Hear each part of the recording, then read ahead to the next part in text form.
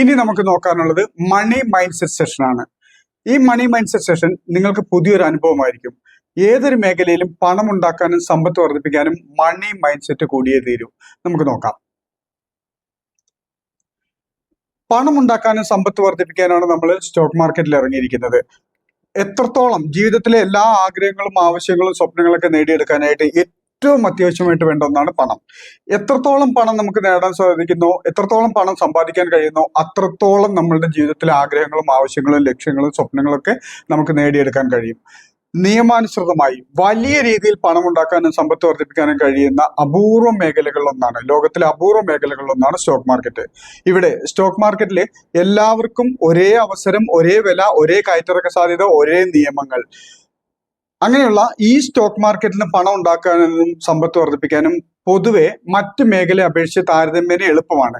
എന്തുകൊണ്ടെന്നാൽ ഇവിടെ പണം ഉണ്ടാക്കാനും സമ്പത്ത് വർദ്ധിപ്പിക്കാനുമായിട്ട് നമുക്ക് ചെയ്യാനുള്ളത് വളരെ കുറച്ച് കാര്യങ്ങൾ മാത്രമാണ് നമുക്ക് ചെയ്യാനുള്ളത്. അതായത് സ്റ്റോക്ക് മാർക്കറ്റിൽ നിന്നും പണം ഉണ്ടാക്കാനും സമ്പത്ത് വർദ്ധിപ്പിക്കാനായിട്ട് വളരെ കുറച്ച് കാര്യങ്ങൾ മാത്രമേ നമുക്ക് ചെയ്യാനുള്ളൂ, നമ്മുടെ കൺട്രോളിലുള്ളൂ.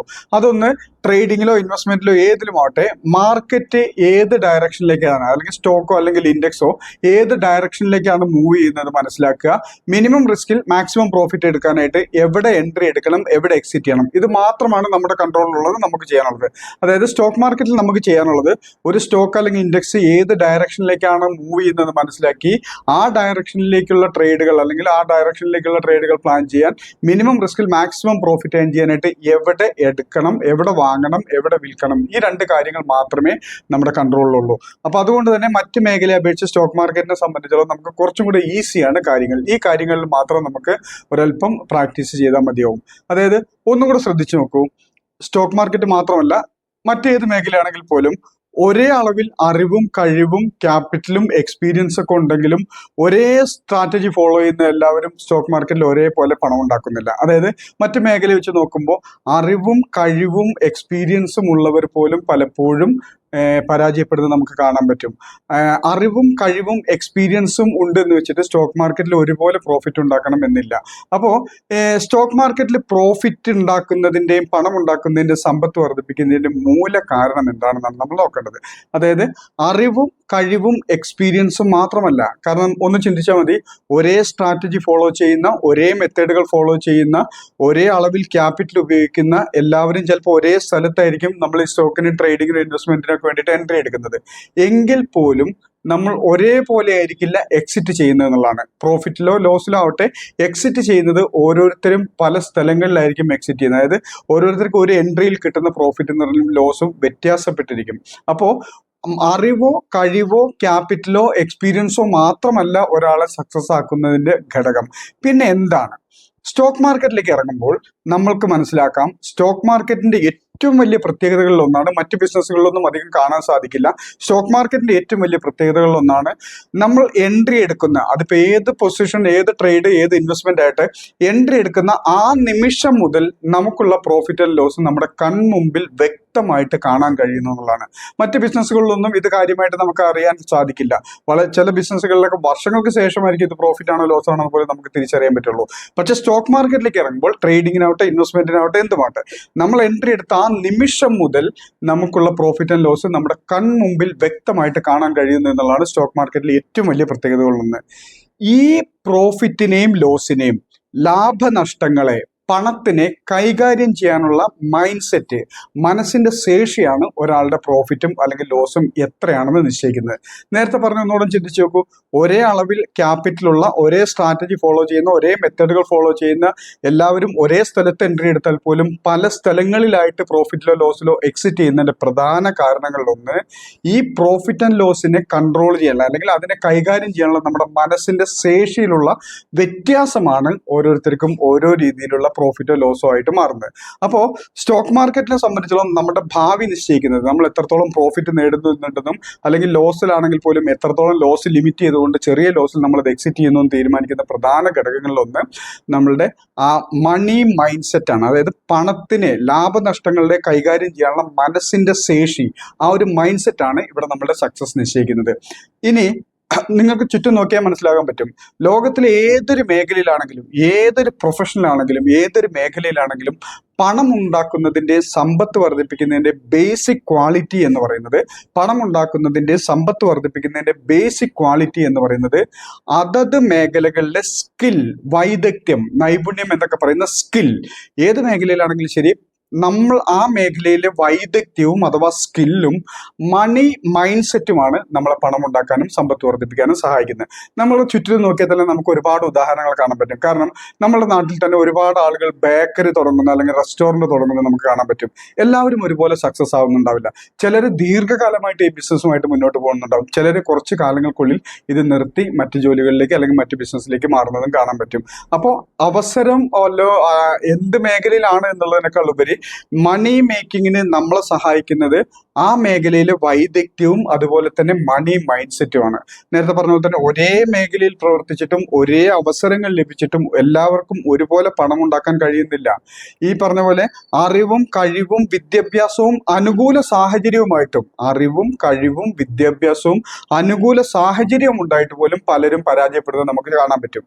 എന്നാൽ അറിവ് കുറഞ്ഞ, വിദ്യാഭ്യാസം കുറഞ്ഞ, കഴിവ് കുറഞ്ഞ, പ്രതികൂല സാഹചര്യമായിട്ട് പോലും ചിലരെങ്കിലും വലിയ രീതിയിൽ പണം ഉണ്ടാക്കുന്നത് നമുക്ക് കാണാൻ പറ്റും. അറിവ് ഉള്ളവരെക്കാൾ കൂടുതൽ അറിവ് കുറഞ്ഞ, കഴിവ് കുറഞ്ഞ, പ്രതികൂല സാഹചര്യം കുറഞ്ഞ ആളുകളായിട്ട് പോലും പലരും പല മേഖലയിൽ വലിയ രീതിയിൽ പണം ഉണ്ടാക്കുന്നത് നമുക്ക് കാണാൻ പറ്റും. അപ്പോൾ പണം ഉണ്ടാക്കുന്നതിന്റെ ബേസിക് ക്വാളിറ്റി എന്ന് പറയുന്നത് പ്രവർത്തന മേഖലയിലെ സ്കില്ലും മണി മൈൻഡ് സെറ്റുമാണ്. ഇവിടെ നമ്മൾ സ്റ്റോക്ക് മാർക്കറ്റിലേക്ക് ഇറങ്ങുമ്പോൾ പണം ഉണ്ടാക്കാനുള്ള നമ്മളുടെ സ്കില്ല് എന്ന് പറയുന്നത് നമ്മളെ സംബന്ധിച്ചിടത്തോളം നേരത്തെ പറഞ്ഞ പോലെ തന്നെ നമുക്ക് ആകെ ചെയ്യാനുള്ള 2-3 കാര്യങ്ങൾ മാത്രമേ ഉള്ളൂ. സ്റ്റോക്കിന്റെ ഇൻഡെക്സിന്റെ മൂവ്മെന്റ് ഏത് ഡയറക്ഷനിലേക്കാണെന്ന് മനസ്സിലാക്കി എവിടെ എൻട്രി എടുക്കണം, എവിടെ എക്സിറ്റ് ചെയ്യണം, ഈ കാര്യങ്ങൾ മാത്രമേ നമ്മുടെ കൺട്രോളിലുള്ളൂ. അതുകൊണ്ട് തന്നെ സ്റ്റോക്ക് മാർക്കറ്റിലെ സ്കിൽ എന്ന് പറയുന്നത് പ്രവർത്തന മേഖലയിലെ വൈദഗ്ധ്യം അഥവാ സ്കില്ല് എന്ന് പറയുന്നത് സ്റ്റോക്ക് മാർക്കറ്റിനെ സംബന്ധിച്ചിടത്തോളം ഒരു സ്റ്റോക്കിന്റെ ഇൻഡെക്സിന്റെ അല്ലെങ്കിൽ ഇൻഡെക്സിന്റെ മൂവ്മെന്റ് ഏത് ഡയറക്ഷനിലേക്കാണെന്ന് മനസ്സിലാക്കി ഞാൻ എത്ര ക്വാണ്ടിറ്റി എവിടെ വെച്ച് വാങ്ങണം എന്നുള്ളതും, അത് ഞാൻ ഉദ്ദേശിച്ച രീതിയിലേക്ക് പ്രോഫിറ്റിലേക്ക് പോവുകയാണെങ്കിൽ എവിടെ വെച്ച് വിൽക്കണം എന്നുള്ളതും, ഞാൻ ഉദ്ദേശിച്ചതിന്റെ അല്ലെങ്കിൽ ഞാൻ പ്രതീക്ഷിച്ചതിന്റെ നേരെ ഓപ്പോസിറ്റ് മാർക്കറ്റ് വന്ന് എനിക്ക് ലോസിലേക്ക് വരികയാണെങ്കിൽ എവിടെ എക്സിറ്റ് ചെയ്യണം എന്നുള്ള കാര്യത്തിലാണ് നമ്മൾ വൈദഗ്ധ്യം നേടേണ്ടത്. അതായത് സ്റ്റോക്ക് മാർക്കറ്റിൽ ഈ ഡിസിഷൻ മേക്കിങ്ങിലാണ് നമ്മൾ വൈദഗ്ധ്യം നേടേണ്ടത്. അതായത് ഏത് ഡയറക്ഷനിലേക്ക് മാർക്കറ്റിനൊപ്പം ഞാൻ നിൽക്കണം, മുകളിലേക്കാണോ താഴേക്കാണോ, അതായത് ലോങ് പൊസിഷനാണോ ഷോർട്ട് പൊസിഷനിലാണോ നിലനിൽക്കേണ്ടത്, അത് എവിടെ വെച്ച് ബൈ ചെയ്യണം, എവിടെ എക്സിറ്റ് ചെയ്യണം, ഈ കാര്യങ്ങളിൽ മാത്രമാണ് നമ്മൾ വൈദഗ്ധ്യം നേടേണ്ടതുള്ളത്. അപ്പോൾ പ്രവർത്തന മേഖലയിലെ സ്കില്ലും മണി മൈൻഡ് സെറ്റുമാണ് നമ്മളെ സംബന്ധിച്ചിടത്തോളം ഏതൊരു മേഖലയിലാണെങ്കിലും നിങ്ങൾക്ക് വലിയ രീതിയിൽ പണം ഉണ്ടാക്കാൻ സഹായിക്കുന്ന ഒരു കാര്യം. അപ്പോൾ നമുക്ക് നോക്കാം എന്താണ് mind set. Money mind set എന്ന് പറഞ്ഞു. മണി മൈൻഡ് സെറ്റിന് മുമ്പേ നമ്മൾ തിരിച്ചറിയേണ്ടത് മൈൻഡ് സെറ്റ് എന്താണെന്ന് നമ്മൾ തിരിച്ചറിയണം. അതുപോലെ തന്നെ എന്താണ് മണി മൈൻഡ് സെറ്റ്. ആദ്യം നമുക്ക് മൈൻഡ് സെറ്റ് എന്താണെന്ന് നോക്കാം, അതിനുശേഷം മണി മൈൻഡ് സെറ്റിലേക്ക് വരാം. ഒരു വ്യക്തിയുടെ, നമ്മൾ ഓരോരുത്തരുടെയും ലൈഫിലെ മുൻകാല അനുഭവങ്ങളിലൂടെയും സംഭവങ്ങളിലൂടെയും സാഹചര്യങ്ങളുടെ, അതായത് മുൻകാല ജീവിതത്തിലെ സാഹചര്യങ്ങളും സംഭവങ്ങളും നമ്മളുടെ ഉള്ളിൽ രൂപപ്പെടുത്തിയിരിക്കുന്ന ചിന്താരീതികളെയും കാഴ്ചപ്പാടുകളെയുമാണ് മൈൻഡ് സെറ്റ് എന്ന് പറയുന്നത്.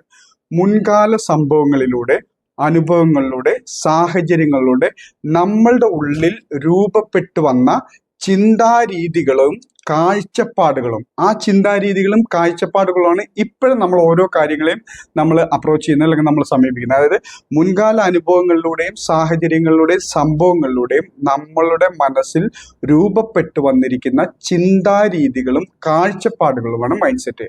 അപ്പോൾ ഈ മൈൻഡ് സെറ്റ് എന്ന് പറയുന്നത് ചിന്താരീതികളും കാഴ്ചപ്പാടും അത് ഒരു ദിവസം കൊണ്ടുണ്ടായതല്ല.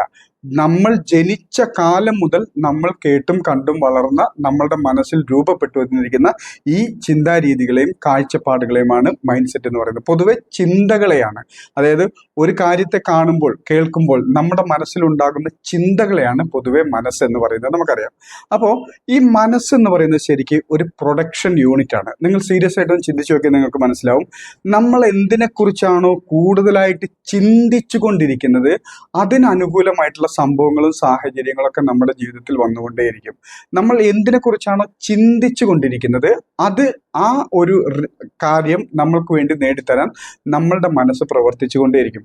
മനസ്സ് എന്ന് പറയുന്നത്, നമ്മളുടെ ചിന്തകൾ എന്ന് പറയുന്നത് നമുക്ക് വേണ്ടിയിട്ട് പ്രവർത്തിച്ചു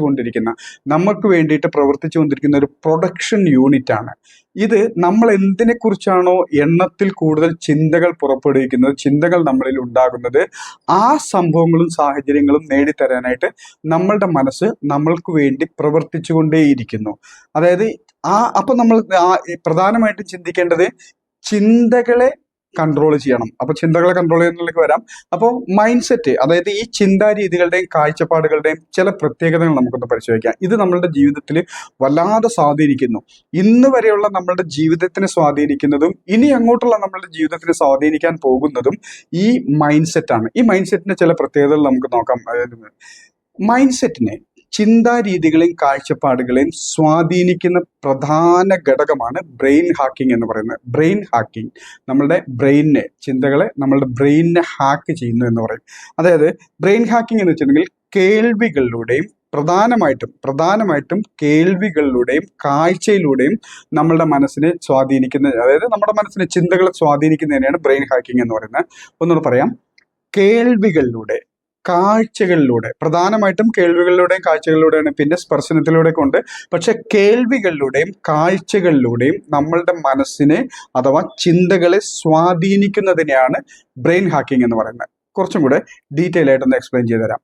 ഉദാഹരണത്തിന് ഒരു പാട്ട്, ഇപ്പോൾ നിങ്ങൾക്ക് ഇഷ്ടമുള്ളൊരു പാട്ടെടുക്കാം.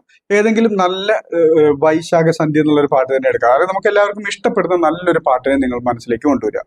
ഈ പാട്ട് നിങ്ങളുടെ മനസ്സിൽ, നിങ്ങൾ ആരെങ്കിലും അല്ലെങ്കിൽ കേൾക്കാതെയോ നിങ്ങളുടെ മനസ്സിൽ ഒരു 10 മിനിറ്റോളം ആവർത്തിച്ചുരുവിടുക. മുഴുവനൊന്നും വേണ്ട, ഈ പാട്ട് മുഴുവനായിട്ടൊന്നും വേണ്ട, കുറച്ച് പോലും ആവർത്തിച്ചുരുവിടുക. ഇനി നിങ്ങളൊരു ഗാനമേളയ്ക്ക് അല്ലെങ്കിൽ നിങ്ങൾ ഏതെങ്കിലും TV-യിൽ നിങ്ങളൊരു സദസ്സിൽ ഇരിക്കുകയാണെന്ന് വെക്കുക.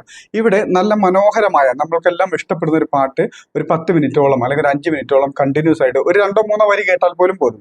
അപ്പോൾ ഇത് നമ്മൾ കണ്ടിന്യൂസ് ആയിട്ട് കേട്ടുകൊണ്ടിരിക്കുകയെന്ന് വെച്ചാൽ അടുത്തൊരു 10 മിനിറ്റിനുള്ളിൽ നമ്മൾ പോലും അറിയാതെ ഈ പാട്ടിന്റെ വരികൾ നമ്മുടെ ചുണ്ടിൽ വരും. അതായത് ഒരു 10 മിനിറ്റിന് ശേഷം ഈ പാട്ടിന്റെ വരികൾ നമ്മൾ പോലും അറിയാതെ നമ്മളുടെ ചുണ്ടിൽ വരും. ഇതിന്റെ റീസൺ എന്താണെന്ന് വെച്ചിട്ടുണ്ടെങ്കിൽ, ഇത് ആരോ പാടിയ പാട്ട്, ഇനി നമ്മൾ തന്നെ പാടിയതാവട്ടെ മറ്റാരോ പാടിയ പാട്ടാവട്ടെ, ഇത് കേട്ട് കഴിയുമ്പോൾ, നമുക്ക് ഇഷ്ടപ്പെട്ടതായതുകൊണ്ട്, നമ്മൾക്ക് അറിയാവുന്നത് കൊണ്ട് ഇത് കേട്ട് കഴിയുമ്പോൾ നമ്മളുടെ മൈൻഡ് ഓട്ടോമാറ്റിക്കലി ഇത് റിപ്പീറ്റ് ചെയ്യുന്നതാണ്. ഇതിനെയാണ് ബ്രെയിൻ ഹാക്കിംഗ് എന്ന് പറയുന്നത്. ഇത് തന്നെയാണ് സത്യത്തില് നമ്മളുടെ ജീവിതത്തിൽ ഇതുവരെ സംഭവിച്ചതും ഇനി അങ്ങോട്ട് നമ്മളുടെ ജീവിതത്തിനെ കൺട്രോൾ ചെയ്യുന്നതും ഈ ബ്രെയിൻ ഹാക്കിങ്ങിലൂടെയുള്ള നമ്മളുടെ മൈൻഡ് സെറ്റ് ആയിരിക്കും. ഇനി ഒരു ഉദാഹരണം കൂടെ പറയാം. തിരുവനന്തപുരത്തുള്ള ഒരാളെ സംബന്ധിച്ചിടത്തോളം തിരുവനന്തപുരം ഭാഷയിൽ അദ്ദേഹത്തിന് ഈസി ആയിട്ട് സംസാരിക്കാൻ കഴിയുന്നതിന്റെ കാരണം, ചെറുപ്പകാലം മുതൽ, ജനിച്ചു വളർന്ന കാലം മുതൽ ആ ഭാഷയാണ് അദ്ദേഹം കേൾക്കുന്നത് എന്നുള്ളതാണ്.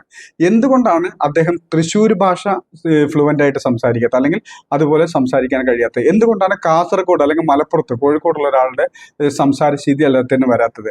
ഇനി മലപ്പുറത്ത് അല്ലെങ്കിൽ കോഴിക്കോടുള്ള ഒരാളുടെ കാര്യം എടുക്കാം. കോഴിക്കോട് ജനിച്ചു വളർന്ന ഒരാളുടെ സംഭാഷണം എത്ര ശ്രദ്ധിച്ചാലും എത്ര ശ്രമിച്ചാലും അറിയാതെയെങ്കിലും ആ സ്ലാങ് ഓട്ടോമാറ്റിക് ആയിട്ട് വരും. അത് ബ്രെയിൻ ഹാക്കിങ്ങിന്റെ കാരണമാണ്. അങ്ങനെ വരുന്നത്. ഈ പ്രാദേശിക ഭാഷ സംസാരിക്കാനുള്ള കാരണം അത് കേൾവിയിലൂടെ അദ്ദേഹത്തിന് ബ്രെയിനിനെ ഹാക്ക് ചെയ്തുകൊണ്ടിരിക്കുന്നു. ഇതാണ് ഈ വാക്കിന്റെ അർത്ഥം, ഇങ്ങനെയാണ് ഈ വാക്ക് സംസാരിക്കേണ്ടതെന്ന് വർഷങ്ങളായിട്ട് അദ്ദേഹത്തിന്റെ ബ്രെയിൻ ഹാക്ക് ചെയ്ത് അദ്ദേഹത്തിന്റെ ശീലമാക്കി മാറ്റിയിരിക്കുന്നു. ഇനി അതുപോലെ മറ്റൊരു എക്സാമ്പിൾ വയ്ക്കുക.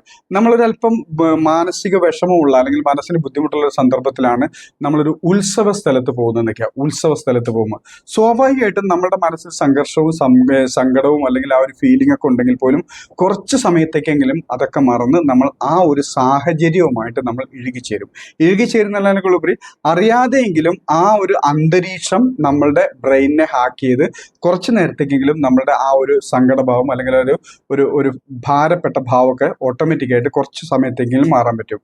അതുപോലെ തന്നെയാണ് നമ്മൾ എത്ര സന്തോഷമുള്ള ഒരു സമയത്താണെങ്കിൽ പോലും ഒരു സംഘർഷം നടക്കുന്ന സ്ഥലത്തേക്ക് നമ്മൾ അറിയാതെ ചെന്ന് എത്തിപ്പെട്ടിട്ടുണ്ടെങ്കിൽ ആ സന്തോഷവും കാര്യങ്ങളൊക്കെ കുറച്ച് സമയത്തേക്കാണെങ്കിലും മാറി ആ സംഘർഷത്തിന്റെ ആ ഒരു കലാപമൊക്കെ നടക്കുന്ന സാഹചര്യമൊക്കെയാണെങ്കിൽ ആ ഒരു സംഘർഷത്തിന്റെ ഒരു ഭാവമായിരിക്കും അല്ലെങ്കിൽ ആ ഒരു ഇതായിരിക്കും നമ്മുടെ മൈൻഡിലേക്ക് വരുന്നത്. ഇതുപോലെ എല്ലാം ഒരു സിനിമ കാണുമ്പോഴൊക്കെ എക്സാമ്പിൾ നോക്കുക. സിനിമ കാണുമ്പോൾ നല്ല ത്രില്ലിംഗ് ഉള്ള ഒരു സീനൊക്കെയാണ് നമ്മൾ കണ്ടുകൊണ്ടിരിക്കുന്നതെങ്കിൽ കുറച്ച് സമയത്തെങ്കിലും നമ്മുടെ മൈൻഡ് ആ ഒരു ഫീലിംഗിലേക്ക് വരുന്നു. ഒരു ദുഃഖകരമായിട്ടുള്ള ഒരു സാഹചര്യം സാഹചര്യത്തിലൂടെയാണ് പോകുന്നതെങ്കിൽ പലപ്പോഴും നമ്മുടെ ഒട്ടുമിക്കവരുടെ മൈൻഡ് ആ സാഹചര്യത്തിലേക്ക് പോകുന്നുണ്ടാവും. ഇങ്ങനെ ഏതൊരു സാഹചര്യത്തിലൂടെയാണെങ്കിലും നമ്മളുടെ മൈൻഡിനെ സ്വാധീനിക്കാൻ കാഴ്ചകൾക്കും കേൾവികൾക്കും നന്നായിട്ട് സ്വാധീനിക്കും. ഇതാണ് ബ്രെയിൻ ഹാക്കിംഗ് എന്ന് പറയുന്നത്. ഇനി നിങ്ങളുടെ ജീവിതത്തിലേക്ക് എടുത്തു നോക്കുക. നിങ്ങളുടെ ജീവിതത്തിൽ ഈ നിമിഷം വരെ നമ്മളുടെ ചുറ്റുപാടും, വീട്ടുകാരാവാം, നാട്ടുകാരാവാം, കൊളീഗ്സ് ആകാം, അതുപോലെ അങ്ങനെ ആരുമാവാം, ഇവരിൽ നിന്ന് നമ്മൾ കണ്ടതും കേട്ടതും പഠിച്ചതുമെല്ലാം നമ്മളുടെ ചിന്തകളെ, നമ്മളുടെ ജീവിതത്തിനെ വല്ലാതെ സ്വാധീനിക്കുന്നുണ്ട്. അപ്പോൾ നമ്മളുടെ സാഹചര്യങ്ങൾക്ക്, ചുറ്റുപാടുകൾക്ക് നമ്മുടെ ജീവിതത്തിനെ നിർണ്ണയിക്കാൻ കഴിയും. അതായത് ജീവിതം എങ്ങനെ മുന്നോട്ട് കൊണ്ടുപോകണം എന്നുള്ളതിനൊക്കെ സ്വാധീനിക്കാൻ കഴിയും. അതിൻ്റെ പ്രധാന കാരണം ബ്രെയിൻ ഹാക്കിംഗ്, അതായത് നമ്മളുടെ മനസ്സിനെ, ചിന്തകളെ ഈ സാഹചര്യങ്ങളും സംഭവങ്ങളും സ്വാധീനിക്കുന്നു. അപ്പോൾ ഇതുവരെയുള്ള നിങ്ങളുടെ ജീവിതത്തിലേക്ക് നിങ്ങളൊന്ന് തിരിഞ്ഞു നോക്കുക. അപ്പോൾ നിങ്ങൾക്കറിയാം എന്തുകൊണ്ടാണ് ഞാൻ ഇപ്പം ഇവിടെ എത്തി നിൽക്കുന്നത് എന്നുള്ളതിൻ്റെ പ്രധാന കാരണം ഈ ചിന്തകൾ മൈൻഡ് സെറ്റ് ആണെന്ന് മനസ്സിലാക്കാം. മൈൻഡ് സെറ്റ് അഥവാ ചിന്തകൾ എന്നത് കഴിഞ്ഞ കാല സംഭവങ്ങളിലൂടെയും സാഹചര്യങ്ങളിലൂടെയൊക്കെ നമ്മളുടെ മനസ്സിൽ ഉരുത്തിരിഞ്ഞു വന്ന രൂപീകരിച്ചിട്ടുള്ള ചിന്തകളും കാഴ്ചപ്പാടുകളുമാണ് നമ്മളുടെ മൈൻഡ് സെറ്റ് എന്ന് പറയുന്നത്. അപ്പോൾ ബ്രെയിൻ ഹാക്കിംഗ് നമ്മൾ തുടർന്നുകൊണ്ടേയിരുന്നാൽ, ഉദാഹരണത്തിന് സ്റ്റോക്ക് മാർക്കറ്റിനെ പറ്റി നമ്മൾ കേൾക്കുമ്പോൾ പൊതുവെ കേൾക്കുന്നത് ഇതൊന്നും സാധാരണക്കാർക്ക് പറ്റുന്ന മേഖലയല്ല, ഇവിടെ ഒന്നും സാധാരണക്കാരെ ഒന്നും പണം ഉണ്ടാക്കുന്നില്ല, വലിയ ഇൻസ്റ്റിറ്റ്യൂട്ട് പ്ലേയേഴ്സ് മാത്രമേ പണം ഉണ്ടാക്കാൻ പറ്റുള്ളൂ എന്നുള്ള കേൾവികളാണ് പൊതുവെ സ്റ്റോക്ക് മാർക്കറ്റിനെ പറ്റി നമ്മൾ കേട്ടിട്ടുണ്ടാവുക. ഇത് നിരന്തരം കേട്ട നമ്മളുടെ ബ്രെയിൻ നമ്മളെ കൊണ്ട് ഇവിടെ പരാജയപ്പെടാനുള്ള സകല പണിയും ചെയ്യിക്കും. ആവശ്യമില്ലാത്ത ട്രേഡുകളൊക്കെ എടുക്കുന്നു. അതുപോലെ തന്നെ എൻട്രി എടുത്തതിന് ശേഷം ലോസിൽ പോയാലും ആ ലോസിനെ എക്സിറ്റ് ചെയ്തിട്ട് ലോസ് ലിമിറ്റ് ചെയ്യാനുള്ള മൈൻഡ് ഒരിക്കലും നമ്മളെ സമ്മതിക്കില്ല. പ്രോഫിറ്റ് വന്നാൽ പോലും ചെറിയ പ്രോഫിറ്റ് വരുമ്പോഴേക്ക് എക്സിറ്റ് ചെയ്യും. വലിയ ലോസ് നമ്മൾ ക്ഷമയോടെ കാത്തിരുന്ന ലോസിനെ കവർ ചെയ്യാനൊക്കെ പോകുന്നതിൻ്റെയൊക്കെ പ്രധാന കാരണം ഈ സ്റ്റോക്ക് മാർക്കറ്റിനെ പറ്റി കേട്ടിട്ടുള്ള നെഗറ്റീവായിട്ടുള്ള മാർക്കറ്റ്, പൊതുവെ നമ്മുടെ സൊസൈറ്റിയിൽ സ്പ്രെഡ് ചെയ്തിരിക്കുന്ന നെഗറ്റീവായിട്ടുള്ള കാര്യങ്ങൾ നമ്മളുടെ ബ്രെയിനിനെ ഹാക്ക് ചെയ്തുകൊണ്ടാണ്. എത്രയൊക്കെ നല്ല അവസരങ്ങൾ വന്നാലും ചിലപ്പോൾ നമുക്കത് എൻട്രി എടുക്കാൻ പറ്റാതെ വരും, എൻട്രി എടുക്കാൻ തോന്നുന്നില്ല. ചിലപ്പോൾ നല്ല മാർക്കറ്റിന്റെ ഒരു മൂവ്മെന്റ് വരുന്ന സമയത്ത് നമുക്ക് അത് എൻട്രി എടുക്കാൻ തോന്നുന്നില്ല, എന്തെങ്കിലും റീസൺ നമ്മുടെ മുമ്പിലുണ്ടാവും.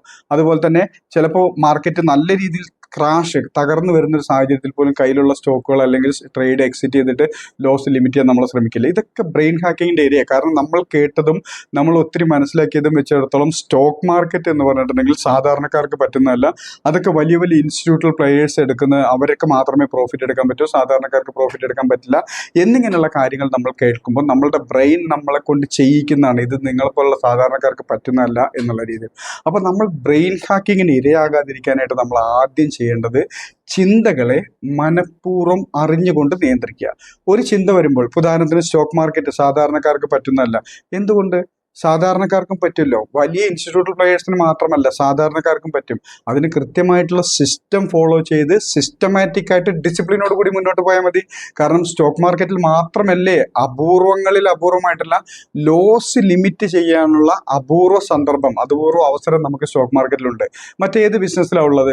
എനിക്ക് ഈ ആഴ്ച, ഈ മാസം, ഇന്ന് ഇത്ര ലോസ് ഈ ബിസിനസ്സിലാകാമെന്ന് നമുക്ക് ഡിസിഷൻ എടുക്കാൻ പറ്റില്ല.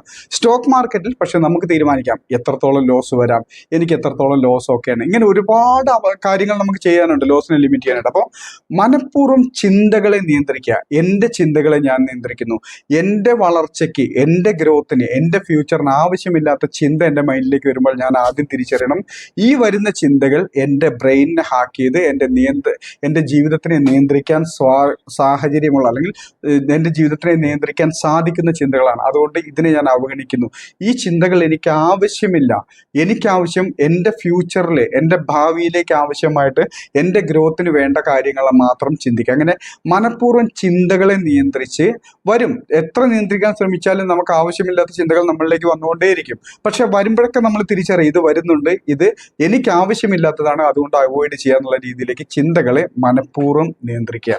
അതോടൊപ്പം തന്നെ നമ്മളുടെ സറൗണ്ടിങ്, നമ്മളുടെ ചുറ്റുപാടുകൾ എപ്പോഴും നമ്മൾക്ക് അനുകൂലമാക്കിയുള്ളതായിരിക്കാൻ ശ്രമിക്കുക. അതായത് നമ്മളുടെ ജീവിത ലക്ഷ്യങ്ങളെയും സ്വപ്നങ്ങളെയൊക്കെ അംഗീകരിക്കാനും മനസ്സിലാക്കാനും കഴിയുന്നവരോടൊപ്പം മാത്രമേ കൂട്ടുകൂടാനാവുള്ളൂ. അതായത് നമ്മളുടെ ജീവിത ലക്ഷ്യങ്ങളും അതുപോലെ തന്നെ നമ്മളുടെ സ്വപ്നങ്ങളൊക്കെ അംഗീകരിക്കാനും മനസ്സിലാക്കാനും കഴിയുന്നവരോടൊപ്പം മാത്രമേ കൂട്ടുകൂടാവൂ.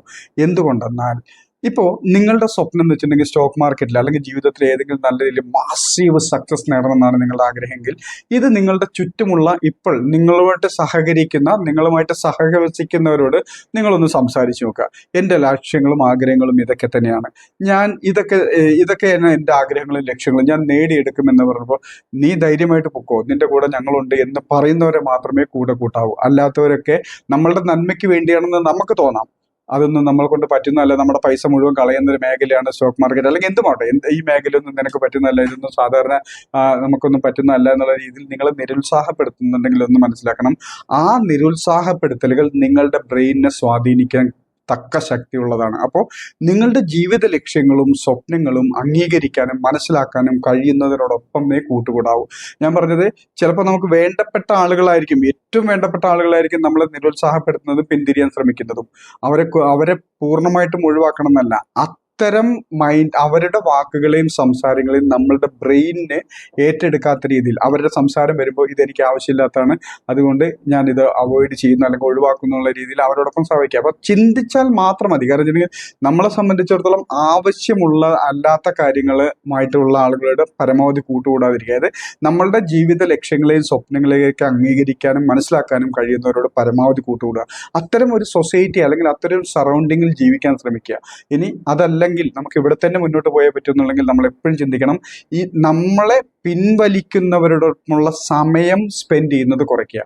ആ സ്പെൻഡ് ചെയ്യുന്ന സമയം കുറച്ചതിന് ശേഷം ഇനിയുള്ള സമയം സ്പെൻഡ് ചെയ്യുമ്പോൾ നമ്മൾ അലർട്ടായിരിക്കണം, നമ്മളുടെ ബ്രെയിൻ അലർട്ടായിരിക്കണം, നമ്മളെ സ്വാധീനിക്കാൻ നമ്മളുടെ ജീവിതത്തിന് സ്വാധീനിക്കാൻ സാധിക്കുന്നവരാണ് ഇവരെന്ന് നമ്മൾ എപ്പോഴും ചിന്തിക്കുക. അപ്പം നെഗറ്റീവ് മൈൻഡ് സെറ്റ് ഉള്ളവരോട് കൂട്ടുകൂട്ടരുത്. കാരണം വെച്ചിട്ടുണ്ടെങ്കിൽ അവരുടെ ചിന്തകളും കാഴ്ചപ്പാടുകളൊക്കെ എപ്പോഴും നമ്മളുടെ ബ്രെയിനെ ഹാക്ക് ചെയ്തുകൊണ്ടേയിരിക്കും. അപ്പോൾ എന്താണ് മൈൻഡ് സെറ്റ് എന്ന് നമുക്ക് മനസ്സിലാക്കി കഴിഞ്ഞു. ഇനി നമുക്ക് നോക്കാനുള്ളത് മണി മൈൻഡ് സെറ്റ് എന്താണെന്ന്. ഇത് നേരത്തെ പറഞ്ഞ പോലെ തന്നെ മൈൻഡ് സെറ്റുമായിട്ടൊന്ന് കമ്പയർ ചെയ്ത് നോക്കിയേ. മൈൻഡ് സെറ്റിന് നമ്മളുടെ ജീവിതത്തിനെ സ്വാധീനിക്കാൻ കഴിയുമെന്ന് നിങ്ങൾക്കിപ്പോൾ മനസ്സിലാക്കി കഴിഞ്ഞു. ഇത് മനസ്സിലാക്കി കഴിഞ്ഞു എന്ന് ഞാൻ പറയുമ്പോൾ തന്നെ നിങ്ങളൊന്ന് ആത്മാർത്ഥമായിട്ട് ചിന്തിക്കുക. അതായത് സത്യസന്ധമായ മനസ്സോടുകൂടി, അവനവനോടുള്ള സത്യസന്ധമായ മനസ്സോടുകൂടി ആത്മാർത്ഥമായിട്ട് ചിന്തിക്കുക. ഈ പറഞ്ഞ കാര്യങ്ങളൊക്കെ ശരിയാണോ, എൻ്റെ ജീവിതത്തിൽ ഇങ്ങനെയൊക്കെയാണോ സംഭവിച്ചിരിക്കുന്നത് എന്ന് ആത്മാർത്ഥമായിട്ട് ചിന്തിക്കുക. അതിനുശേഷം നമ്മൾ എന്താണ് മണി മൈൻഡ് സെറ്റ് എന്ന് നോക്കുക. ഈ മൈൻഡ് സെറ്റിന്റെ മറ്റൊരു വകഭേദമാണ് മണി മൈൻഡ് സെറ്റ്. ഈ മണി മൈൻഡ് സെറ്റ് നേരത്തെ പറഞ്ഞ പോലെ തന്നെ പണവും അതുപോലെ തന്നെ സമ്പത്തുമായിട്ട് ബന്ധപ്പെട്ട ഈ കാര്യങ്ങൾ, ചിന്തകളെയും കാഴ്ചപ്പാടുകളെയാണ് മണി മൈൻഡ് സെറ്റ് എന്ന് പറയുന്നത്. പണവും സമ്പത്തുമായിട്ട് ബന്ധപ്പെട്ട നമ്മുടെ മുൻകാല അനുഭവങ്ങളെയും സാഹചര്യങ്ങളിലൂടെ നമ്മളിൽ രൂപപ്പെട്ടു വന്നിരിക്കുന്ന കാഴ്ചപ്പാടുകളെയും ചിന്താരീതികളെയാണ് മണി മൈൻഡ് സെറ്റ് എന്ന് പറയുന്നത്, നമുക്കറിയാം. അപ്പോൾ ഇത് നമ്മുടെ ജീവിതത്തിനെ സ്വാധീനിക്കും. അപ്പോൾ ഈ മണി മൈൻഡ് സെറ്റ് എന്താണെന്ന് നോക്കുന്നതിന് നമുക്ക് പണം എന്താണെന്ന് നമുക്ക് അറിയാവുന്നതാണ് എല്ലാവർക്കും. എങ്കിലും ഒന്നുകൂടെ ഓർമ്മപ്പെടുത്തുകയാണ്, എന്താണ് പണം എന്ന് പറയുന്നത്. ഇവിടെ പലരും ഈ ഒരു കാര്യം എന്തിനാണ് സംസാരിക്കുന്നത് വെച്ചിട്ടുണ്ടെങ്കിൽ, പണം എന്താണെന്ന് നമ്മൾ എന്തിനാണ് സംസാരിക്കുന്നത് വെച്ചിട്ടുണ്ടെങ്കിൽ, പലരും ഈ പണത്തിനെ ഒരു എന്താ പറയുന്നത്, സാധാരണ ഇതെന്താണോ സാധനം ഇതിനപ്പുറത്തേക്കുള്ള ഒരു വാല്യൂ അല്ലെങ്കിൽ അപ്പുറത്തേക്കുള്ള ഒരു സാധനമായിട്ടാണ് ഇതിനെ കാണുന്നത്. ശരിക്കും പണം എന്ന് പറഞ്ഞിട്ടുണ്ടെങ്കിൽ മനുഷ്യന്റെ നമ്മളുടെയൊക്കെ ക്രയവിക്രയങ്ങൾ അഥവാ കൊടുക്കൽ വാങ്ങലുകളെ ഏകീകരിക്കാനും എളുപ്പത്തിനാക്കാനും വേണ്ടി നമ്മൾ തന്നെ നിർമ്മിച്ച ഒരു വസ്തുവാണ് പണം എന്ന് പറയുന്നത്. ഒന്ന് ചിന്തിച്ചു നോക്കിയേ. പണം എന്ന് പറയുന്നത് നമ്മളുടെ മനുഷ്യന്റെ ക്രയവിക്രയങ്ങൾ, കൊടുക്കൽ വാങ്ങലുകൾ, എനിക്ക് ആവശ്യമുള്ള ഒരു സാധനം വാങ്ങുന്നു, എൻ്റെ കയ്യിലുള്ള സാധനം കൊടുക്കുന്നു, ഇങ്ങനെ ഈ ക്രയവിക്രയങ്ങളെ ഏകീകരിക്കാനും എളുപ്പത്തിനാക്കാനും വേണ്ടി നമ്മൾ തന്നെ സൃഷ്ടിച്ചിരിക്കുന്ന ഒരു വിനിമയ വസ്തുവാണ് പണം എന്ന് പറയുന്നത്. ആദ്യ കാലഘട്ടത്തിൽ നമുക്കൊന്നും ഓർമ്മ ഉണ്ടായിക്കൊള്ളുന്നില്ല. ആദ്യ കാലഘട്ടങ്ങളിൽ നമ്മളൊക്കെ കേട്ടിട്ടുണ്ട് ബാർട്ടർ സമ്പ്രദായം. ഇപ്പൊ എൻ്റെ വീട്ടിൽ തേങ്ങയാണ് ഉള്ളതെങ്കിൽ എനിക്ക് വേണ്ടത് പാലാണെങ്കിൽ എൻ്റെ വീട്ടിലുള്ള തേങ്ങ കൊടുത്തുകൊണ്ട് പാല് വാങ്ങുന്ന, അതായത് വസ്തുക്കൾ തമ്മിൽ കൈമാറ്റം ചെയ്യുന്ന ഈ ഒരു പ്രക്രിയയായിരുന്നു പണ്ടത്തെ ബാർട്ടർ സമ്പ്രദായം. നമ്മളെല്ലാവരും പഠിച്ചിട്ടുള്ളതാണ്, കേട്ടിട്ടുള്ളതാണ്. ഇത് വലിയ ബുദ്ധിമുട്ടുള്ളൊരു രീതിയായിരുന്നു ബാർട്ടർ സമ്പ്രദായം എന്ന് വെച്ചിട്ടുണ്ടെങ്കിൽ. എനിക്കൊരല്പം ഒരു പയറാണ്, ഒരല്പം അരിയാണ് വേണ്ടതെങ്കിൽ എൻ്റെ കയ്യിലിരിക്കുന്നത് തേങ്ങയാണെങ്കിൽ ഈ തേങ്ങ ഈ അരി കൊടുക്കുന്ന ആൾക്ക് ആവശ്യമില്ലാത്ത സാധനമാണെങ്കിൽ ഞാൻ തേങ്ങ കണ്ടെത്താനുള്ള, അങ്ങനെ ഒരുപാട് ബുദ്ധിമുട്ടാണ്. ഇങ്ങനെ പല ഇടത്തും കൊടുക്കൽ വാങ്ങലുകളൊക്കെ ബാർട്ടർ സമ്പ്രദായം ഒരുപാട് ബുദ്ധിമുട്ടുള്ള ഒരു കാര്യമായിരുന്നു ബാർട്ടർ സമ്പ്രദായം. ഈ ബാർട്ടർ സമ്പ്രദായം എന്നുള്ളത് പിന്നീട് കുറച്ചും കൂടെ നമ്മളുടെ ക്രയവിക്രയങ്ങളെ ഈസി ആക്കാനും എളുപ്പത്തിലാക്കാനും ഏകീകരിക്കാനും വേണ്ടി ഈ ബാർട്ടർ സമ്പ്രദായം പിന്നീട് പരിഷ്കരിക്കപ്പെട്ട് ഈ ലോഹ രൂപത്തിലായി മാറി. അതായത് സ്വർണം, വെള്ളി, ചെമ്പ്, പിച്ചള ഇതുപോലത്തെ ലോഹ രൂപത്തിലേക്ക് ഈ കൈമാറ്റം ചെയ്യുന്ന വിനിമയ വസ്തു എന്നുള്ള സാധനം ഈ ലോഹ രൂപത്തിലേക്ക് മാറി. അത് നമ്മൾ കേട്ടിട്ടുണ്ട്. സ്വർണ്ണ നാണയങ്ങളും വെള്ളി നാണയങ്ങളും ചെമ്പ് നാണയങ്ങളും പിച്ചളയും ഇങ്ങനത്തെ കാര്യങ്ങളൊക്കെ ലോഹ രൂപത്തിലേക്ക് ഈ സാധനം മാറി. അതിനുശേഷം ഇപ്പൊ ഈ കാണുന്ന കറൻസി അല്ലെങ്കിൽ കോയിൻ എന്നുള്ള രൂപത്തിലേക്ക് ഇത് മാറി. ഇപ്പൊ കാണുന്ന കുറച്ചു കാലം മുമ്പേ നമ്മൾ ഈസി ആയിട്ട് യൂസ് ചെയ്തുകൊണ്ടിരുന്ന കറൻസി അഥവാ കോയിൻസ് എന്ന രൂപത്തിലേക്ക് അത് മാറി. കാരണം നമുക്കറിയായിരുന്നു കുറെ നാണയങ്ങളൊക്കെ കൊണ്ട് നടക്കുന്നതിന്റെ ബുദ്ധിമുട്ട് കറൻസിയിലേക്ക് മാറിയപ്പോൾ അതിന് കുറച്ചും കൂടെ വെയിറ്റ് കുറഞ്ഞൊരു സാധനമായിരുന്നു. അപ്പോൾ വെയിറ്റ് കുറഞ്ഞ കുറച്ച് അത് അപ്പോഴും ഈ മാറ്റം പോലും സംഭവിച്ചത് നമ്മളുടെ ക്രയവിക്രയ ശേഷിയെ ഏകീകരിക്കാനും എളുപ്പത്തിലാക്കാനും വേണ്ടിയാണ് ഈ മാറ്റങ്ങൾ സംഭവിച്ചത്. അതിനുശേഷം പിന്നീട് മാറിയത് ഇപ്പൊ നമ്മളൊക്കെ സാധാരണ ഉപയോഗിച്ചുകൊണ്ടിരിക്കുന്ന ഡിജിറ്റൽ രൂപത്തിൽ ഗൂഗിൾ പേ വഴിയോ ബാങ്ക് ട്രാൻസ്ഫർ വഴിയോ ഇതൊക്കെ നമ്മൾ ഡിജിറ്റൽ രൂപത്തിലേക്ക് മാറി. ഇപ്പൊ പണം കൊണ്ടു നടക്കേണ്ട ആവശ്യമില്ലാത്തൊരു സാഹചര്യത്തിലേക്ക് വന്നു കഴിഞ്ഞു. അതായത് ബാർട്ടർ സമ്പ്രദായത്തിൽ നിന്നും ലോഹ ഘടകത്തിലേക്ക് ലോഹ രൂപത്തിലേക്ക് മാറി. അതിനുശേഷം കുറച്ചും കൂടെ ഭാരം കുറഞ്ഞ ലോഹ നാണയങ്ങളും പിന്നെ കറൻസി കടലാസ് കറൻസി എന്നുള്ള രൂപത്തിലേക്ക് മാറി. ഇപ്പൊ വീണ്ടും ഭാരം കുറവുള്ള ഡിജിറ്റൽ നമുക്ക് ഒട്ടും ഭാരമേ ഇല്ലാത്ത ഡിജിറ്റൽ രൂപത്തിലേക്ക് മാറി. അപ്പൊ ഒന്ന് ചിന്തിച്ചാൽ മതി, ഈ മാറ്റങ്ങളൊക്കെ നമ്മളുടെ ക്രയവിക്രയങ്ങളെ കൊടുക്കൽ വാങ്ങലുകളെ എളുപ്പത്തിലാക്കാനും ഏകീകരിക്കാനും വേണ്ടി വന്ന മാറ്റങ്ങളാണ്. നിങ്ങളൊന്ന് ചിന്തിച്ചു നോക്കിയേ, ഇനി ഒരു 15-20 വർഷം കഴിയുമ്പോഴേക്കും അല്ലെങ്കിൽ കുറച്ച് കാലത്തിന് ശേഷം ഈ കറൻസി അഥവാ ഈ പൈസ പണം എന്നുള്ളത് ഏത് രൂപത്തിലേക്ക് ആയി മാറും നമുക്ക് ചിന്തിക്കാൻ പോലും പറ്റില്ല. കാരണം ഈ ലോഹ നാണയങ്ങളൊക്കെ കൈകാര്യം ചെയ്യാൻ സ്വർണം ചെമ്പ് വെള്ളി പിച്ചള ഇങ്ങനത്തെ ലോഹ നാണയങ്ങളൊക്കെ കൈകാര്യം ചെയ്തുകൊണ്ടിരുന്ന ഒരു കാലത്തെ മനുഷ്യൻ ഒരിക്കലെങ്കിലും ചിന്തിക്കും ഇത് കയ്യിൽ കൊണ്ടു നടക്കുന്ന ഒരു മൊബൈൽ പോലത്തെ ഒരു ഇലക്ട്രോണിക് രൂപത്തിലേക്ക് ഈ നാണയം മാറുന്ന ഒരിക്കലും ചിന്തിച്ചിട്ടുണ്ടാവില്ല. അപ്പൊ നമുക്കും ഇപ്പൊ നമ്മൾ ഡിജിറ്റൽ രൂപത്തിലേക്ക് ഡിജിറ്റൽ കറൻസി ആയിട്ടും ഡിജിറ്റൽ പൈസയായിട്ടും നമ്മൾ ഗൂഗിൾ പേ ഫോൺ പേ അതുപോലെ തന്നെ ബാങ്ക് ട്രാൻസ്ഫർ വഴിയൊക്കെ നമ്മൾ ഇങ്ങനെ കൈകാര്യം ചെയ്തുകൊണ്ടിരിക്കുന്നു. ഈ ഒരു കുറച്ച് കാലം കഴിയുമ്പോൾ ഒരു 30, 50, 20 വർഷം കഴിയുമ്പോൾ ഇതിന്റെ രൂപം എന്തായിരിക്കും നമുക്ക് ചിന്തിക്കാൻ പോലും പറ്റില്ല. അപ്പോൾ പണം എന്നുള്ളത് ശരിക്ക് നമ്മളുടെയൊക്കെ ആഗ്രഹങ്ങളും ആവശ്യങ്ങളും സ്വപ്നങ്ങളും നേടിയെടുക്കാനായിട്ട് നമുക്ക് വിനിമയം കൈമാറ്റം ചെയ്യാനുള്ള ഒരു വസ്തു മാത്രമാണ് പണം. കൈകാര്യം ചെയ്യാനുള്ള നമ്മളുടെ ആഗ്രഹങ്ങളും ആവശ്യങ്ങളും സ്വപ്നങ്ങളൊക്കെ നേടിയെടുക്കാനായിട്ട് നമുക്ക് കൈമാറ്റം ചെയ്യാൻ പറ്റുന്ന ഒരു വിനിമയ വസ്തുവാണ് പണം. ഈ വിനിമയ വസ്തു അഥവാ പണം എത്രത്തോളം നമ്മുടെ കയ്യിലുണ്ടോ അത്രത്തോളം ആവശ്യങ്ങളും സ്വപ്നങ്ങളും ആഗ്രഹങ്ങളൊക്കെ നമുക്ക് നേടിയെടുക്കാൻ പറ്റും. അപ്പോൾ പണം എന്തുമാത്രം നേടിയെടുക്കാൻ പറ്റുമോ അത്രത്തോളം നമ്മളുടെ ജീവിതം എളുപ്പമുള്ളതും സന്തോഷകരവുമായിട്ട് മാറും. ഒരു പരിധി വരെ, അതല്ലാതെ ഇരിക്കാം, പക്ഷെ അതിലേക്കൊന്നും പോകുന്നില്ല. അപ്പോൾ നമുക്കുള്ള പണവും സാധനങ്ങളൊക്കെ കൈകാര്യം ചെയ്യുന്ന അല്ലെങ്കിൽ നമുക്ക് ആവശ്യമുള്ള സേവനങ്ങളോ സാധനങ്ങളോ വാങ്ങാൻ നമ്മൾ പണം നൽകി കൈകാര്യം ചെയ്യുന്നു. അപ്പോൾ പണം എന്നുള്ളത് വിനിമയ വസ്തു മാത്രമാണ്. അത് ഓരോ കാലഘട്ടത്തിൽ ഓരോ രൂപത്തിലേക്ക് മാറിയിരിക്കുന്നു. കാരണം ലാഭം വരുമ്പോഴും നഷ്ടം വരുമ്പോഴും നമ്മളുടെ ഇമോഷനെ സ്വാധീനിക്കുന്ന ഒരു മേഖലയാണ് സ്റ്റോക്ക് മാർക്കറ്റ്. വലിയ രീതിയിൽ നേരത്തെ പറഞ്ഞ പോലെ തന്നെ സ്റ്റോക്ക് മാർക്കറ്റ് എന്ന ബിസിനസ്സിലാണ് നമ്മളുടെ കൺമുമ്പിൽ നമ്മളൊരു ട്രേഡ് ഒരു എൻട്രി എടുത്ത ആ നിമിഷം മുതൽ ലാഭനഷ്ടങ്ങൾ നമ്മുടെ കൺമുമ്പിലേക്ക് വരുന്നു. ഈ ലാഭനഷ്ടങ്ങൾ ക്രയവിക്രയം ചെയ്യുന്ന ഒരു വസ്തുവിന്റെ രൂപത്തിലാണ് പോകുന്നത് എന്ന് തിരിച്ചറിയണം. ഈ പണം എന്നുള്ളത് നേരത്തെ പറഞ്ഞ പോലെ തന്നെ സ്കിൽ ആർജിച്ച ഒരാൾക്ക് മണി മൈൻഡ് സെറ്റ് ആർജിച്ച ഒരാൾക്ക് എത്ര വേണേലും സമ്പാദിക്കാനുള്ള അവസരം നമ്മളുടെ മുമ്പിലുണ്ട്. മനസ്സും അടുക്കാതിരുന്നത് മണി മേക്കിംഗ് സ്കിൽ ആർജിച്ച ഒരു വ്യക്തിക്ക് മണി മേക്കിംഗ് മൈൻഡ് സെറ്റ് ഉള്ള ഒരു വ്യക്തിയെ സംബന്ധിച്ചോളം എത്രമാത്രം പണം നേടാനുള്ള അവസരം ഈ നാട്ടിലുണ്ട്. കാരണം നമ്മൾക്ക് ഒരുപാട് സേഫ് ആയിട്ടുള്ള കാര്യങ്ങളിലൂടെ നടക്കുന്നത്. ചിന്തിക്കേണ്ടത് നേരത്തെ പറഞ്ഞൊരു കാര്യം തന്നെയാണ്. ഈ മണി മേക്കിംഗ് സ്കിൽ ഉള്ളിടത്തോളം കാലം നമ്മൾ ഒരു തരത്തിലും തകർക്കാൻ പറ്റില്ല. കാരണം ഒന്ന് ചിന്തിച്ചു നോക്കുക, ഇപ്പൊ നമ്മളൊക്കെ ഒരുപാട് സേഫ് ആയിട്ടുള്ള ഏരിയയിൽ നിൽക്കുന്ന ഒരുപാട് യുദ്ധമുഖങ്ങളിലൂടെ ഒക്കെ കടന്നു പോകുന്ന നാടുകൾ നമുക്കുണ്ട്. ഒന്ന് ചിന്തിച്ചു നോക്കിയേ, ഇപ്പോൾ സിറിയയില് അതുപോലെ തന്നെ ഇറാനില് അതുപോലെ തന്നെ ഇസ്രായേലില് അങ്ങനെയുള്ള പല സ്ഥലങ്ങളിലും നമുക്ക് യുദ്ധം നടക്കൊണ്ടിരിക്കുന്നത് നമുക്ക് കാണാൻ പറ്റും. ഈ ഉക്രൈനില് റഷ്യയില് അങ്ങനെ പല സ്ഥലങ്ങളിലും ഈ യുദ്ധമുഖത്ത് അല്ലെങ്കിൽ ആ ഒരു സാഹചര്യത്തിൽ ജീവിക്കുന്ന ഒരാളെ സംബന്ധിച്ചോളം അദ്ദേഹം അതുവരെ ആർജിച്ചിരിക്കുന്ന പണത്തിനൊന്നും ഒരു വിലയില്ലാത്ത സാഹചര്യത്തിലായിരിക്കും. കാരണം വെച്ചിട്ടുണ്ടെങ്കിൽ എപ്പോഴാണ് എന്താണ് എൻ്റെ സമ്പത്തിന് എൻ്റെ സ്വത്തിന് എൻ്റെ അസറ്റിന് എന്താണ് സംഭവിക്കുക എന്നുള്ള യുദ്ധമുഖത്ത് ജീവിക്കുന്ന ഒരാൾക്ക് അനിശ്ചിതത്വം നിറഞ്ഞാണ്. അപ്പൊ അദ്ദേഹത്തിന് എത്ര കോടി അല്ലെങ്കിൽ എത്ര രൂപയുടെ സ്വത്തുണ്ടെങ്കിൽ പോലും ചിലപ്പോൾ ഒരു ചെറിയ ഒരു സെക്കൻഡ് കൊണ്ട് ഒരു നിമിഷം കൊണ്ട് അതെല്ലാം ഇല്ലാതെയായി പോകാനുള്ള സാഹചര്യം അവിടെ ഉണ്ടാവും. അപ്പോൾ പക്ഷേ അദ്ദേഹത്തിന് മണി മേക്കിംഗ് സ്കില്ലും മൈൻഡ് സെറ്റും ഉണ്ടെങ്കിൽ നഷ്ടപ്പെടുന്നതല്ല ഈ തിരിച്ചു പിടിക്കാൻ അദ്ദേഹത്തിന് സാധിക്കുക എന്ന് ചെയ്യും. അപ്പോൾ മണി മേക്കിംഗ് സ്കിൽ ആർജിക്കുക ഇമ്പോർട്ടൻ്റ് ആണ്. മണി മൈൻഡ് സെറ്റ് എന്താ നമ്മൾ കണ്ടു കഴിഞ്ഞു. പണവുമായിട്ടും സമ്പത്തുമായിട്ട് ബന്ധപ്പെട്ട നമ്മളുടെ മനോഭാവത്തിനെയും ചിന്താ രീതികളെയുമാണ് മണി മൈൻഡ് സെറ്റ് എന്ന് പറയുന്നത്. ഈ money mind set positive money mind set create ചെയ്തെങ്കിൽ മാത്രമേ ഏതൊരു വ്യക്തിയുടെ ജീവിതത്തിലും പണവും സമ്പത്തും നേടാനും നിലനിർത്താനും കഴിയും. മണി മൈൻഡ് സെറ്റ് ഇല്ലാത്തൊരു വ്യക്തിയെ സംബന്ധിച്ചോളം എത്ര പണം വന്നാലും നിലനിൽക്കലുണ്ടാവില്ല, വർദ്ധിക്കലുണ്ടാവില്ല. മണി മൈൻഡ് സെറ്റ് ക്രിയേറ്റ് ചെയ്ത, മണി മൈൻഡ് സെറ്റ് ആർജിച്ചിരിക്കുന്ന ഒരു വ്യക്തിക്ക് മാത്രമേ പണം നേടാനും നിലനിർത്താനും വർദ്ധിപ്പിക്കാനും ശേഷി ഉണ്ടാവൂ. അപ്പോൾ ഈ positive money mind set create ചെയ്യേണ്ടത് എങ്ങനെയാണെന്ന് നമുക്ക് നോക്കാം.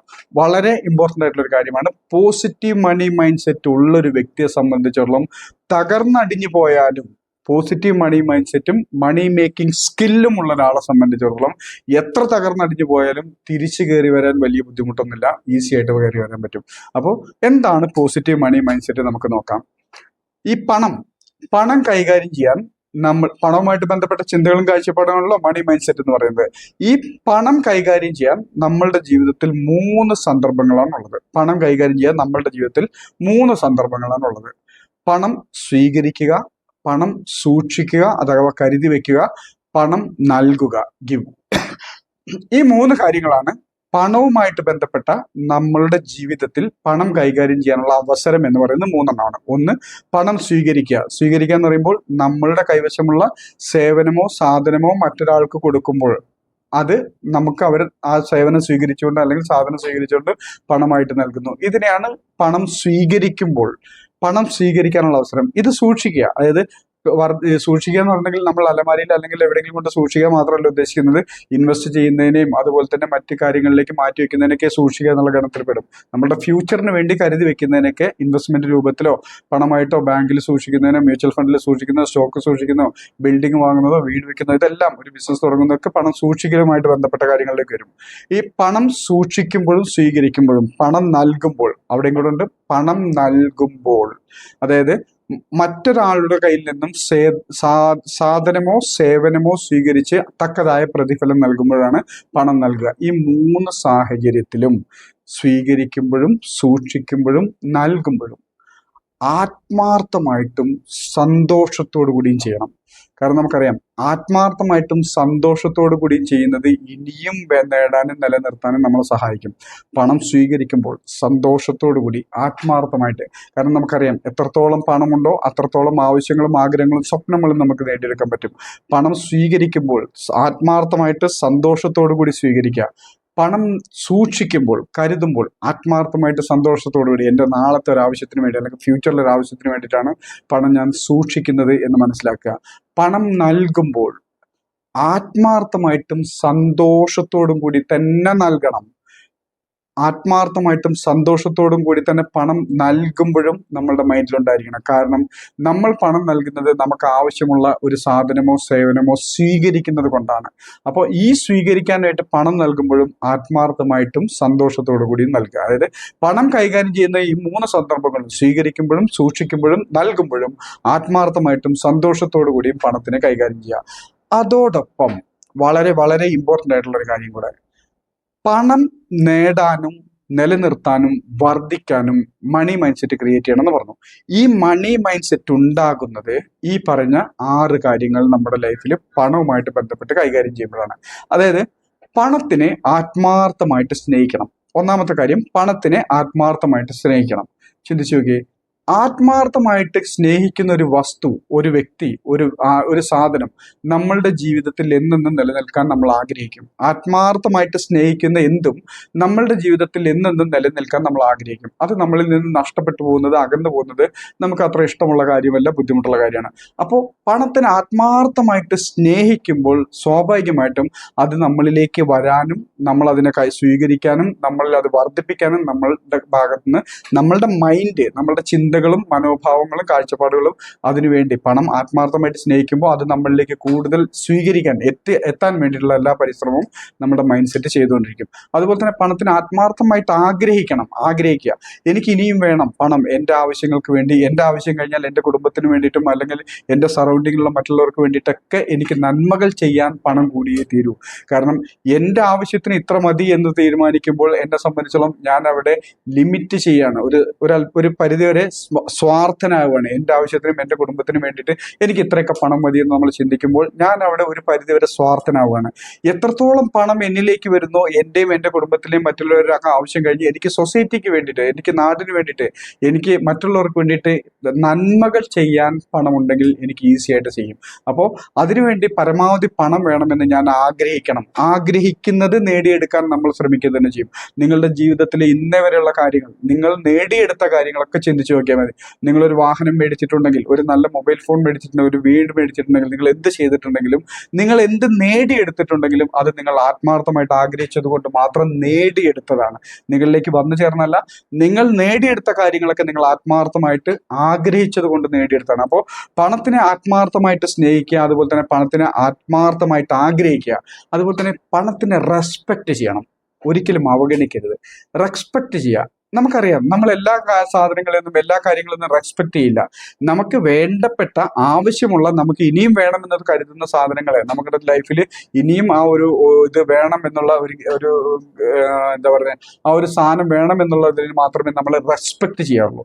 അതുപോലെ അവഗണിക്കാതിരിക്കുക എന്ന് വെച്ചിട്ടുണ്ടെങ്കിൽ, നമ്മളുടെയൊക്കെ പൈസ വെക്കുന്ന സ്ഥലം, അത് പേഴ്സ് ആവട്ടെ പോക്കറ്റ് ആവട്ടെ ഒന്ന് നോക്കുക.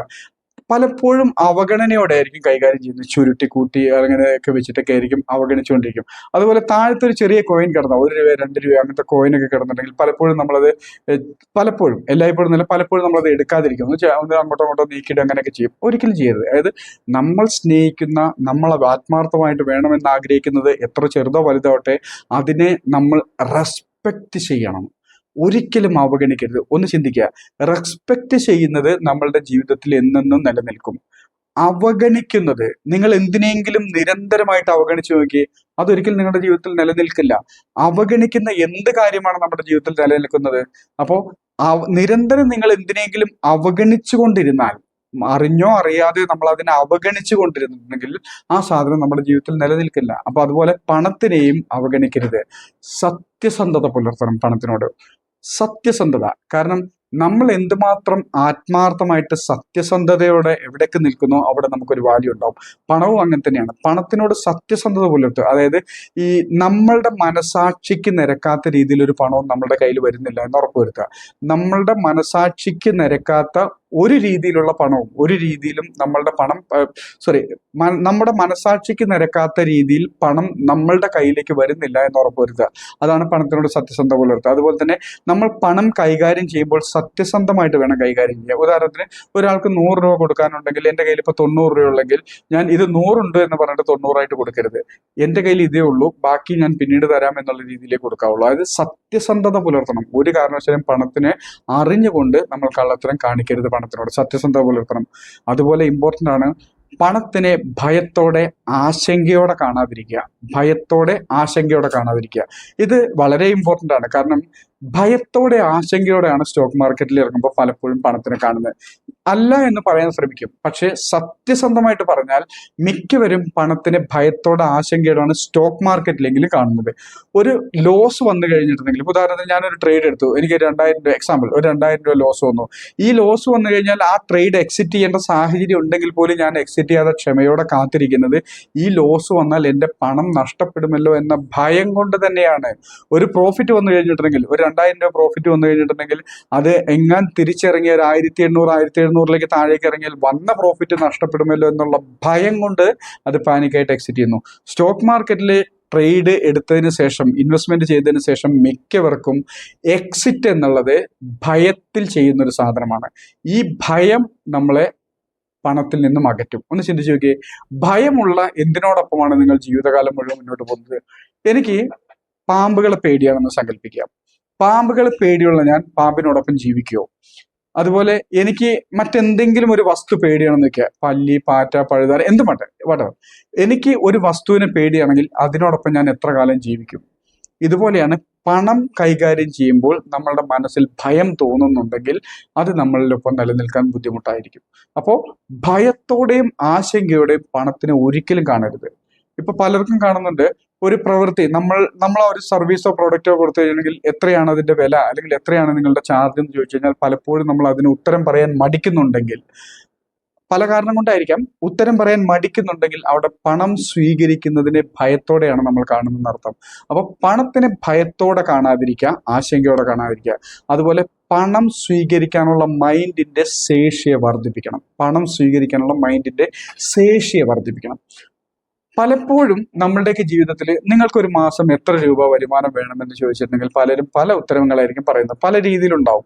എനിക്കൊരു 50,000 രൂപ മതി, എനിക്കൊരു 2 ലക്ഷം രൂപ മതി ഒരു മാസം, എനിക്കൊരു 10,000 രൂപ മതി, എനിക്കൊരു 10-30,000 രൂപ ഉണ്ടെങ്കിൽ എനിക്ക് ജീവിച്ചു പോകാം. ഇങ്ങനെയുള്ള പല ഉത്തരങ്ങളായിരിക്കും. ഈ ശേഷിയെ വർദ്ധിപ്പിക്കണം. എനിക്കൊരു മാസം, നമുക്ക് ചുറ്റും നോക്കുക, ഒരു മാസം 10 ലക്ഷം രൂപ നേടുന്ന ആളുകളുണ്ട്. 10 കോടി രൂപ ഒരു മാസം ഏൺ ചെയ്യുന്ന ആളുകൾ നമുക്ക് ചുറ്റുമുണ്ട്. അവരും നമ്മളും തമ്മിലുള്ള വലിയ വ്യത്യാസങ്ങളൊന്നുമില്ല. കാഴ്ചപ്പാടുകളിലും ചിന്താരീതികളിലുള്ള വ്യത്യാസമുള്ളൂ. അവർക്കുള്ള കണ്ണും മൂക്കും ബ്രെയിനും കൈയും അവസരവും ഒക്കെ നമ്മുടെ മുമ്പിലുണ്ട്. പക്ഷേ പണം സ്വീകരിക്കാൻ നമുക്ക് മടിയുള്ളത് കൊണ്ട് വലിയ സമ്പത്തൊന്നും ഒരിക്കലും നമുക്ക് ഉണ്ടാക്കാൻ പറ്റില്ല. അപ്പോൾ പണം എത്രത്തോളം സ്വീകരിക്കാനുള്ള മൈൻഡ് നമുക്കുണ്ടോ അത്രത്തോളം നമുക്ക് പണം നേടാൻ പറ്റും. പണം എത്രത്തോളം സ്വീകരിക്കാനുള്ള, അതായത് പണം സ്വീകരിക്കാനുള്ള നമ്മുടെ മൈൻഡിന്റെ ശേഷി വർദ്ധിപ്പിക്കണം. ഈ മാസം ഞാൻ ഒരു 10,000 രൂപയാണ് ഞാൻ ഏൺ ചെയ്യുന്നത്. സ്റ്റോക്ക് മാർക്കറ്റിലെ കാര്യം മാത്രമല്ല പറയുന്നത്. എൻ്റെ വരുമാനത്തിനുള്ള സാധ്യത 10,000 രൂപയാണെങ്കിൽ അടുത്ത വർഷം ഈ മാസം ആകുമ്പോഴേക്കും അത് 50,000 എങ്ങനെയാവണം, അല്ലെങ്കിൽ 5 ലക്ഷം എങ്ങനെയാവണം. പണത്തിനെ കൂടുതൽ സ്വീകരിക്കാനുള്ള നമ്മുടെ മൈൻഡിന്റെ ശേഷിയെ വർദ്ധിപ്പിച്ചുകൊണ്ടിരിക്കണം. അതുപോലെ പലപ്പോഴും പലരും വന്ന് പെട്ടുപോകുന്ന ഒരു കാര്യമാണ്. കാരണം ഇന്ന് സോഷ്യൽ മീഡിയ അതുപോലെ ബിസിനസ്സുമായിട്ട് ബന്ധപ്പെട്ട സകല സ്ഥലങ്ങളും കാണുന്നതാണ് സൗജന്യങ്ങളും ഡിസ്കൗണ്ടുകളും. ഇത്രയും കുറഞ്ഞ വിലയ്ക്ക് ഒരു സാധനം നിങ്ങൾക്ക് മറ്റൊരിടത്തും കിട്ടില്ല എന്നുള്ള പരസ്യങ്ങളാണ് ഒട്ടുമിക്ക നാടുകളിലും ഇപ്പൊ കാണുന്നത്. ഈ സൗജന്യങ്ങളും ഡിസ്കൗണ്ടുകളും നമ്മൾ സ്വീകരിക്കുന്നതിൽ തെറ്റൊന്നുമില്ല. അതിനായി നമ്മൾ അമിതമായി സൗജന്യങ്ങളെയും ഡിസ്കൗണ്ടുകളെയും ആശ്രയിക്കുന്നത് അപകടമാണ്. ഇപ്പൊ ഉദാഹരണത്തിന് ഒരു പ്രൊഡക്റ്റ് വാങ്ങാൻ അല്ലെങ്കിൽ ഒരു സർവീസ് വാങ്ങാൻ 1000 രൂപയാണ് വില എന്ന് എനിക്കറിയാം. മാർക്കറ്റിൽ പൊതുവെ അതിന്റെ വില അതുണ്ട്. ഉദാഹരണത്തിന് ഇപ്പൊ നമ്മുടെ നാട്ടിലൊക്കെ അരിക്കും പഞ്ചസാരയ്ക്കും വെളിച്ചെണ്ണയ്ക്കൊക്കെ ഒരു മാർക്കറ്റ് വാല്യൂ ഉണ്ട്. ഈ മാർക്കറ്റ് വാല്യൂ ഇത്രയാണെന്ന് എനിക്കറിയാം. അതൊരു ഡിസ്കൗണ്ടിന് വേണ്ടി ഞാൻ ആഗ്രഹിക്കുന്നുണ്ടെങ്കിൽ, ഡിസ്കൗണ്ട് തരുമ്പോൾ സ്വീകരിക്കുന്നതിനെ അല്ല പറയുന്നത്, അത് ഇത്ര രൂപയ്ക്ക് കിട്ടിയാൽ ഞാൻ വാങ്ങാം എന്ന് ആഗ്രഹിക്കുന്നുണ്ടെങ്കിൽ നമ്മൾ നമ്മളുടെ ബ്രെയിനിനോട്, മൈൻഡ് സെറ്റിനോട് നമ്മൾ പറയുകയാണ് അത്രയും വില കൊടുത്ത് വാങ്ങാനുള്ള ശേഷി എനിക്കില്ല എന്ന് നമ്മളുടെ ബ്രെയിനിനോട് നമ്മൾ പറയുക. സൗജന്യങ്ങളും ഡിസ്കൗണ്ടുകളും സ്വീകരിക്കുമ്പോൾ എപ്പോഴും ചിന്തിക്കുക, സ്വീകരിക്കുമ്പോഴല്ല അതിനുവേണ്ടി ആഗ്രഹിക്കുമ്പോൾ, അതിനുവേണ്ടി നമ്മൾ കാത്തിരിക്കുമ്പോൾ. സൗജന്യങ്ങൾക്കും ഡിസ്കൗണ്ടും ഇപ്പൊ നമുക്കറിയാം, ഫ്ലിപ്കാർട്ടിലും ആമസോൺ പോലത്തെ സൈറ്റുകളിലൊക്കെ ചില സമയത്ത് ഭയങ്കര ഡിസ്കൗണ്ടുകൾ കാണാറുണ്ട്. അതിനു വേണ്ടി തന്നെ കാത്തിരുന്ന് ഇരിക്കുന്ന ആളുകളുണ്ട്. അപ്പോൾ അവർ ചെയ്യുന്ന ഒരു അപകടം നമ്മൾ തിരിച്ചറിയണം. അത്തരം സൗജന്യങ്ങൾക്കും ഡിസ്കൗണ്ടുകൾക്കും വേണ്ടി കാത്തിരിക്കുമ്പോൾ ചെയ്യുന്ന ഒരു അപകടം, നമ്മളുടെ ബ്രെയിനിനോട്, നമ്മളുടെ മൈൻഡ് സെറ്റിനോട് നമ്മൾ ആവർത്തിച്ച് പറയുകയാണ് എനിക്കിതിൻ്റെ റെഡി ക്യാഷ് തക്കതായ മൂല്യം നൽകി വാങ്ങാനുള്ള ശേഷിയില്ല, എനിക്ക് ഡിസ്കൗണ്ട് കിട്ടുമ്പോഴേ വാങ്ങാൻ പറ്റൂ, അതിനുള്ള ശേഷി എനിക്കുള്ളൂ എന്ന് നമ്മൾ നമ്മുടെ ബ്രെയിനിനോട് തന്നെ പറയുക. അങ്ങനെ വരുമ്പോൾ നമുക്കൊരു ഉയർച്ച നമ്മുടെ ജീവിതത്തിൽ ഉണ്ടാവില്ല. തക്കതായ പ്രതിഫലം നൽകി സ്വീകരിക്കുന്നതിന് നമ്മളുടെ മൈൻഡ് വിലവയ്ക്കുള്ളൂ. അപ്പോൾ സൗജന്യങ്ങളും ഡിസ്കൗണ്ടുകളും പലപ്പോഴും നമ്മൾ വിചാരിക്കും നല്ലൊരു ഡിസ്കൗണ്ട് കിട്ടുന്നത് നമുക്ക് നല്ല ലാഭമല്ലേ. ഒരു വശത്ത് സാമ്പത്തിക ലാഭം ഉണ്ടെങ്കിലും ഫ്യൂച്ചറിൽ നമുക്ക് പണം നേടാനുള്ള ഏണിംഗ് എബിലിറ്റീനെ നെഗറ്റീവായിട്ട് ബാധിക്കുന്ന ഒരു കാര്യമാണ് അതിനു വേണ്ടിയിട്ട്. അതുപോലെ തന്നെ ശ്രദ്ധിച്ചു നോക്കുക, പണം ആരുടെയും കുത്തകയൊന്നുമല്ല. പണം ആരുടെയും കുത്തകയല്ല. മണി മേക്കിംഗ് സ്കില്ലും മണി മൈൻഡ് സെറ്റും ആർജിച്ച ഒരാൾക്ക് എന്നും പണം ഉണ്ടാക്കാൻ പറ്റും. ഏത് മേഖലയിൽ ഇറങ്ങിയാലും പണം ഉണ്ടാക്കാൻ പറ്റും. കാരണം ഈ ലോകത്ത് സക്സസ് ആയിട്ടുള്ള, നമുക്ക് ചുറ്റും സക്സസ് ആയിട്ടുള്ളവരൊക്കെ നോക്കുക, അവർ ചെയ്ത പ്രവൃത്തിയുടെ അതേ അവസരം നമ്മുടെ മുമ്പിൽ ഉണ്ടായിരുന്നു. അവരതിലേക്ക് ഇറങ്ങി പുറപ്പെട്ടു. അവരുടെ മണി മൈൻഡ് സെറ്റും അതോടൊപ്പം തന്നെ മണി മേക്കിംഗ് സ്കില്ലും അവരവിടെ ഉപയോഗിച്ചപ്പോൾ പണമുണ്ടായി. അതുപോലെ തന്നെ ആ അവസരം ഇനിയും നമ്മുടെ മുമ്പിലുണ്ട്. അങ്ങനെ നമ്മുടെ സൊസൈറ്റിയിലുള്ള അവസരങ്ങളെ പണം ഉണ്ടാക്കിയവരുടെ മുമ്പിലുള്ളൂ. അവരുടെ മുമ്പിൽ വേറെ എവിടുന്ന അവസരങ്ങൾ വന്നിട്ടില്ല. അപ്പോൾ പണം ആരുടെയും കുത്തകയല്ല. മണി മേക്കിംഗ് സ്കില്ലും മണി മൈൻഡ് സെറ്റും ആർജിച്ച ഏതൊരാൾക്കും എത്ര വേണേലും പണം ഉണ്ടാക്കാനുള്ള അവസരം ഇന്ന് ഈ ലോകത്തുണ്ട്. അപ്പോൾ മണി മേക്കിംഗ് സ്കില്ലും മണി മൈൻഡ് സെറ്റും ആർജിക്കുക, മണി മേക്കിംഗ് സ്കില്ലും മണി മൈൻഡ് സെറ്റും ആർജിക്കുക. ഇതുണ്ടെങ്കിൽ നമുക്ക് ഏത് മേഖലയിൽ നിന്നും പണം ഉണ്ടാക്കാൻ സാധിക്കും. അതോടൊപ്പം മണി മേക്കിങ്ങിനുള്ള യാത്ര, വലിയ രീതിയിൽ പണം ഉണ്ടാക്കാനും സമ്പത്ത് വർദ്ധിപ്പിക്കാനുള്ള യാത്രയ്ക്ക് നമുക്ക് എപ്പോഴും ഒരു ഫൗണ്ടേഷൻ കൂടിയേ തീരൂ. നമുക്കറിയാം, ഫൗണ്ടേഷന്റെ മുകളിൽ മാത്രമേ എന്തും കെട്ടിപ്പൊക്കാൻ പറ്റൂ. ഫൗണ്ടേഷൻ എത്രത്തോളം സ്ട്രോങ് ആണോ അത്രത്തോളം മുകളിലേക്ക് നമുക്ക് കെട്ടിപ്പടുക്കാൻ പറ്റും. അത് ആവശ്യങ്ങളും ആഗ്രഹങ്ങളും സ്വപ്നങ്ങളും അങ്ങനെ തന്നെയാണ്. എനിക്ക് ആവശ്യം നല്ല ഒരു എന്താ പറയുന്നത് ഒരു 2 കോടി രൂപയുടെ ഒരു വീടും അല്ലെങ്കിൽ ഒരു 1.5 കോടി അല്ലെങ്കിൽ 2 കോടിയുടെ ഒരു വാഹനമാണ് എനിക്ക് ആവശ്യം നിൽക്കുക. അതിന് വേണ്ട മണി മേക്കിംഗ് സ്കില്ലും മൈൻഡ് സെറ്റും ഉണ്ടെങ്കിൽ മാത്രമേ എനിക്കത് നേടിയെടുക്കാൻ പറ്റൂ. അതല്ലെങ്കിൽ ഒരു സാധാരണ വീടും ഒരു വണ്ടിയുമായിട്ട് ഞാൻ ഒതുങ്ങേണ്ടി വരും. അപ്പോൾ ഫിനാൻഷ്യൽ കോൺഫിഡൻസ് അത്യാവശ്യമാണ് വലിയ സ്വപ്നങ്ങളിലേക്ക് പോകാൻ. വലിയ ആവശ്യങ്ങളിലേക്കും സ്വപ്നങ്ങളിലേക്കും മണി മേക്കിങ്ങിലേക്കും പോകേണ്ടവർക്ക് മാത്രമേ ഇത് ആവശ്യമുള്ളൂ. ഫിനാൻഷ്യൽ കോൺഫിഡൻസ് ഉണ്ടെങ്കിൽ നമുക്ക് വലിയ രീതിയിൽ പറക്കാനുള്ള ഒരു ഫൗണ്ടേഷൻ ഉണ്ടാവും. ഈ ഫിനാൻഷ്യൽ കോൺഫിഡൻസ് എങ്ങനെയാണ് വരുന്നത് വെച്ചിട്ടുണ്ടെങ്കിൽ അതിന് വളരെ ചെറിയ കാര്യങ്ങളേ ഉള്ളൂ. അതായത് ഫിനാൻഷ്യൽ കോൺഫിഡൻസ് നമ്മുടെ ലൈഫിൽ ഉണ്ടാകാൻ നമ്മൾ ഒന്നിലധികം മേഖലകളിൽ വൈദഗ്ധ്യം നേടണം. അതായത് ഒന്നിലധികം സോഴ്സ് ഓഫ് ഇൻകം കിട്ടുന്ന മേഖലകളിൽ നമ്മൾ സ്കിൽഡ് ആവണം. ഒരു മേഖലയിൽ മാത്രം ഒതുങ്ങിക്കൂടരുത്. കാരണം ഏതെങ്കിലും സാഹചര്യത്തിൽ ആ മേഖലയ്ക്ക് ഒരു അവസരം ഇല്ലാതെ വന്നാൽ നമുക്കറിയാം, കുറച്ച് വർഷങ്ങൾക്ക് മുമ്പേ ടെലിഫോൺ ബൂത്തും ടൈപ്പ് റൈറ്റിങ്ങും അതുപോലെ തന്നെ ഇന്റർനെറ്റ് കഫേയൊക്കെ നാട്ടിൽ ഇഷ്ടം പോലെ ബിസിനസ് അവസരങ്ങൾ ഉണ്ടായിരുന്നു. പക്ഷെ ഇപ്പം അതില്ല, കാലം മാറിപ്പോയി. അതുപോലെ തന്നെ ഓരോ കാലഘട്ടം കഴിയുമ്പോഴും ഇത് ഓരോ ഏരിയയിലുള്ളവരുടെ ജോലി നഷ്ടപ്പെടുന്നു, അവരുടെ സ്കില്ല് കൊണ്ട് പ്രത്യേകിച്ച് ഗുണമില്ലാതെ വരുന്നു. പുതിയ മേഖലകളിൽ സ്കില്ല് ആർജിക്കുന്നവർക്ക് നല്ല രീതിയിൽ വരുമാന സാധ്യത ഉണ്ടാക്കുന്നു. അങ്ങനെ നമ്മളെ സംബന്ധിച്ചോളം വലിയ രീതിയിൽ പണം ഉണ്ടാക്കാൻ ആഗ്രഹിക്കുന്നുണ്ടെങ്കിൽ ഒന്നിലധികം 3-4 മേഖലകളിൽ മണി മേക്കിംഗ് സ്കിൽ ആർജിക്കാൻ ശ്രമിക്കണം. അതുപോലെ തന്നെ മണി മൈൻഡ് സെറ്റും വേണം. കൂടാതെ എപ്പോഴും നമ്മൾ വലിയ ലക്ഷ്യങ്ങൾ നോക്കി നമ്മൾ സഞ്ചരിക്കുമ്പോൾ ഫൗണ്ടേഷൻ ഉറപ്പിക്കാനായിട്ട് ഏറ്റവും ചുരുങ്ങിയത് 6 മാസത്തെ എമർജൻസി ഫണ്ട് കരുതണം. 6 മാസത്തെ എമർജൻസി ഫണ്ട് എന്ന് വെച്ചിട്ടുണ്ടെങ്കിൽ ഇപ്പോൾ എൻ്റെ ജീവിതം ടെൻഷൻ ഇല്ലാതെ സന്തോഷകരമായിട്ട് സുഖകരമായിട്ട് ബാധ്യതകളില്ലാതെ മുന്നോട്ട് പോകാൻ, ഇപ്പോൾ എൻ്റെ ജീവിതം സുഖകരമായിട്ട് ടെൻഷൻ ഇല്ലാതെ ബാധ്യതകളില്ലാതെ സന്തോഷകരമായിട്ട് മുന്നോട്ട് കൊണ്ടുപോകാൻ ഒരു മാസം എത്ര രൂപയുടെ ആവശ്യമുണ്ടോ? പലർക്കും പലതായിരിക്കാം. ചിലർക്ക് 10,000 രൂപ മതിയായിരിക്കും, ചിലർക്ക് 5 ലക്ഷം രൂപ 10 ലക്ഷം രൂപ വേണമായിരിക്കാം. അപ്പൊ എന്ത് തന്നെ ആവട്ടെ, എൻ്റെ ജീവിതം സുഖകരമായിട്ട് മുന്നോട്ട് കൊണ്ടുപോകാൻ, ഇപ്പോ സന്തോഷകരമായിട്ട് ടെൻഷൻ ഇല്ലാതെ ബാധ്യതകളില്ലാതെ മുന്നോട്ട് കൊണ്ടുപോകാൻ എത്ര രൂപ വരുമാനം വേണോ, എത്ര രൂപ പണം ആവശ്യമുണ്ടോ, അതേ ഇൻറ്റു 6, അത്രയും എമൗണ്ടിനെയാണ് എമർജൻസി ഫണ്ട് എന്ന് പറയുന്നത്. അതായത് എൻ്റെ ഒരു മാസത്തെ ആവശ്യത്തിനുള്ള തുക എത്രയാണോ ഇൻറ്റു 6, അത്രയും പണമാണ് എമർജൻസി ഫണ്ട്. ഇത് കരുതിയിരിക്കുക. അപ്പൊ നമുക്ക് എന്തെങ്കിലും ഒരു തട്ടുകേടുകൾ വന്നാലോ, എന്തെങ്കിലും ഒരു നമ്മുടെ മുന്നോട്ടുള്ള യാത്രയിൽ തടസ്സം വരുന്ന രീതിയിൽ എന്തെങ്കിലും സംഭവിച്ചാൽ പോലും നമുക്ക് ടെൻഷൻ ഇല്ലാതെ ലക്ഷ്യത്തിലേക്ക് ഫോക്കസ് ചെയ്ത് പോകാൻ പറ്റും. അതില്ലെങ്കിലുള്ള പ്രശ്നം എന്താണെന്ന് വെച്ചിട്ടുണ്ടെങ്കിൽ, ഇപ്പൊ എൻ്റെ കയ്യിൽ എമർജൻസി ഫണ്ട് ഇല്ലാന്ന് സങ്കല്പിക്കുക, എനിക്ക് 2 മാസം ജോലി ചെയ്യാൻ പറ്റാത്തൊരു സാഹചര്യം വന്നു, അല്ലെങ്കിൽ ബിസിനസ് ചെയ്യാൻ പറ്റാത്തൊരു സാഹചര്യം വന്നു. ഈ നേരത്തെ നമ്മുടെ ജീവിതത്തിലൊക്കെ അനുഭവിച്ച പോലെ തന്നെ ഒരു ലോക്ക്ഡൗൺ വന്നു, 3 മാസത്തേക്ക് ഒന്നും ചെയ്യാൻ പറ്റിയില്ല. ഇത്തരം സാഹചര്യങ്ങൾ വരുമ്പോൾ പിന്നീടുള്ള സമയം ഞാൻ എപ്പോഴും ഈ ബാധ്യതകൾ തീർക്കാനും ഇപ്പോഴത്തെ ഈ പ്രശ്നങ്ങൾ സോൾവ് ചെയ്യാനായിരിക്കും നോക്കുക. എനിക്ക് ടാർഗറ്റിലേക്ക്, എൻ്റെ ഗോളിലേക്ക്, എൻ്റെ ലക്ഷ്യങ്ങളിലേക്ക് ശ്രദ്ധിക്കാൻ പറ്റില്ല. പക്ഷെ ഒരു 6 മാസത്തെ എമർജൻസി ഫണ്ട് ഉണ്ടെങ്കിൽ നമ്മുടെ കാര്യങ്ങൾ അവിടെ 6 മാസത്തേക്ക്, ബാക്കി ഇൻകം എല്ലാം സ്റ്റക്ക് ആയാൽ പോലും നമ്മുടെ കാര്യങ്ങൾ മുന്നോട്ട് കൊണ്ടുപോകാനുള്ള ഒരു ഫൗണ്ടേഷൻ അവിടെ ഉണ്ട്. ഇതിനെയാണ് എമർജൻസി ഫണ്ട്. അതായത് നമ്മളുടെ ജീവിതം സുഖകരവും സന്തോഷകരവും ടെൻഷൻ ഇല്ലാതെയും ബാധ്യതകളില്ലാതെയും മുന്നോട്ട് പോകാൻ ഒരു മാസം എത്ര രൂപ ആവശ്യമുണ്ടോ ഇൻറ്റു 6, 6 മാസത്തേക്കുള്ള ഫണ്ട് നമ്മൾ കരുതി വെക്കുക. ഇതാണ് എമർജൻസി ഫണ്ട് എന്ന് പറഞ്ഞത്. അതുപോലെ ഒരു ടേം ഇൻഷുറൻസ് എടുത്തു വെക്കുക. പലരും ഇത് കാര്യമായിട്ട് എടുക്കാറില്ല. ടേം ഇൻഷുറൻസ് എടുത്തു വെക്കുക എന്ന് വെച്ചിട്ടുണ്ടെങ്കിൽ, അതായത് കുടുംബനാഥർ മരണപ്പെട്ട് കഴിഞ്ഞാൽ നമ്മളുടെ ജീവിതത്തിലൊക്കെ സംഭവിക്കും എന്ന് ഉറപ്പുള്ള ഒരൊറ്റ കാര്യമേ ഉള്ളൂ. മനുഷ്യൻ ജനിച്ചിട്ടുണ്ടെങ്കിൽ മരണം എന്നുള്ളത് സംഭവിച്ചിരിക്കും, ഒരു സംശയമില്ല. എപ്പോഴാണെന്നുള്ളത് മാത്രമേ പ്രശ്നമുള്ളൂ. അപ്പോൾ ഒരു ടേം ഇൻഷുറൻസ് എന്ന് വെച്ചിട്ടുണ്ടെങ്കിൽ, ആ ഇൻഷുറൻസ് എടുത്ത വ്യക്തി മരിച്ചു കഴിഞ്ഞിട്ടുണ്ടെങ്കിൽ ആശ്രിതർക്ക് ഒരു വലിയ തുക ലഭിക്കുന്നതിനാണ് ടേം ഇൻഷുറൻസ് എന്നത്. അവിടെ മരണപ്പെട്ട് കഴിഞ്ഞാൽ മാത്രമേ കിട്ടുള്ളൂ. അപ്പോൾ അവിടെ നമ്മൾ ചിന്തിക്കും, ഞാൻ മരിച്ചിട്ട് എൻ്റെ വീട്ടുകാർക്ക് പൈസ കിട്ടിയിട്ട് എന്തെന്നാ? അല്ല, സാമ്പത്തിക ബാധ്യതകളിൽ നിന്നും നമ്മൾ അവരുടെ സന്തോഷകരമായിട്ടുള്ള ജീവിതത്തിന് വേണ്ടിയിട്ടാണ് മിക്കവരും ജോലി ചെയ്യുന്നത് തന്നെ, ഓരോ ബിസിനസ്സും ജോലിയൊക്കെ ചെയ്യുന്നത്. അപ്പോൾ അത് ഇനിയും തുടർന്ന് മുന്നോട്ട് കൊണ്ടുപോകണമെങ്കിൽ ഇത് സത്യത്തിൽ നമ്മളിവിടെ ചെയ്യുന്നത് മറ്റൊരു ഇൻഷുറൻസ് കമ്പനിയുടെ പണം നമുക്ക് വേണ്ടി തന്നെ ഉപയോഗിക്കാൻ ശ്രമിക്കുകയാണ്. അതിന് ചെറിയൊരു പ്രീമിയം അടയ്ക്കുന്നുള്ളൂ. അപ്പോൾ ഒരു ടേം ഇൻഷുറൻസ് എടുത്തു വെക്കണം. ഏറ്റവും ചുരുങ്ങിയത് 50 ലക്ഷമെങ്കിലും വേണം. പലരും ഉണ്ടാവും 5 ലക്ഷം 10 ലക്ഷത്തിൻ്റെ ഒക്കെ ഉണ്ടാവും.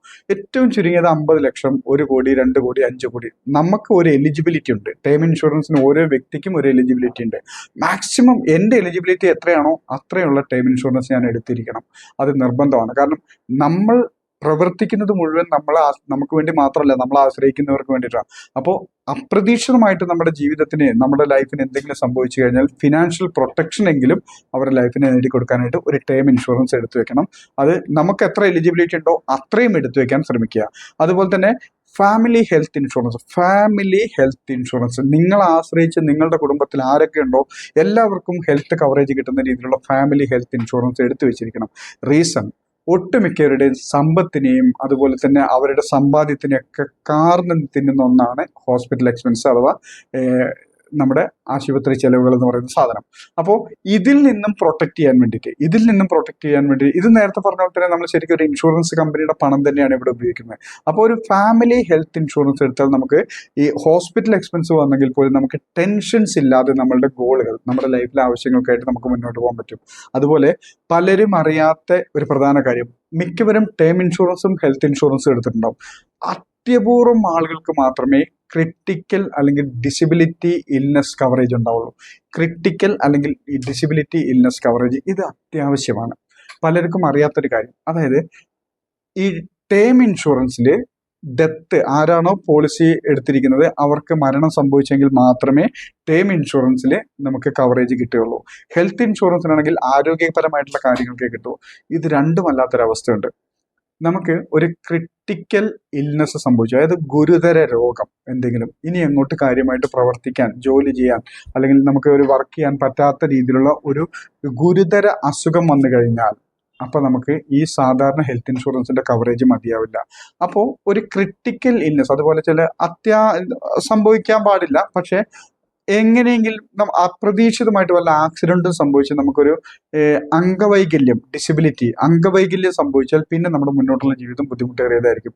അപ്പോൾ ഇതിനെ ഗുരുതര രോഗങ്ങളെയും അംഗവൈകല്യങ്ങളെയും പ്രൊട്ടക്ട് ചെയ്യാന്ന് വെച്ചിട്ടുണ്ടെങ്കിൽ സാമ്പത്തികമായിട്ട് നമുക്കൊരു സഹായം കിട്ടാനായിട്ട് ക്രിട്ടിക്കൽ ഇൽനെസ് പോളിസിയും കൂടെ നമ്മൾ എടുക്കണം. ക്രിട്ടിക്കൽ ആൻഡ് ഡിസബിലിറ്റി ഇൽനെസ് പോളിസിയും കൂടെ നമ്മൾ എടുത്തു വെക്കണം. അതായത് പല മേഖലകളിലും, പ്രവർത്തന മേഖലകളിൽ നമുക്ക് സ്കിൽഡ് ആവണം, അതുപോലെ തന്നെ മണി മൈൻഡ് സെറ്റ് ആർജിക്കണം, മിനിമം 6 മാസത്തെങ്കിലും എമർജൻസി ഫണ്ട് വേണം, ഒരു ടേം ഇൻഷുറൻസ് എടുത്തു വെക്കണം, അതുപോലെ തന്നെ ഫാമിലി ഹെൽത്ത് ഇൻഷുറൻസ് മസ്റ്റ് ആണ്, അതോടൊപ്പം തന്നെ critical and disability illness coverage കിട്ടുന്ന ഒരു പോളിസി എടുത്തു വെക്കണം. പിന്നെ ആവശ്യമുള്ളവർക്ക് മാത്രം റിട്ടയർമെന്റ് പ്ലാനും നല്ലതാണ്. അതുപോലെ തന്നെ എപ്പോഴും നേരത്തെ പറഞ്ഞ പോലെ പ്രവർത്തന മേഖലകളിൽ വൈദഗ്ധ്യം മാത്രം പോരാ, ഒന്നിലധികം പാസീവ് ഇൻകം ഓപ്ഷൻസ് നമ്മൾ കണ്ടെത്തണം. അതായത് എപ്പോഴും പ്രവർത്തന മേഖലകളിലെ വൈദഗ്ധ്യം എന്ന് പറയുന്നത് നമുക്ക് ആക്റ്റീവ് ഇൻകം ആണ്, നമ്മൾ പ്രവർത്തിക്കുമ്പോഴാണ് അതിനകത്ത് വരുമാനം ഉണ്ടാക്കുന്നത്. അതുകൂടാതെ നമുക്ക് പാസീവ് ഇൻകം, അതായത് നമ്മൾ നേരത്തെ മുൻകാലങ്ങളിൽ നമ്മളുടെ ടൈം, മണി, എഫേർട്ട് കൊണ്ട് നമ്മൾ ഉണ്ടാക്കി വെച്ചിരിക്കുന്ന അസറ്റിൽ നിന്നും പിന്നീട് വരുന്ന ഇൻകമാണ് പാസീവ് ഇൻകം. അത് ബിൽഡിങ്ങുകളിൽ നിന്ന് റെന്റ് ആവാം, പല ബിസിനസ്സുകളിൽ പാർട്ട്ണർഷിപ്പ് ജോയിൻ ചെയ്തതിലൂടെ കിട്ടുന്ന വരുമാനമാകാം, ഷെയറുകളിൽ ഇൻവെസ്റ്റ് ചെയ്യുന്നതിലൂടെ കിട്ടുന്ന വരുമാനമാകാം, മ്യൂച്വൽ ഫണ്ടുകളിൽ ഇൻവെസ്റ്റ് ചെയ്യുന്നതിലൂടെ, അങ്ങനത്തെ ഇൻവെസ്റ്റ്മെന്റ് സ്കീമുകളിലൂടെ കിട്ടുന്ന റിട്ടേൺ ആവാം. ഇങ്ങനെ പല രീതിയിലുള്ള റിട്ടേൺ. അതായത് നമ്മളിപ്പോൾ അതിനുവേണ്ടി പ്രത്യേകിച്ച് ഒന്നും ചെയ്യുന്നില്ലെങ്കിൽ പോലും ആ പഴയകാല എഫേർട്ടുകളിലൂടെ, പഴയകാല ഇൻവെസ്റ്റ്മെന്റുകളിലൂടെ കിട്ടുന്ന റിട്ടേണിനെയാണ് പാസീവ് ഇൻകം എന്ന് പറയുന്നത്. അങ്ങനെ ഒന്നിലധികം പാസീവ് ഇൻകം ഓപ്ഷൻസും നമ്മൾ കരുതി വെക്കണം. ഇത്രയും കാര്യങ്ങളുണ്ടെങ്കിൽ നമുക്കൊരു കോൺഫിഡൻസ് ആവും. ഒന്ന് ആത്മാർത്ഥമായിട്ട് മനസ്സിരുത്തി ചിന്തിച്ചാൽ മതി.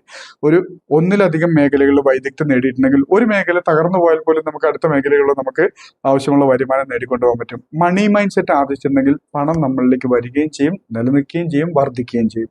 അതുപോലെ തന്നെ എമർജൻസി ഫണ്ട് ഉണ്ടെങ്കിൽ നമ്മുടെ ലക്ഷ്യങ്ങൾക്ക് വേണ്ടി നമുക്ക് പ്രവർത്തിക്കാൻ സമയം കിട്ടും.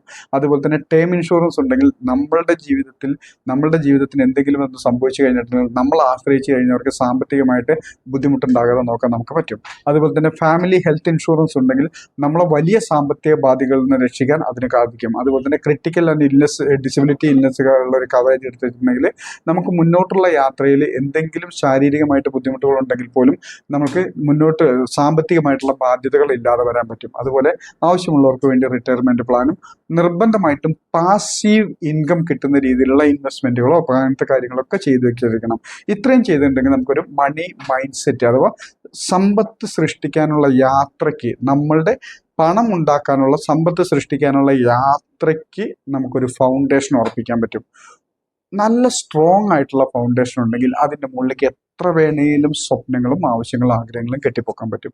സ്ട്രോങ് അല്ല, ഫൗണ്ടേഷൻ ഉറപ്പുള്ളതല്ലെങ്കിൽ അതിലൊന്നും വലിയ കാര്യത്തിലേക്ക് പോകില്ല. അപ്പോൾ ഈ മണി മൈൻഡ് സെറ്റൊക്കെ സ്റ്റോക്ക് മാർക്കറ്റിലേക്ക് എങ്ങനെയാണ് നമുക്ക് ഉപയോഗിക്കേണ്ടത്, സ്റ്റോക്ക് മാർക്കറ്റിൽ എങ്ങനെയാണ് നമ്മൾ ഇതിനെ കാണേണ്ടതാണ് നമ്മൾ നോക്കാൻ പോകുന്നത്. ഒന്ന് ചിന്തിക്കുക. ഈ ഒരു സ്റ്റേറ്റ്മെന്റ്, സ്റ്റോക്ക് മാർക്കറ്റിൽ ഇറങ്ങിയിരിക്കുന്ന 90% പോട്ടെ 75% ആളുകളും അവർ ആഗ്രഹിച്ച രീതിയിൽ വിജയിച്ചവരാണോ എന്നുള്ളതാണ് ചോദ്യം. സ്റ്റോക്ക് മാർക്കറ്റിലേക്ക് ഇറങ്ങുമ്പോൾ നമുക്കറിയാം, നമ്മളുടെ ഡിമാറ്റ് അക്കൗണ്ട് ഓപ്പൺ ചെയ്യുന്ന സമയത്ത് തന്നെ ഇപ്പൊ നമുക്ക് വരുന്നൊരു സ്റ്റേറ്റ്മെന്റ് ആണ്, സ്റ്റോക്ക് മാർക്കറ്റിൽ ഇറങ്ങിയിരിക്കുന്ന, പ്രത്യേകിച്ച് ഡെറിവേറ്റീവ്സ് ആണ്, ഫ്യൂച്ചർ ആൻഡ് ഓപ്ഷൻസ് ആണ്, അവിടെ ഇറങ്ങിയിരിക്കുന്ന 90% ആളുകളും 95% ആളുകളും പരാജയപ്പെട്ടവരാണ്. അവർ ശരാശരി ഇത്ര രൂപ നഷ്ടപ്പെടുത്തുന്നു എന്നുള്ള ഒരു സ്റ്റേറ്റ്മെന്റ് വായിച്ചുകൊണ്ടാണ് നമുക്ക് ഡിമാറ്റ് അക്കൗണ്ട് ഓപ്പൺ ചെയ്യാൻ പോലും പറ്റൂ. അത് എന്താ പറയുന്നത്, അത് യാഥാർത്ഥ്യമാണ്. അതല്ലാതെ വെറുതെ അത്തരം ഒരു സ്റ്റേറ്റ്മെന്റ് കൊടുക്കേണ്ട കാര്യമൊന്നുമില്ലല്ലോ. അപ്പോൾ ഈ സ്റ്റോക്ക് മാർക്കറ്റിൽ ഇറങ്ങിയിരിക്കുന്ന 75% ഭൂരിപക്ഷം ആളുകളും അവർ ആഗ്രഹിച്ച രീതിയിൽ ഒരു പണം ഉണ്ടാക്കാനോ സമ്പത്ത് വർദ്ധിപ്പിക്കാനോ കഴിഞ്ഞിട്ടില്ല എന്നുള്ളത് യാഥാർത്ഥ്യം തന്നെയാണ്. അപ്പോൾ നമ്മളിവിടെ ചിന്തിക്കേണ്ടത്, ഈ മാർക്കറ്റിലേക്ക് ഇറങ്ങിത്തിരിച്ചിരിക്കുന്നവര് എല്ലാവരും പൈസ പൊക്കോട്ടെ, എന്റെ കുറച്ച് പൈസ സ്റ്റോക്ക് മാർക്കറ്റിൽ കളഞ്ഞേക്കാം എന്നുള്ള രീതിയിൽ ഒരാൾ പോലും ഇറങ്ങുന്നില്ല. എല്ലാവരുടെയും ആഗ്രഹവും ഇഷ്ടവും താല്പര്യവും സ്റ്റോക്ക് മാർക്കറ്റിൽ നിന്ന് പണം ഉണ്ടാക്കണം എന്ന് തന്നെയാണ്. അതിനായിട്ട് അവർ പരിശ്രമിക്കുന്നുണ്ട്, അവരാൽ കഴിയുന്ന രീതിയിൽ പരിശ്രമിക്കുന്നുണ്ട്. അതായത് ആഗ്രഹിച്ചിട്ടും പരിശ്രമിച്ചിട്ടും പലർക്കും വിജയം നേടാൻ കഴിയാതെ പോയ ഒരു മേഖലയാണ് സ്റ്റോക്ക് മാർക്കറ്റ്. നമ്മളിവിടെ ആദ്യം തിരിച്ചറിയേണ്ടത് എന്തുകൊണ്ടാണ് ചിന്തിച്ചു നോക്കുക. 75% മെജോറിറ്റി ആളുകളും പരാജയപ്പെട്ട ഒരു മേഖലയാണ് സ്റ്റോക്ക് മാർക്കറ്റ് എങ്കിൽ ഇവിടെ ഇപ്പോൾ സ്റ്റോക്ക് മാർക്കറ്റിനെ പറ്റി ഈ സൊസൈറ്റിയിൽ, സോഷ്യൽ മീഡിയ വഴിയും നമ്മുടെ സൊസൈറ്റിയിലൊക്കെ ഉള്ള അറിവുകൾ, കാഴ്ചപ്പാടുകൾ, സ്ട്രാറ്റജികൾ, മെത്തേഡുകൾ, ഈ പേരിട്ട് വിളിക്കുന്ന അറിവുകൾ, സ്റ്റോക്ക് മാർക്കറ്റിനെ പറ്റിയുള്ള അറിവുകൾ ആരുടെ സംഭാവനയായിരിക്കും? ഒന്നുകൂടെ വ്യക്തമാക്കി പറയാം. സ്റ്റോക്ക് മാർക്കറ്റ് എന്ന മേഖലയിൽ ഭൂരിഭാഗം 75-90% ആളുകളും പരാജയപ്പെട്ടവരാണ് എന്ന് സങ്കല്പിക്കുക. അതാണ് യാഥാർത്ഥ്യം. അങ്ങനെയെങ്കിൽ ഈ മേഖലയിൽ സ്റ്റോക്ക് മാർക്കറ്റിനെ പറ്റി ഇന്ന് നമുക്കെല്ലാം കിട്ടിയിരിക്കുന്ന അറിവുകൾ, കാഴ്ചപ്പാടുകൾ, ഈ സ്റ്റോക്ക് മാർക്കറ്റിനെ പറ്റിയുള്ള സ്ട്രാറ്റജികൾ, ഇതൊക്കെ സ്വാഭാവികമായിട്ടും ഭൂരിപക്ഷം ആളുകളും പരാജയപ്പെട്ട ഒരു മേഖലയായതുകൊണ്ട് തന്നെ അവരുടെ അഭിപ്രായങ്ങളും കാഴ്ചപ്പാടുകളും അവരുടെ അറിവുകളുമായിരിക്കും സോഷ്യൽ മീഡിയ വഴിയൊക്കെ നമുക്ക് വന്നിട്ടുണ്ടാവുക. സത്യമല്ലേ? കാരണം 10% താഴെ മാത്രം ആളുകൾ വിജയിച്ച മേഖലയാണ് സ്റ്റോക്ക് മാർക്കറ്റ്. ആ 10%-ന്റെ സംഭാവനയായിട്ടുള്ള അറിവുകളാണ് ഇന്ന് സോഷ്യൽ മീഡിയ വഴി നമുക്കൊക്കെ കിട്ടിയിരിക്കുന്നെങ്കിൽ അത് ഫോളോ ചെയ്ത് നമ്മളും വിജയിക്കേണ്ടതല്ലേ? നമ്മളിൽ പകുതി പേരെങ്കിലും വിജയിക്കേണ്ടതല്ലേ? അത് സംഭവിക്കുന്നില്ല. അതിന്റെ അർത്ഥം ഏതൊരു ഏരിയയിലും ഭൂരിഭാഗത്തിന്റെ അഭിപ്രായങ്ങൾക്കാണ് വിലയുണ്ടാവുക. അപ്പൊ അങ്ങനെയെങ്കിൽ സ്റ്റോക്ക് മാർക്കറ്റിൽ ഇപ്പോൾ നമ്മൾ മനസ്സിലാക്കിയിരിക്കുന്ന, പഠിച്ചിരിക്കുന്ന, നമ്മൾ കേട്ടിരിക്കുന്ന അറിവുകളും കാഴ്ചപ്പാടുകളും സ്ട്രാറ്റജികളും മെത്തേഡുകളൊക്കെ ഈ 75% ഭൂരിപക്ഷത്തിന്റെ ആയിരിക്കും. സത്യമാണ്. ചിന്തിച്ചു നോക്കിയാൽ മനസ്സിലാക്കാവുന്നേ ഉള്ളൂ. കാരണം ഇപ്പൊ നമ്മളൊരു 100 പേര് അല്ലെങ്കിൽ 1000 പേര് ഒരു കൂട്ടമായിട്ട് ഇരിക്കുന്നു. ഇവിടെ എന്തെങ്കിലും ഒരു സബ്ജക്റ്റിനെ പറ്റി, എന്തെങ്കിലും ഒരു വിഷയത്തിനെ പറ്റി നമ്മളൊരു ഡിസ്കഷനിൽ വരുന്നു. 90% പേര്, അതായത് 1000 പേര് ഇരിക്കുമ്പോൾ 90% ആളുകൾ, 900 പേരും ഒരു ഭാഗത്ത് ഒരു അഭിപ്രായത്തിൽ നിൽക്കുന്നു. ബാക്കി 100%, 10% ആളുകൾ, 100 പേര് മാത്രമേ ഓപ്പോസിറ്റ് സൈഡിലുള്ളൂ. ആരുടെ അഭിപ്രായത്തിലായിരിക്കും ഇവിടെ വില കൂടുതൽ, വാല്യൂ ഉണ്ടാവുക? അതുതന്നെയാണ് സ്റ്റോക്ക് മാർക്കറ്റിലും. ഭൂരിപക്ഷം ആളുകളും പരാജയപ്പെട്ട ഈ മേഖലയിൽ, ശ്രമിച്ചിട്ടും പരാജയപ്പെട്ടാണെന്ന് ചിന്തിക്കണം, പരാജയപ്പെട്ട ഈ മേഖലയിൽ പൊതുവെ ഇപ്പൊ കിട്ടിയിരിക്കുന്ന അറിവുകളും മെത്തേഡുകളും സ്ട്രാറ്റജികളൊക്കെ ആ പരാജയപ്പെട്ടവരായിരിക്കും. അത് നമ്മൾ എത്ര പഠിച്ച്, എത്ര കഷ്ടപ്പെട്ട്, അതിനായി എത്ര പരിശ്രമിച്ചാലും ആ കമ്മ്യൂണിറ്റിയോടൊപ്പം, മെജോറിറ്റിയോടൊപ്പം നമ്മളും പോകും. അത്രേ സംഭവിക്കൂ. അപ്പോൾ നമ്മൾ ആദ്യം തിരിച്ചറിയേണ്ടത്, സ്റ്റോക്ക് മാർക്കറ്റിൽ ഇപ്പോഴുള്ള അറിവുകളും കാഴ്ചപ്പാടുകളും മെത്തേഡുകളൊക്കെ സക്സസ് ആകാൻ പര്യാപ്തമായിരുന്നു എങ്കിൽ അത് ഫോളോ ചെയ്യുന്ന 75% അല്ലെങ്കിൽ അത് ഫോളോ ചെയ്യുന്ന ഭൂരിഭാഗം ആളുകളും വിജയിച്ചേനെ. സ്റ്റോക്ക് മാർക്കറ്റിൽ 75% ആളുകളും വിജയിച്ച ഒരു രീതിയിലേക്ക് മാറിയേനെ. ആ മെത്തേഡുകളും, ആ ഇന്ന് അവൈലബിൾ ആയിരിക്കുന്ന മെത്തേഡുകളും കാഴ്ചപ്പാടുകളും സ്ട്രാറ്റജികളും സ്റ്റോക്ക് മാർക്കറ്റ് റിസൾട്ടിൽ കൊണ്ടുതരുമായിരുന്നു എങ്കിൽ അത് തരില്ല. അതായത് ഇന്ന് ഫോളോ ചെയ്യുന്ന, മാർക്കറ്റിൽ പൊതുവെ അറിയപ്പെടുന്ന സ്ട്രാറ്റജികളും മെത്തേഡുകളും കാഴ്ചപ്പാടുകളും റിസൾട്ട് തരാൻ പര്യാപ്തമല്ലാത്തത് കൊണ്ടാണ് 75% ആളുകൾ പരാജയപ്പെട്ടിരിക്കുന്നത്. നമ്മൾ തിരിച്ചറിയേണ്ടത്, അവരുടെ മെത്തേഡുകൾക്കൊപ്പം, അവരുടെ സ്ട്രാറ്റജികൾക്കൊപ്പം, അവരുടെ രീതിക്കൊപ്പം ഞാൻ നിൽക്കില്ല എന്ന് തീരുമാനിക്കുന്നതാണ്. അതായത് ഭൂരിപക്ഷം പരാജയപ്പെട്ടവരാണെങ്കിൽ ആ ഭൂരിപക്ഷത്തിനൊപ്പം ഞാൻ ഉണ്ടാവില്ല എന്ന് തീരുമാനിക്കുന്നവർക്ക് സ്റ്റോക്ക് മാർക്കറ്റിൽ നമ്മളുടെ സക്സസ് ആരംഭിക്കുന്നു. ഭൂരിപക്ഷം ആളുകൾ പരാജയപ്പെട്ടവരാണ് സ്റ്റോക്ക് മാർക്കറ്റിലെങ്കിൽ ആ പരാജയപ്പെട്ടവരുടെ സ്ട്രാറ്റജികൾക്കൊപ്പം, മെത്തേഡുകൾക്കൊപ്പം, കാഴ്ചപ്പാടുകൾക്കൊപ്പം ഞാൻ ഉണ്ടാവില്ല എന്നുള്ള തിരിച്ചറിവാണ് സ്റ്റോക്ക് മാർക്കറ്റിലെ ആദ്യത്തെ വിജയിക്കാനുള്ള സ്റ്റെപ്പ് എന്ന് പറയുന്നത്. അപ്പോൾ അങ്ങനെയാണെങ്കിൽ ഇവിടെ വിജയിക്കാൻ എന്തെങ്കിലുമൊക്കെ മാർഗം ഉണ്ടാവുമല്ലോ സ്റ്റോക്ക് മാർക്കറ്റിൽ. എല്ലാവരും അങ്ങ് പരാജയപ്പെട്ടു പോകുന്ന മേഖലയാണെങ്കിൽ എത്ര കാലം ഉണ്ടാവും ഈ ഒരു മേഖല? ഒരു ഇറങ്ങിത്തിരിക്കുന്ന എല്ലാവരും പരാജയപ്പെടുന്ന ഒരു മേഖലയാണ് ഏതെങ്കിലും ഒരു മേഖല എന്ന് വെച്ചോ, ആ മേഖല എത്ര കാലത്തേക്ക് നിലനിൽക്കും? നമുക്കറിയാം, Indian stock market BSE, Bombay stock exchange 1875 സ്ഥാപിതമായതാണ്. 1875 സ്ഥാപിതമായതാണ് ഈ BSE. ആ BSE സ്ഥാപിതമായിട്ടുള്ള ഒരാളും ഇന്ന് നമ്മുടെ ഇന്ത്യയിൽ ഇല്ല എന്നുള്ളതാണ്. അത്രയും വർഷത്തെ പാരമ്പര്യം സ്റ്റോക്ക് മാർക്കറ്റിനുണ്ട്. അപ്പോൾ ഈ മാർക്കറ്റ് ഇന്നും ശക്തമായിട്ട് നിലനിൽക്കുന്നുണ്ടെങ്കിൽ ഇവിടെ നേടുന്ന പണം ഉണ്ടാക്കുന്ന കുറച്ച് പേരുണ്ടെന്ന് അർത്ഥം. അപ്പോൾ സ്റ്റോക്ക് മാർക്കറ്റിൽ സക്സസ് ആവാനായിട്ട് നമുക്ക് ആദ്യം വേണ്ടത് മാർക്കറ്റിനെ പരീക്ഷിക്കാനുള്ള സ്ഥലമല്ല, ഗാംബ്ലിംഗ് ആയിട്ടോ ഭാഗ്യപരീക്ഷ നടത്താനോ ലോട്ടറി എടുക്കുന്ന പോലെയൊന്നും വരാനുള്ള സ്ഥലമല്ല സ്റ്റോക്ക് മാർക്കറ്റ്. ഒരിക്കലും ഒന്ന് പരീക്ഷിച്ച് നോക്കാം. എല്ലാവരും സ്റ്റോക്ക് മാർക്കറ്റിനെ പറ്റി പറയുന്നുണ്ട്, നല്ല രീതിയിൽ പണം ഉണ്ടാക്കാൻ പറ്റുന്ന സ്ഥലമാണെന്ന് പറയുന്നുണ്ട്. ഒന്ന് പരീക്ഷിച്ചേക്കാം. ഇതിന് പറ്റിയ സ്ഥലമേ അല്ല സ്റ്റോക്ക് മാർക്കറ്റ്. പിന്നെയോ, സ്റ്റോക്ക് മാർക്കറ്റിനെ ഒരു പ്രൊഫഷനായിട്ട്, ഒരു കരിയറായിട്ട് കാണാൻ കഴിയുന്ന ആൾക്കാർക്ക് മാത്രമേ ഇവിടെ സക്സസ് ആവാൻ പറ്റൂ. ഒരു പ്രൊഫഷനായിട്ട്, ഒരു കരിയറായിട്ട് കാണാൻ പറ്റുന്ന ഒരാൾക്ക് മാത്രമേ സ്റ്റോക്ക് മാർക്കറ്റിൽ സക്സസ് ആവാൻ പറ്റൂ. എന്തുകൊണ്ടെന്നാൽ അവിടെയാണ് നമ്മൾ ആദ്യം മനസ്സിലാക്കേണ്ടത്, ലോകത്തിലെ വലിയ രീതിയിൽ പണം ഉണ്ടാക്കാനും സമ്പത്ത് വർദ്ധിപ്പിക്കാനും കഴിയുന്ന പ്രൊഫഷൻ മേഖലയാണ് സ്റ്റോക്ക് മാർക്കറ്റ്. ആർക്കും രണ്ട് അഭിപ്രായം ഉണ്ടാവില്ല, അതിനേക്കാൾ ഉണ്ടാവും. പക്ഷെ ഭൂരിഭാഗവും മീൻസ് സ്റ്റോക്ക് മാർക്കറ്റ് എന്ന് പറയുന്നത് ലോകത്തിലെ പണം ഉണ്ടാക്കാനും സമ്പത്ത് വർദ്ധിപ്പിക്കാനും വലിയ രീതിയിൽ കഴിയുന്ന അപൂർവ മേഖലകളിലൊന്നാണ് സ്റ്റോക്ക് മാർക്കറ്റ്. സംശയമൊന്നുമില്ല. കാരണം ഇവിടെ 100 രൂപ ഉള്ളവനും അവന്റെ ക്യാപിറ്റൽ അനുസരിച്ച് സമ്പത്ത് വർദ്ധിപ്പിക്കാൻ പറ്റും. എത്ര ലക്ഷം കോടി ഉള്ളവനും അവന്റെ ക്യാപിറ്റൽ അനുസരിച്ച് സമ്പത്ത് വർദ്ധിപ്പിക്കാൻ സ്റ്റോക്ക് മാർക്കറ്റിലൂടെ പറ്റും. മറ്റു മേഖലകളിലൊന്നും സാധിച്ചോളുന്നില്ല. അതൊക്കെ നമുക്ക് ബേസിക് ക്ലാസ്സിന്റെ ഭാഗമായിട്ട് നമ്മൾ പഠിച്ചതാണ്. അപ്പോൾ സ്റ്റോക്ക് മാർക്കറ്റിനെ സംബന്ധിച്ചിടത്തോളം ഏതൊരാൾക്കും പണം ഉണ്ടാക്കാനും സമ്പത്ത് വർദ്ധിപ്പിക്കാനും കഴിയും, ഏത് പ്രൊഫഷനേക്കാൾ ഉപരി. ഇപ്പൊ നമുക്കറിയാം, നമ്മുടെ നാട്ടിലൊക്കെ നല്ല രീതിയിൽ പണം ഉണ്ടാക്കാനും സമ്പത്ത് വർദ്ധിപ്പിക്കാനൊക്കെ സാധിക്കുന്ന പ്രൊഫഷൻ ഡോക്ടേഴ്സ് ഉണ്ട്, എഞ്ചിനീയേഴ്സ് ഉണ്ട്, ചാർട്ടേഡ് അക്കൗണ്ടന്റ് ഉണ്ട്, പൈലറ്റുമാരുണ്ട്, ഷിപ്പിൽ വർക്ക് ചെയ്യുന്നവരുണ്ട്, ഇങ്ങനെ IT പ്രൊഫഷണൽസ് ഉണ്ട്. ഇങ്ങനെ പല പല മേഖലയിലുണ്ട് നല്ല രീതിയിൽ പണം ഉണ്ടാക്കാനും സമ്പത്ത് വർദ്ധിപ്പിക്കാനൊക്കെ കഴിയുന്നത്. ഒരു പക്ഷേ ഈ പ്രൊഫഷനിൽ ഉള്ളവരെക്കാൾ കൂടുതൽ പണം ഉണ്ടാക്കാനും സമ്പത്ത് വർദ്ധിപ്പിക്കാനും സ്റ്റോക്ക് മാർക്കറ്റിലെ ഒരു പ്രൊഫഷണലിന് കഴിയും.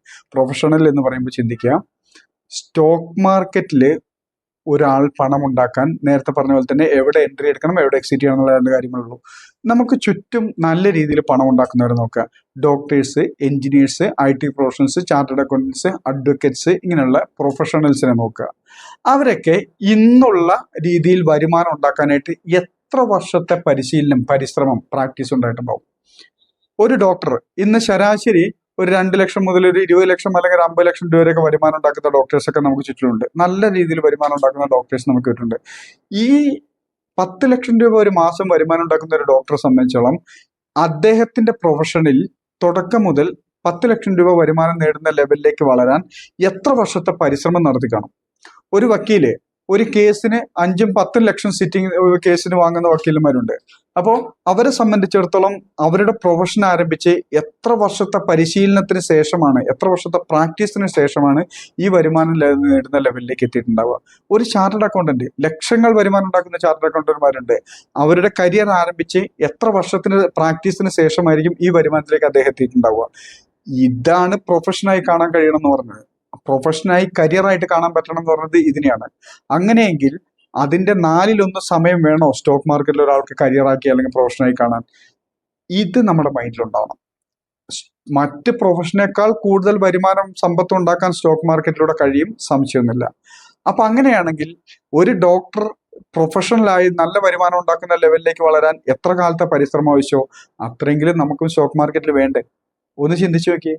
എത്ര പേര് 3 വർഷം 5 വർഷം, നമുക്കറിയാം എന്തൊരു കരിയറും അത്യാവശ്യം ഒരു സ്കിൽഡ് ആയി മാറാൻ 3 to 5 years ആവശ്യമുണ്ട്. ഏതൊരു കരിയറിലും അത്യാവശ്യം നല്ല രീതിയിൽ ഒരു സ്കിൽഡ് ആയി മാറാൻ, വൈദഗ്ധ്യം നേടാൻ 3 വർഷം മുതൽ 5 വർഷം വരെയെങ്കിലും കാലാവധി വേണം.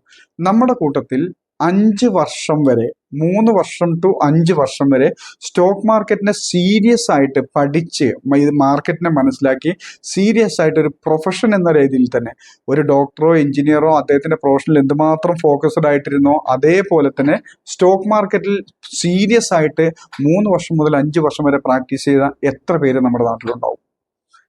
ഇത് തന്നെയാണ് സ്റ്റോക്ക് മാർക്കറ്റിലും ഭൂരിഭാഗം ആളുകളും പരാജയപ്പെടാനുള്ള പ്രധാന കാരണം എന്ന് മനസ്സിലാക്കിയില്ലേ? കരിയറായി പ്രൊഫഷനായി മാർക്കറ്റിനെ കാണാൻ കഴിഞ്ഞിട്ടുണ്ടെങ്കിൽ ഇവിടെ വലിയ രീതിയിൽ പണം ഉണ്ടാക്കാനും സമ്പത്ത് വർദ്ധിപ്പിക്കാനും കഴിയും. ലോകത്തിലെ ഏതൊരു മേഖലയിലും പണം ഉണ്ടാക്കാനും സമ്പത്ത് വർദ്ധിപ്പിക്കാനും ഈ പറയുന്ന കാര്യങ്ങളും കൂടെ ഫോളോ ചെയ്താൽ മതി. ആറ്റിറ്റ്യൂഡ്, മനോഭാവം. സ്റ്റോക്ക് മാർക്കറ്റ് ഗാംബ്ലിംഗ് അല്ല, ചൂതാട്ടമല്ല, ഇവിടെ ഈ പറഞ്ഞ പോലെ ഭാഗ്യപരീക്ഷണമല്ല, ലോട്ടറി എടുക്കലല്ല. ഇതൊരു കരിയറായിട്ട് ഞാൻ കാണും. ഒരു കരിയറായിട്ട് ഞാൻ ഇതിനെ ഒരു സ്കിൽ ഡെവലപ്പ് ചെയ്യുന്നത് പോലെ ആ ഒരു മൈൻഡ് സെറ്റോട് കൂടി മാത്രമേ ഞാൻ സ്റ്റോക്ക് മാർക്കറ്റിൽ ഇറങ്ങൂ എന്നുള്ള ആറ്റിറ്റ്യൂഡ് കൂടി മാർക്കറ്റിൽ ഇറങ്ങുക. സിസ്റ്റം, അത് നമ്മൾ പഠിക്കുന്നു. ഒരു സിസ്റ്റം ക്രിയേറ്റ് ചെയ്യണം. ഈ സിസ്റ്റമാണ് എപ്പോൾ വാങ്ങണം, എവിടെ വാങ്ങണം, എപ്പോൾ വിൽക്കണം, എവിടെ വെച്ച് വിൽക്കണം, എത്ര ക്വാണ്ടിറ്റി വാങ്ങണം എന്നൊക്കെ നമ്മൾ തീരുമാനിക്കുന്നത് ഈ സിസ്റ്റം ബേസ് ചെയ്തിട്ടാണ്. ഈ സിസ്റ്റം നമ്മൾ പഠിക്കുന്നു. ആ സിസ്റ്റത്തിൽ ഫോക്കസ്ഡ് ആയിട്ട്, അതിൽ തന്നെ ശ്രദ്ധിച്ച് ഫോക്കസ്ഡ് ആയിട്ട് ഡെഡിക്കേഷനോടുകൂടി ഡിസിപ്ലിനോടുകൂടി എഫേർട്ട് എടുക്കണം. ഡെഡിക്കേഷനോടുകൂടി ഡിസിപ്ലിനോടുകൂടി ഫോക്കസ്ഡ് ആയിട്ട് എഫേർട്ട് എടുത്തിട്ടുണ്ടെങ്കിൽ ഏതൊരു മേഖലയിലും മാസീവ് സക്സസ് നേടാൻ പറ്റും. അതായത് ആറ്റിറ്റ്യൂഡ്, റൈറ്റ് ആറ്റിറ്റ്യൂഡോടുകൂടി കൃത്യമായിട്ടൊരു സിസ്റ്റം ഡെവലപ്പ് ചെയ്ത് ആ സിസ്റ്റം ഫോക്കസ്ഡ് ആയിട്ട് ഡെഡിക്കേഷനോടുകൂടി ഡിസിപ്ലിനോടുകൂടി എഫേർട്ട് എടുത്തിട്ടുണ്ടെങ്കിൽ ഏതൊരു മേഖലയിലും മാസീവ് സക്സസ് ആവാൻ പറ്റും. സ്റ്റോക്ക് മാർക്കറ്റിലും അങ്ങനെ തന്നെ. അതോടൊപ്പം ഇനി നമ്മൾ സ്റ്റോക്ക് മാർക്കറ്റിലേക്ക് നോക്കുമ്പോൾ സ്റ്റോക്ക് മാർക്കറ്റിലെ 3 തരത്തിൽ നമുക്ക് പങ്കാളികളാവാം. അതായത് സ്റ്റോക്ക് മാർക്കറ്റിനെ 3 രീതിയിൽ നമുക്ക് ഉപയോഗിക്കാം എന്ന് പറയുമ്പോൾ നമ്മൾ എന്തിനു വേണ്ടിയിട്ടാണ് സ്റ്റോക്ക് മാർക്കറ്റിൽ ഇറങ്ങിയിരിക്കുന്നത് നോക്കുക. പണം ഉണ്ടാക്കാനും സമ്പത്ത് വർദ്ധിപ്പിക്കാനും എന്നുള്ളത് കറക്റ്റ്.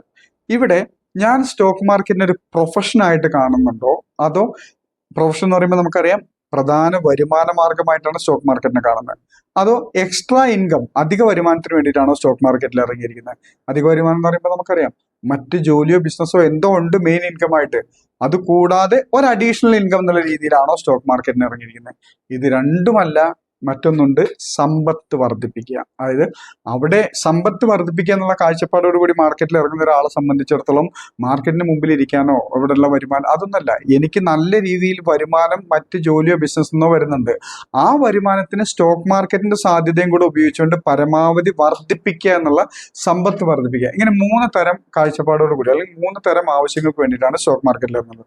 ഒന്ന്, നമ്മളെ സംബന്ധിച്ചിടത്തോളം സമ്പത്ത് വർദ്ധിപ്പിക്കാൻ, അതല്ലെങ്കിൽ അധിക വരുമാനം എക്സ്ട്രാ ഇൻകത്തിന് വേണ്ടിയിട്ട്, അതും അല്ലെങ്കിൽ പ്രൊഫഷനായിട്ട് ഇതിനൊരു പ്രധാന വരുമാന മാർഗമായിട്ട് കണക്കാക്കുന്നു.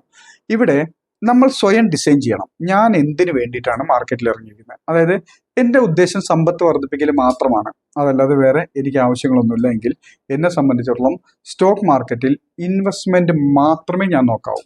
ലോങ് ടൈം ഇൻവെസ്റ്റ്മെന്റ് മാത്രം. എനിക്ക് കിട്ടുന്ന പൈസ നല്ല രീതിയിൽ വളർച്ചാ സാധ്യതയുള്ള, അതൊക്കെ നമ്മൾ പഠിക്കുന്നു, നല്ല കമ്പനികളെ കണ്ടെത്തി എവിടെ വെച്ച് വാങ്ങണോ ആ സമയത്ത് ബൈ ചെയ്യുക, പിന്നീട് ലോങ് ടൈം ഹോൾഡ് ചെയ്യുക, അതിനുശേഷം അത് ട്രെൻഡ് റിവേഴ്സ് ആകുമ്പോൾ എക്സിറ്റ് ചെയ്യുക. ഇങ്ങനെയുള്ള ഒരു പോർട്ട്ഫോളിയോ പരിപാലനം നമ്മൾ പഠിക്കുന്നു. ഇങ്ങനെ ഇൻവെസ്റ്റ്മെന്റ് മാത്രമേ സമ്പത്ത് വർദ്ധിപ്പിക്കുക എന്നുള്ള ഒരു ഉദ്ദേശത്തോടു കൂടി മാർക്കറ്റിൽ ഇറങ്ങുന്നത് എനിക്ക് ആവശ്യമുള്ളൂ. എനിക്ക് സ്വിംഗ് ട്രേഡിങ്ങോ ഷോർട്ട് ടൈം ട്രേഡിങ്ങോ ഇൻട്രാഡേയോ അതുപോലത്തെ അങ്ങനത്തെ കാര്യങ്ങളൊന്നും എനിക്ക് ശ്രദ്ധിക്കേണ്ട കാര്യമില്ല, അതൊന്നും എൻ്റെ ജോലിയുമല്ല. എന്നാൽ സമ്പത്ത് വർദ്ധിപ്പിക്കുക എന്നുള്ള കാഴ്ചപ്പാടിൽ ഞാൻ മാർക്കറ്റിലേക്ക് വരികയും ഞാൻ ഇൻട്രാഡേ ഫോക്കസ് ചെയ്യുകയും ചെയ്താൽ ഒരു കാരണവശാലും ഒരിക്കലും എൻ്റെ സമ്പത്ത് വർദ്ധിപ്പിക്കൽ ഉണ്ടാവില്ല. അപ്പോൾ സമ്പത്ത് വർദ്ധിപ്പിക്കുക എന്നുള്ള ഉദ്ദേശത്തോടു കൂടിയാണ് ഞാൻ മാർക്കറ്റിൽ വന്നിരിക്കുന്നതെങ്കിൽ എനിക്ക് ഇൻവെസ്റ്റ്മെന്റിൽ മാത്രമേ ഫോക്കസ് ചെയ്യേണ്ടതുള്ളൂ.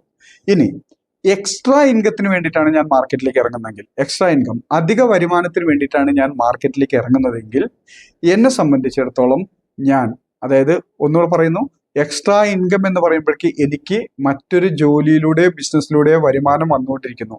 ഫ്രീ ടൈം, അധികമുള്ള സമയം ഉപയോഗിച്ചുകൊണ്ട് സ്റ്റോക്ക് മാർക്കറ്റിൽ ഒരു എക്സ്ട്രാ ഇൻകത്തിന് വേണ്ടിയിട്ടാണ് ഞാൻ മാർക്കറ്റിൽ വരുന്നത്. അതുകൊണ്ട് തന്നെ എൻ്റെ പ്രധാന ശ്രദ്ധ, എൻ്റെ പ്രധാന സമയം, എൻ്റെ പ്രധാന അറ്റൻഷനൊക്കെ എൻ്റെ പ്രധാന വരുമാന മാർഗത്തിലായിരിക്കണം. എക്സ്ട്രാ ടൈം, ഫ്രീ ടൈം മാത്രമേ സ്റ്റോക്ക് മാർക്കറ്റിലുള്ളൂ. അതുകൊണ്ട് എനിക്ക് ഇൻവെസ്റ്റ്മെൻറ്റും സ്വിംഗ് ട്രേഡിങ്ങും അഥവാ ഷോർട്ട് ടൈം ട്രേഡിങ്ങിൽ മാത്രമേ ഞാൻ ഫോക്കസ് ചെയ്യാവൂ. ഒരു കാരണവശാലും എനിക്ക് സമയമില്ലാത്ത സമയത്ത് ഇൻട്രാഡേ ചെയ്യാൻ നിൽക്കരുത്. അതായത് മാർക്കറ്റിൽ ശ്രദ്ധിച്ച് ഫോക്കസ്ഡ് ആയിട്ട് മറ്റ് ജോലികളൊന്നും ഇല്ലാതെ ഫ്രീ ഇരിക്കുന്ന സമയത്ത് മാത്രമേ ഞാൻ ഇൻട്രാഡേ ചെയ്യാവൂ എന്നർത്ഥം. എന്നാൽ ഒരു ഇൻട്രാഡേ ട്രേഡ് എടുത്തുകൊണ്ട് ഞാൻ മറ്റു ജോലിയിലേക്കോ ബിസിനസ്സിലേക്കോ ശ്രദ്ധ പോയി കഴിഞ്ഞിട്ടുണ്ടെങ്കിൽ ഞാൻ ഇവിടെ സക്സസ് ആവാൻ പോകുന്നില്ല. അപ്പോൾ എക്സ്ട്രാ ഇൻകത്തിന് വേണ്ടിയിട്ടാണ് ഞാൻ മാർക്കറ്റിലേക്ക് ഇറങ്ങുന്നതെങ്കിൽ ഞാൻ ഇൻവെസ്റ്റ്മെന്റിലും സ്വിംഗ് ട്രേഡിംഗ് അഥവാ ഷോർട്ട് ടൈം ട്രേഡിങ്ങിലും മാത്രം ഇമ്പോർട്ടൻസ് കൊടുക്കുക, അതിൽ ഫോക്കസ് ചെയ്യുക. വളരെ അത്യപൂർവം സമയം, എനിക്ക് ഫ്രീ കിട്ടുന്ന സമയം, മറ്റ് തിരക്കുകളൊന്നുമില്ല, ഞാൻ ഫ്രീ ആയിരിക്കുന്ന സമയത്ത് മാത്രം ഇൻട്രാഡേ ചെയ്യാൻ ശീലിക്കുക. ഇതാണ് എക്സ്ട്രാ ഇൻകത്തിന് വേണ്ടിയിട്ട് മാത്രം മാർക്കറ്റിൽ ഇറങ്ങുന്നവരെ സംബന്ധിച്ചിടത്തോളം ചെയ്യാനുള്ളത്.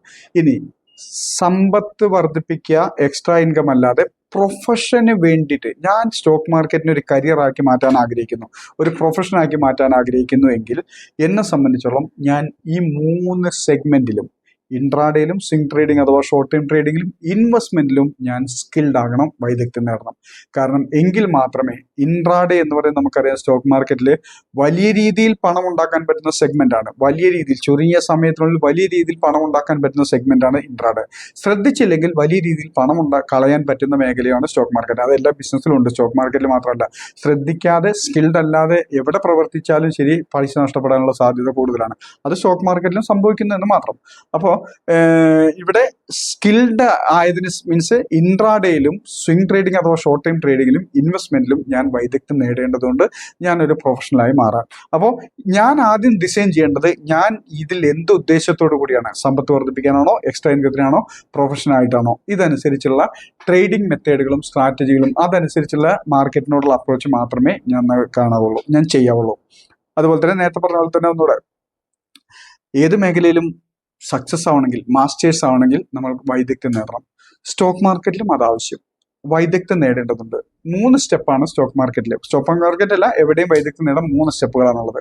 സ്റ്റോക്ക് മാർക്കറ്റിൽ നേരത്തെ പറഞ്ഞ പോലെ തന്നെ ഒരു സ്റ്റോക്ക് ഇൻഡെക്സ് ഏത് ഡയറക്ഷനിലേക്കാണ് മൂവ് ചെയ്യുന്നതെന്ന് മനസ്സിലാക്കുക. അതിൽ എൻ്റെ ക്യാപിറ്റൽ അനുസരിച്ച്, എൻ്റെ റിസ്ക് എടുക്കാനുള്ള കപ്പാസിറ്റി അനുസരിച്ച് എവിടെ വാങ്ങണം, എത്ര ക്വാണ്ടിറ്റി വാങ്ങണം എന്ന് തീരുമാനിക്കുക. പ്രോഫിറ്റിലാവട്ടെ ലോസിലാവട്ടെ എവിടെ എക്സിറ്റ് ചെയ്യണം എന്നുള്ള ഡിസിഷൻ, അതൊക്കെ നമ്മുടെ സിസ്റ്റത്തിന്റെ ഭാഗമായിട്ട് വരുന്നു. ഇത് കാര്യങ്ങൾ ഇംപ്ലിമെന്റ് ചെയ്യാനുള്ള ജോലി മാത്രമേ സ്റ്റോക്ക് മാർക്കറ്റിലുള്ളൂ. അപ്പോൾ സ്റ്റോക്ക് മാർക്കറ്റിൽ നമ്മൾ വൈദഗ്ധ്യം മാസ്റ്റേഴ്സ് ആവാനുള്ള 3 സ്റ്റെപ്പുകളാണ് പറയാൻ പോകുന്നത്. ഒന്ന്, ഫസ്റ്റ് സ്റ്റെപ്പ് അണ്ടർസ്റ്റാൻഡിങ് ലെവൽ. അതായത് 3 സ്റ്റെപ്പിലൂടെയാണ് പോവുക. 1 understanding level, 2 implementation level, 3 expertise level. ഈ 3 സ്റ്റെപ്പിലൂടെ പോകുമ്പോൾ മാത്രമേ എവിടെ നമ്മൾ വൈദഗ്ധ്യം, ഏത് മേഖലയിലാണെങ്കിലും, ഒരു ഡോക്ടർ ആണെങ്കിലും ശരി, എഞ്ചിനീയർ ആണെങ്കിലും ശരി, അഡ്വക്കേറ്റ് ആണെങ്കിലും ശരി, IT പ്രൊഫഷണൽ ആണെങ്കിലും ശരി, ആരാണെങ്കിലും ഈ 3 സ്റ്റെപ്പുകളിലൂടെ കടന്നു പോകുമ്പോൾ മാത്രമേ എക്സ്പെർട്ട് ആവുന്നുള്ളൂ, വൈദഗ്ധ്യം നേടുന്നുള്ളൂ, സ്കിൽഡ് ആകുന്നുള്ളൂ. അതായത് അണ്ടർസ്റ്റാൻഡിങ് ലെവൽ എന്ന് പറയുന്ന ആദ്യത്തെ സ്റ്റെപ്പ് എന്ന് പറഞ്ഞാൽ ബേസിക് ആണ്. അതായത് അടിസ്ഥാനപരമായിട്ടുള്ള കാര്യങ്ങൾ പഠിക്കുന്ന സ്റ്റെപ്പാണ് അണ്ടർസ്റ്റാൻഡിങ് ലെവല്. നമ്മൾ സ്റ്റോക്ക് മാർക്കറ്റിലേക്ക് കൊണ്ടുവരുമ്പോൾ ബേസിക് എന്ന് പറഞ്ഞാൽ സ്റ്റോക്ക് മാർക്കറ്റിന്റെ ബേസിക് പഠിക്കുന്നു. എന്താണ് സ്റ്റോക്ക് മാർക്കറ്റ്, എന്താണ് ഫ്യൂച്ചർ, എന്താണ് ഓപ്ഷൻസ്, എന്താണ് ഇൻട്രാഡേ, അതുപോലെ തന്നെ എന്താണ് സ്വിംഗ് ട്രേഡിങ്, എന്താണ് ഷോർട്ട് സെല്ലിങ്, ഇങ്ങനെ ബേസിക് ആയിട്ടുള്ള നോളേജുകൾ ആർജിക്കുകയും എന്താണ് സ്റ്റോക്ക് മാർക്കറ്റിൽ സംഭവിക്കുന്നത്, എങ്ങനെയാണ് സ്റ്റോക്ക് മാർക്കറ്റിൽ സ്റ്റോക്കിന്റെ വില കയറി ഇറങ്ങുകയൊക്കെ ചെയ്യുന്നത്, ഇങ്ങനെയുള്ള ബേസിക് ആയിട്ടുള്ള കാര്യങ്ങൾ പഠിക്കുകയും അതുപോലെ നമ്മളുടെ ഡിമാറ്റ് അക്കൗണ്ട് അഥവാ നമ്മുടെ പ്ലാറ്റ്ഫോം വളരെ ഈസി ആയിട്ട് കൈകാര്യം ചെയ്യാൻ പഠിക്കുകയും ചെയ്യണം. അതായത് പ്ലാറ്റ്ഫോം സറോദ, അപ്സ്റ്റോക്ക്, ഏഞ്ചൽ ഫണ്ട്, അങ്ങനെയുള്ള പല പ്ലാറ്റ്ഫോമുകളുണ്ട്. 5 years ഇങ്ങനെ പല പ്ലാറ്റ്ഫോമുകളുണ്ട് നമ്മുടെ ഡിമാറ്റ് അക്കൗണ്ടുണ്ട്. ഈ പ്ലാറ്റ്ഫോമിനെ ഈസി ആയിട്ട് കൈകാര്യം ചെയ്യാൻ പഠിക്കണം. ഇപ്പൊ നമ്മളൊക്കെ ഡ്രൈവിംഗ് പഠിക്കുമ്പോൾ നമ്മൾ എത്രത്തോളം ഈസി ആയിട്ട് വണ്ടി കൈകാര്യം ചെയ്യാൻ പഠിക്കുന്നു അത്രത്തോളം നമ്മൾ നല്ലൊരു ഡ്രൈവറാണെന്ന്. അതുപോലെ തന്നെ പ്ലാറ്റ്ഫോമിന്റെ എല്ലാ ഫീച്ചേഴ്സും എന്ന് പറഞ്ഞാൽ നമുക്ക് ആവശ്യമുള്ള എല്ലാ ഫീച്ചേഴ്സും ഈസി ആയിട്ട് കൈകാര്യം ചെയ്യാൻ പഠിക്കണം. ഇപ്പൊ സ്റ്റോക്ക് വാങ്ങുന്നത് എങ്ങനെ, ഫ്യൂച്ചറിൽ വാങ്ങുന്നത് എങ്ങനെ, ഓപ്ഷൻസിൽ നമ്മൾ സ്ട്രൈക്ക് പ്രൈസ് സെലക്ട് ചെയ്ത് ബൈ ചെയ്യുന്നത് എങ്ങനെയാണ് നമ്മൾ പാർഷ്യൽ എക്സിറ്റ് ചെയ്യുന്നത്, എങ്ങനെയാണ് നമ്മൾ സ്റ്റോപ്പ് ലോസ് ഇട്ട് വെക്കുന്നത്, എങ്ങനെയാണ് ടാർഗറ്റ് സെറ്റ് ചെയ്തിരിക്കുന്നത്, എങ്ങനെയാണ് GTT ഓർഡർ, പല ടൈപ്പ് ഓർഡറുകളുണ്ട്. ഈ ഓർഡറുകളൊക്കെ എങ്ങനെയാണ് സെറ്റ് ചെയ്തിരിക്കുന്നത്, ഇങ്ങനെ പ്ലാറ്റ്ഫോം ഈസി ആയിട്ട് കൈകാര്യം ചെയ്യാനും നമ്മൾ പഠിക്കണം. അതായത് ബേസിക് ആയിട്ടുള്ള നോളേജ് ആർജിക്കുക, പ്ലാറ്റ്ഫോം ഈസി ആയിട്ട് കൈകാര്യം ചെയ്യാൻ പഠിക്കുക. അതിനുശേഷം മാർക്കറ്റിന്റെ മൂവ്മെന്റുകൾ മനസ്സിലാക്കാൻ സാധിക്കുക. ഒരു സ്റ്റോക്ക് ആവട്ടെ, ഇൻഡെക്സ് ആവട്ടെ, ഏത് ഡയറക്ഷനിലേക്കാണ് മൂവ് ചെയ്യുന്നത്, അത് ഏത് ടൈപ്പ് മൂവ്മെന്റ് ആണ് ഇപ്പൊ നടത്തിക്കൊണ്ടിരിക്കുന്നത്, ഇത്തരം കാര്യങ്ങൾ പഠിക്കുന്നതിനെയാണ് അണ്ടർസ്റ്റാൻഡിങ് ലെവൽ അഥവാ ബേസിക് ലെവൽ എന്ന് പറയുന്നത്. ഈ അണ്ടർസ്റ്റാൻഡിങ് ലെവല് ഒരു ബുദ്ധിമുട്ടുമില്ല, ഈസി ആയിട്ട് പഠിച്ചെടുക്കാൻ പറ്റുന്ന കാര്യങ്ങളാണ്. പറ്റുന്ന കാര്യങ്ങൾ അണ്ടർസ്റ്റാൻഡിങ് ലെവൽ. ഇവിടെ നമ്മൾ ഒരു സ്റ്റോക്ക് വാങ്ങാനും വിൽക്കാനും, ഫ്യൂച്ചർ വാങ്ങാനും വിൽക്കാനും ഒക്കെ നമ്മൾ പഠിക്കുന്നുണ്ടാവും. അതായത് എൻട്രി എക്സിറ്റ് ഒക്കെ ഈസി ആയിട്ട് പഠിക്കുന്ന സ്റ്റെപ്പാണ് ബേസിക് ലെവൽ, അണ്ടർസ്റ്റാൻഡിങ് ലെവൽ. ഇത് വളരെ ഈസിയാണ്, എല്ലാവർക്കും സന്തോഷം തരുന്ന കാര്യമാണ്. കാരണം വെച്ചിട്ടുണ്ടെങ്കിൽ ഇവിടെ നമ്മൾ പഠിക്കുന്നത് സ്റ്റോക്ക് മാർക്കറ്റിൽ പൈസ ഉണ്ടാക്കാനും വരുമാനം ഉണ്ടാക്കാനും വേണ്ടി പഠിക്കുന്നത് കൊണ്ട് തന്നെ അവിടെ നമുക്ക് ബുദ്ധിമുട്ടൊന്നുമില്ല, അവിടെ പഠിച്ചു പോകുന്നു. ഇനി ഈ സമയത്ത് സ്റ്റോക്ക് മാർക്കറ്റിൽ നമ്മൾ ചെയ്യേണ്ട ഒരു സമയം എന്ന് വെച്ചിട്ടുണ്ടെങ്കിൽ പിന്നെ ഇംപ്ലിമെന്റേഷൻ ലെവൽ, രണ്ടാമത്തെ സ്റ്റെപ്പായിട്ടുള്ള ഇംപ്ലിമെന്റേഷൻ ലെവൽ. അതായത് നമ്മുടെ ആദ്യം നമ്മൾ ബേസിക് ആയിട്ടുള്ള അടിസ്ഥാനപരമായിട്ടുള്ള നോളജ് ആർച്ച് ചെയ്യുന്നതിനാണ് നമ്മൾ അണ്ടർസ്റ്റാൻഡിങ് ലെവൽ എന്ന് പറയുന്നത്. ഇംപ്ലിമെന്റേഷൻ ലെവൽ എന്ന് വെച്ചിട്ടുണ്ടെങ്കിൽ അത് പ്രാക്ടിക്കൽ ലെവലിലേക്ക് പ്രാക്ടിക്കലായിട്ട് കൊണ്ടുവന്ന് അത് നമ്മളുടെ എക്സ്പീരിയൻസ് ആർജിക്കുന്ന ലെവലാണ് ഇംപ്ലിമെന്റേഷൻ ലെവൽ എന്ന് പറയുന്നത്. ഇത് സ്റ്റോക്ക് മാർക്കറ്റിലെ സ്റ്റെപ്പുകൾ എന്ന് പറഞ്ഞിട്ടുണ്ടെങ്കിൽ ബേസിക് പഠിച്ചു കഴിഞ്ഞാൽ പിന്നെ നമുക്ക് പേപ്പർ ട്രേഡ് എന്ന് പറയും. പലർക്കും അറിയാം, ചിലർക്ക് അറിയാത്തവരുണ്ടാവും. പേപ്പർ ട്രേഡ് എന്ന് വെച്ചിട്ടുണ്ടെങ്കിൽ ഇപ്പോൾ ഉദാഹരണത്തിന് ഞാനൊരു ട്രേഡ് വാങ്ങുന്നത്, ഒരു സ്റ്റോക്ക് വാങ്ങുന്നത് ഞാൻ ഇത്ര സമയത്ത് ഇന്ന റീസണും കൊണ്ട് ഇത്ര ക്വാണ്ടിറ്റി ഇത്ര പ്രൈസിൽ വാങ്ങി എന്ന് എഴുതി വെക്കുകയും, അതിനിപ്പോൾ ഒരുപാട് അപ്ലിക്കേഷൻസ് കൊണ്ട് അത് ഉപയോഗിക്കുന്നതിൽ തെറ്റൊന്നുമില്ല. അതുപോലെ അത് എഴുതി വെക്കുകയും ഇന്ന റീസൺ കൊണ്ട് ഇന്ന പ്രൈസിൽ വെച്ചിട്ട് അത് ഇന്ന രീതിയിൽ എക്സിറ്റ് ചെയ്തു എന്ന് എഴുതി വെക്കും. അപ്പോൾ അതിനുണ്ടല്ലോ വാങ്ങിയ വിലയും വിറ്റ വിലയും തമ്മിലുള്ള ഒരു വ്യത്യാസം ഉണ്ടാവും. ഇത് പ്രോഫിറ്റ് ആൻഡ് ലോസ് ആയിട്ട് നോട്ട് ചെയ്ത് വെക്കും. ഇങ്ങനെ നമ്മൾ റിയൽ ട്രേഡ് എടുക്കാതെ അതിനൊരു വെർച്വൽ ട്രേഡ് പോലെ നമ്മൾ എൻട്രി എടുക്കുകയും എക്സിറ്റ് ചെയ്യുകയും ചെയ്ത് നോട്ട് ചെയ്ത് പോകുന്നതിനാണ് പേപ്പർ ട്രേഡ് എന്ന് പറയുന്നത്. ഇവിടെയുള്ള പ്രത്യേകത എന്ന് വെച്ചിട്ടുണ്ടെങ്കിൽ നമ്മൾ പഠിക്കുന്ന ഒരു സിസ്റ്റത്തിനെ കൃത്യമായിട്ട് നമ്മൾ ഫോളോ ചെയ്യാൻ പ്രാക്ടീസ് ചെയ്യാണ് ഈ പേപ്പർ ട്രേഡിലൂടെ സംഭവിക്കുന്നത്. ഇന്ന കാരണം കൊണ്ട് നമ്മൾ പഠിക്കുന്ന സിസ്റ്റം അനുസരിച്ച് ഇന്ന കാരണം കൊണ്ട് ഇവിടെ വെച്ച് വാങ്ങുന്നു, ഇന്ന കാരണം കൊണ്ട് ഇവിടെ വെച്ച് എക്സിറ്റ് ചെയ്യുന്നു എന്നൊക്കെ നോട്ട് ചെയ്യുമ്പോൾ ആ ഒരു സിസ്റ്റം ഫോളോ ചെയ്യാൻ പഠിക്കുകയാണ് ചെയ്യുന്നത്. അവിടെ പേപ്പർ ട്രേഡ് ആകുമ്പോൾ, വെർച്വൽ ട്രേഡ് ആകുമ്പോഴുള്ള ഗുണം നമുക്ക് റിയൽ മണി ഇൻവോൾവ് ആവാത്തത് കൊണ്ട് തന്നെ സാമ്പത്തിക നഷ്ടങ്ങളൊന്നും നമ്മളെ ബാധിക്കുന്നില്ല. അപ്പോൾ സാമ്പത്തിക നേട്ടങ്ങളും നഷ്ടങ്ങളും ഇല്ലാത്തതുകൊണ്ട് മണി ഇമോഷനായിട്ട് അവിടെ കണക്ട് ആവുന്നില്ലാത്തതുകൊണ്ട് അപ്പോൾ നമുക്കൊരു സിസ്റ്റം പഠിച്ചെടുക്കാനുള്ള മൈൻഡ് അവിടെ വരും. മണി ഇമോഷനായിട്ട് വരുമ്പോൾ, അപ്പോൾ ഞാൻ റിയൽ ട്രേഡാണ് എടുക്കുന്നതെങ്കിൽ ആ പ്രോഫിറ്റ് വരുമ്പോൾ ഞാൻ ആ പ്രോഫിറ്റിന്റെ എക്സൈറ്റ്മെന്റിലായിരിക്കും, ഞാൻ മാർക്കറ്റിന്റെ മൂവ്മെന്റ് നോക്കലുണ്ടാവില്ല. ലോസിലാണ് വരുന്നെങ്കിൽ അതിന്റെ പാനിക്കിലായിരിക്കും അടുത്ത ഡിസിഷൻ എടുക്കുന്നത്, അപ്പോൾ മാർക്കറ്റിന്റെ മൂവ്മെന്റ് നോക്കുന്നുണ്ടാവില്ല. എന്നാൽ പേപ്പർ ട്രേഡ് ആണെങ്കിൽ എനിക്ക് ഇമോഷൻസ് ഇല്ലാതെ സിസ്റ്റം കൃത്യമായിട്ട് ഫോളോ ചെയ്യാനും അതനുസരിച്ച് എൻട്രി എക്സിറ്റ് ഇംപ്ലിമെന്റ് ചെയ്യാനും എനിക്ക് പറ്റും. അപ്പോൾ പേപ്പർ ട്രേഡ് എടുത്താണ് ഫസ്റ്റ് സ്റ്റെപ്പിലൂടെ. നിങ്ങൾ എത്ര എക്സ്പീരിയൻസ് ഉള്ള ട്രേഡർ ആണെങ്കിലും, എത്ര സ്റ്റോക്ക് മാർക്കറ്റിൽ പരിചയമുള്ള ഒരാളാണെങ്കിലും ശരി, ഒരു പുതിയ സിസ്റ്റം നിങ്ങൾ പഠിച്ചു വരുമ്പോൾ പേപ്പർ ട്രേഡ് എടുത്ത് വേണം പഠിച്ചു തുടങ്ങാൻ. ആ പേപ്പർ ട്രേഡ് എത്ര കാലം എന്ന് ചോദിച്ചിട്ടുണ്ടെങ്കിൽ, ഫോളോ ചെയ്യുന്ന സിസ്റ്റം അനുസരിച്ച് എടുക്കുന്ന ട്രേഡുകൾ ഒരു 70% സക്സസ് ആവുക. അതായത് ഒരു സിസ്റ്റം അനുസരിച്ച് ഞാനൊരു ട്രേഡ് എടുക്കുന്നു, അങ്ങനെ 10 ട്രേഡ് എടുത്തപ്പോൾ 7 ട്രേഡും എനിക്ക് പ്രോഫിറ്റിൽ എത്തിക്കാൻ പറ്റി എന്നുള്ളതും ബാക്കിയുള്ള 3 ട്രേഡ് ലോസ് ലിമിറ്റ് ചെയ്തുകൊണ്ട് കൃത്യമായിട്ട് എക്സിറ്റ് ചെയ്യാൻ പറ്റി എന്നുള്ളത് ലെവലിലേക്ക് എത്തുന്നവരെ, അതെ 70% സക്സസ് റേഷ്യോ ആകുന്നത് വരെ നമ്മളെ സംബന്ധിച്ചിടത്തോളം നമ്മൾ പേപ്പർ ട്രേഡ് കണ്ടിന്യൂ ചെയ്യാം. എത്ര സമയം എടുക്കുമെന്ന് പറയാൻ പറ്റില്ല. ചിലപ്പോൾ ഒരാഴ്ച ഉണ്ടാവും, ചിലപ്പോൾ ഒരു മാസമാവും, ചിലപ്പോൾ 2-3 മാസം എടുത്തുന്ന് വരും. എത്ര തന്നെ എടുത്താലും നേരത്തെ പറഞ്ഞ ഇതൊക്കെയാണ് നമ്മുടെ ഫൗണ്ടേഷൻ. ഈ ഫൗണ്ടേഷന്റെ പുറത്ത് വേണം വലിയ വലിയ സ്വപ്നങ്ങളും ആവശ്യങ്ങളും അതുപോലെ തന്നെ വലിയ വലിയ നേട്ടങ്ങൾ ഉണ്ടാക്കാൻ. ഫൗണ്ടേഷൻ ഇല്ലാതെ നേട്ടങ്ങൾ ഉണ്ടാക്കാൻ ശ്രമിച്ചിട്ടുണ്ടെങ്കിൽ അത് ചീട്ട് കെട്ടാറും പോലെ തകർന്ന് വീഴുള്ളൂ. അപ്പോൾ പേപ്പർ ട്രേഡ് എടുത്തുകൊണ്ട് സിസ്റ്റം ഫോളോ ചെയ്യാൻ എനിക്ക് പറ്റുന്നുണ്ട്, സിസ്റ്റം മനസ്സിലാക്കാൻ പറ്റുന്നുണ്ടെന്ന് മനസ്സിലാക്കുക. ആ പേപ്പർ ട്രേഡുകൾ ഒരു എബോവ് 70% സക്സസ് റേഷ്യോ ആയി കഴിയുമ്പോൾ പിന്നെ നമ്മൾ അത് ഇക്വിറ്റി ട്രേഡുകളിലേക്ക് മാറ്റുക. ഇക്വിറ്റി ട്രേഡ് എന്താ നമ്മൾ ബേസിക് ക്ലാസ്സിൽ പഠിച്ചതാണ്. ഇക്വിറ്റി ട്രേഡുകളിലേക്ക്, ഇൻവെസ്റ്റ്മെന്റിലേക്കും ഷോർട്ട് ടൈം ട്രേഡിലേക്കും സ്വിംഗ് ട്രേഡിങ്ങിലേക്കും മാറ്റുക. അവിടെയും വലിയ ക്യാപിറ്റലൊന്നും തുടക്കത്തിൽ ഉപയോഗിക്കരുത്, ചെറിയ ക്യാപിറ്റൽ മാത്രമേ ഉപയോഗിക്കാവൂ. ഈ ചെറിയ ക്യാപിറ്റൽ ഉപയോഗിച്ചുകൊണ്ട് ഇക്വിറ്റി ട്രേഡുകൾ എടുത്ത് തുടങ്ങുക. ഈ ഇക്വിറ്റി ട്രേഡുകളും 70% നമുക്ക് മാക്സിമം പ്രോഫിറ്റിൽ നിലനിർത്താനും ഹോൾഡ് ചെയ്യാനും പറ്റുന്നുണ്ടെന്നും ലോസ് വന്ന ട്രേഡുകൾ എനിക്ക് ലോസ് ലിമിറ്റ് ചെയ്യാൻ പറ്റുന്നുണ്ടെന്നുള്ള രീതിയിലേക്ക് 70% സക്സസ് റേഷ്യോയോട് കൂടി മുന്നോട്ട് പോയതിനു ശേഷം മാത്രമേ ഓപ്ഷൻസിലേക്കും ഡെറിവേറ്റീവ്സ് അഥവാ ഫ്യൂച്ചർ ആൻഡ് ഓപ്ഷൻസിലേക്ക് അടക്കാവൂ. അതും തുടക്കത്തിൽ ഇൻട്രാഡേ അല്ല ചെയ്യേണ്ടത്. ഹോൾഡ് ചെയ്യുന്ന രീതിയിലുള്ള സ്റ്റോക്കിലോ ഇൻഡെക്സിലുള്ള ഓപ്ഷൻസോ ഫ്യൂച്ചറോ ഡെറിവേറ്റീവ്സ് എടുത്ത് ട്രേഡ് ചെയ്ത് തുടങ്ങണം. അത് അത്യാവശ്യം ലോസ് ലിമിറ്റ് ചെയ്തുകൊണ്ട്, നമ്മൾ പഠിക്കുന്ന പോലെ തന്നെ ലോസ് ലിമിറ്റ് ചെയ്തുകൊണ്ട് മാക്സിമം പ്രോഫിറ്റ് ഏൺ ചെയ്യാൻ പറ്റുന്ന രീതിയിൽ ആ ഓപ്ഷൻസിലേക്ക് അടക്കുക, അല്ലെങ്കിൽ ഫ്യൂച്ചറിലേക്ക് അടക്കുക, ഡെറിവേറ്റീവ്സിലേക്ക് അടക്കുക. അവിടെയും 70% സക്സസ് റേഷ്യോ ആയി എന്ന് ഉറപ്പുവരുത്തിയതിന് ശേഷം മാത്രം, അതായത് പേപ്പർ ട്രേഡിലൂടെ, ഇക്വിറ്റി ട്രേഡിലൂടെ, അതുപോലെ തന്നെ ഡെറിവേറ്റീവ്സ് ഹോൾഡിംഗ് ട്രേഡിലൂടെ നമ്മൾ കടന്നു വരുമ്പോഴേക്ക് നമുക്ക് മാർക്കറ്റിന്റെ മൂവ്മെന്റ് മനസ്സിലാക്കാൻ പറ്റും, പ്രോഫിറ്റ് ആൻഡ് ലോസിനെ ഹാൻഡിൽ ചെയ്യാനുള്ള ഒരു ശേഷി നമ്മൾ ആർജിച്ചിട്ടുണ്ടാവും. ഇതൊക്കെ കടന്നതിന് ശേഷം മാത്രമേ നിങ്ങൾ ഇൻട്രാഡേ ട്രേഡിലേക്ക് കടക്കാവൂ. അത് ഇക്വിറ്റി ആവട്ടെ ഡെറിവേറ്റീവ്സ് ആവട്ടെ. ഇൻട്രാഡേ ട്രേഡിലേക്ക് ഏറ്റവും ഫൈനൽ സ്റ്റേജിൽ നമ്മൾ പേപ്പർ ട്രേഡിൽ ഹൈലി സക്സസ് ആയിട്ടുണ്ടാവും, ഇക്വിറ്റി ട്രേഡിൽ വീണ്ടും സക്സസ് ആയിട്ടുണ്ടാവും. ഓപ്ഷൻസിലേക്ക് അല്ലെങ്കിൽ ഡെറിവേറ്റീവ്സിലേക്ക് വരുമ്പോൾ ആദ്യ കാലഘട്ടങ്ങളിൽ നമ്മൾ ഒരുപാട് ബാലാരിഷ്ടതകളിലൂടെ അല്ലെങ്കിൽ മിസ്റ്റേക്കുകളിലൂടെ ഒക്കെ പോയി കുറെ നഷ്ടങ്ങളൊക്കെ വരുത്തിയിട്ടുണ്ടാവും. പിന്നെ അത് നമ്മൾ കവർ ചെയ്തിട്ട് നമ്മൾ കൺസിസ്റ്റന്റ് പ്രോഫിറ്റ് എത്തുന്ന ലെവലിലേക്ക് എത്തിയിട്ടുണ്ടാവും. ഇതിന് ചിലപ്പോൾ മാസങ്ങൾ എടുത്തു വരും, പക്ഷെ വേണ്ടി വരും. നേരത്തെ പറഞ്ഞ പോലെ തന്നെ ഏതൊരു മേഖലയിലും കരിയറാക്കി മാറ്റുന്ന രീതിയിലുള്ള വൈദഗ്ധ്യം നേടാൻ 3 മുതൽ 5 വർഷം വരെ സമയം ആവശ്യമാണ്. കാരണം ഒരു മനുഷ്യൻ അങ്ങനെയാണ് ഡിസൈൻ ചെയ്തിരിക്കുന്നത്, ഹ്യൂമൻ ബ്രെയിൻ ഡിസൈൻ ചെയ്തിരിക്കുന്നത് അങ്ങനെ തന്നെയാണ്. കാരണം നമ്മൾ എഴുതാൻ പഠിച്ചത്, വായിക്കാൻ പഠിച്ചത്, നടക്കാൻ പഠിച്ചത്, എന്ത് കാര്യവും പഠിച്ചത് ഒരു സുപ്രഭാതത്തിലൊന്നല്ല, അതിൻ്റെതായ സമയമെടുത്ത് തന്നെയാണ് പഠിച്ചത്. ഈ ഒരിക്കലും നമ്മൾ ഇന്ന് എഴുതി നാളെ ഇന്ന് വായിച്ച് മനസ്സിലാക്കി നാളെ എഴുതി പോകല് ചെയ്ത് സമയമെടുത്ത് തന്നെയാണ് പഠിച്ചത്. ഹ്യൂമൻ ബ്രെയിൻ അങ്ങനെയാണ്. ഭക്ഷണം കഴിക്കാൻ പഠിച്ചത് നമ്മൾ ഒറ്റയടിക്കങ്ങ് വാരി തിന്നാൻ, നല്ല വൃത്തിയായിട്ട് വാരി തിന്നാൻ പഠിച്ച ആൾക്കാരൊന്നുമല്ല നമ്മൾ.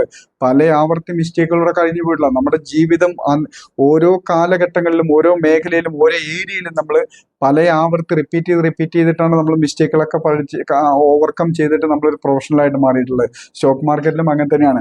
അപ്പോൾ പേപ്പർ ട്രേഡിങ്ങിലൂടെ നമ്മൾ സക്സസ് ആയിട്ടുണ്ടാവും, ഇക്വിറ്റി ട്രേഡിങ്ങിൽ സക്സസ് ആയിട്ടുണ്ടാവും. അതിനുശേഷം ഈ ഡെറിവേറ്റീവ്സ്, ഹോൾഡിങ് ചെയ്യുന്ന ഡെറിവേറ്റീവ്സിലേക്ക് വരുമ്പോൾ നമ്മൾ ഫെയിൽ ആവും. തുടക്കത്തിൽ ഒരു സംശയം വേണ്ട. ആ ഫെയിൽ ആവുമ്പോൾ നമ്മൾ വലിയ രീതിയിൽ ബാധിക്കാതിരിക്കാൻ ചെറിയ ക്യാപിറ്റൽ ഉപയോഗിച്ച് ട്രേഡ് ചെയ്യുക. അവിടെ സക്സസ് ആയതിനു ശേഷം ഇൻട്രാഡേയിലേക്ക് വരിക. ഇൻട്രാഡേയിലും ആദ്യ കാലഘട്ടങ്ങളിൽ ചിലപ്പോൾ പ്രോഫിറ്റിനേക്കാൾ ഉപരി ലോസുകളായിരിക്കും നമുക്ക് വരിക. പിന്മാറരുത്. കാരണം ഇവിടെ നമ്മളിപ്പോൾ തുടക്കത്തിൽ ഈ സ്റ്റെപ്പുകളിൽ ഇംപ്ലിമെന്റേഷൻ ലെവലിലൂടെ നമ്മൾ കടന്നു പോകുമ്പോൾ ഇവിടെ വരുമാനത്തിന് വേണ്ടിയിട്ടല്ല, സ്കിൽ ഡെവലപ്പ് ചെയ്യാൻ വേണ്ടിയിട്ടാണ് ഇംപ്ലിമെന്റേഷൻ ലെവലിലൂടെ കടന്നു പോകേണ്ടത്. കാരണം ഇംപ്ലിമെന്റേഷൻ ലെവലിലൂടെ കടന്നു പോകാതെ ഒരാൾ പോലും വൈദഗ്ധ്യം നേടിയിട്ടില്ല, എക്സ്പെർട്ടൈസ് ലെവലിൽ എത്തിയിട്ടില്ല. അപ്പോൾ അങ്ങനെ ആ സ്റ്റെപ്പിലൂടെ കടന്നു പോകുമ്പോൾ മാത്രം എത്തുന്ന ഒരു എക്സ്പെർട്ടൈസ് ലെവൽ എന്നൊരു കാലഘട്ടമുണ്ട്. ആ കാലഘട്ടത്തിലാണ് നമ്മൾക്ക് ആവശ്യമുള്ള, നമ്മൾ സ്വപ്നം കാണുന്ന രീതിയിൽ മാർക്കറ്റിനെ മൂവ്മെന്റിനെ നമുക്ക് മനസ്സിലാക്കിക്കൊണ്ട് മിനിമം റിസ്കിൽ മാക്സിമം പ്രോഫിറ്റ് ഏൺ ചെയ്യാനുള്ള സ്കിൽ നമ്മൾ ആർജിക്കാൻ ഈ എക്സ്പെർട്ടൈസ് ലെവൽ വരെ നമ്മൾ ക്ഷമയോടെ പ്രാക്ടീസ് ചെയ്യണം.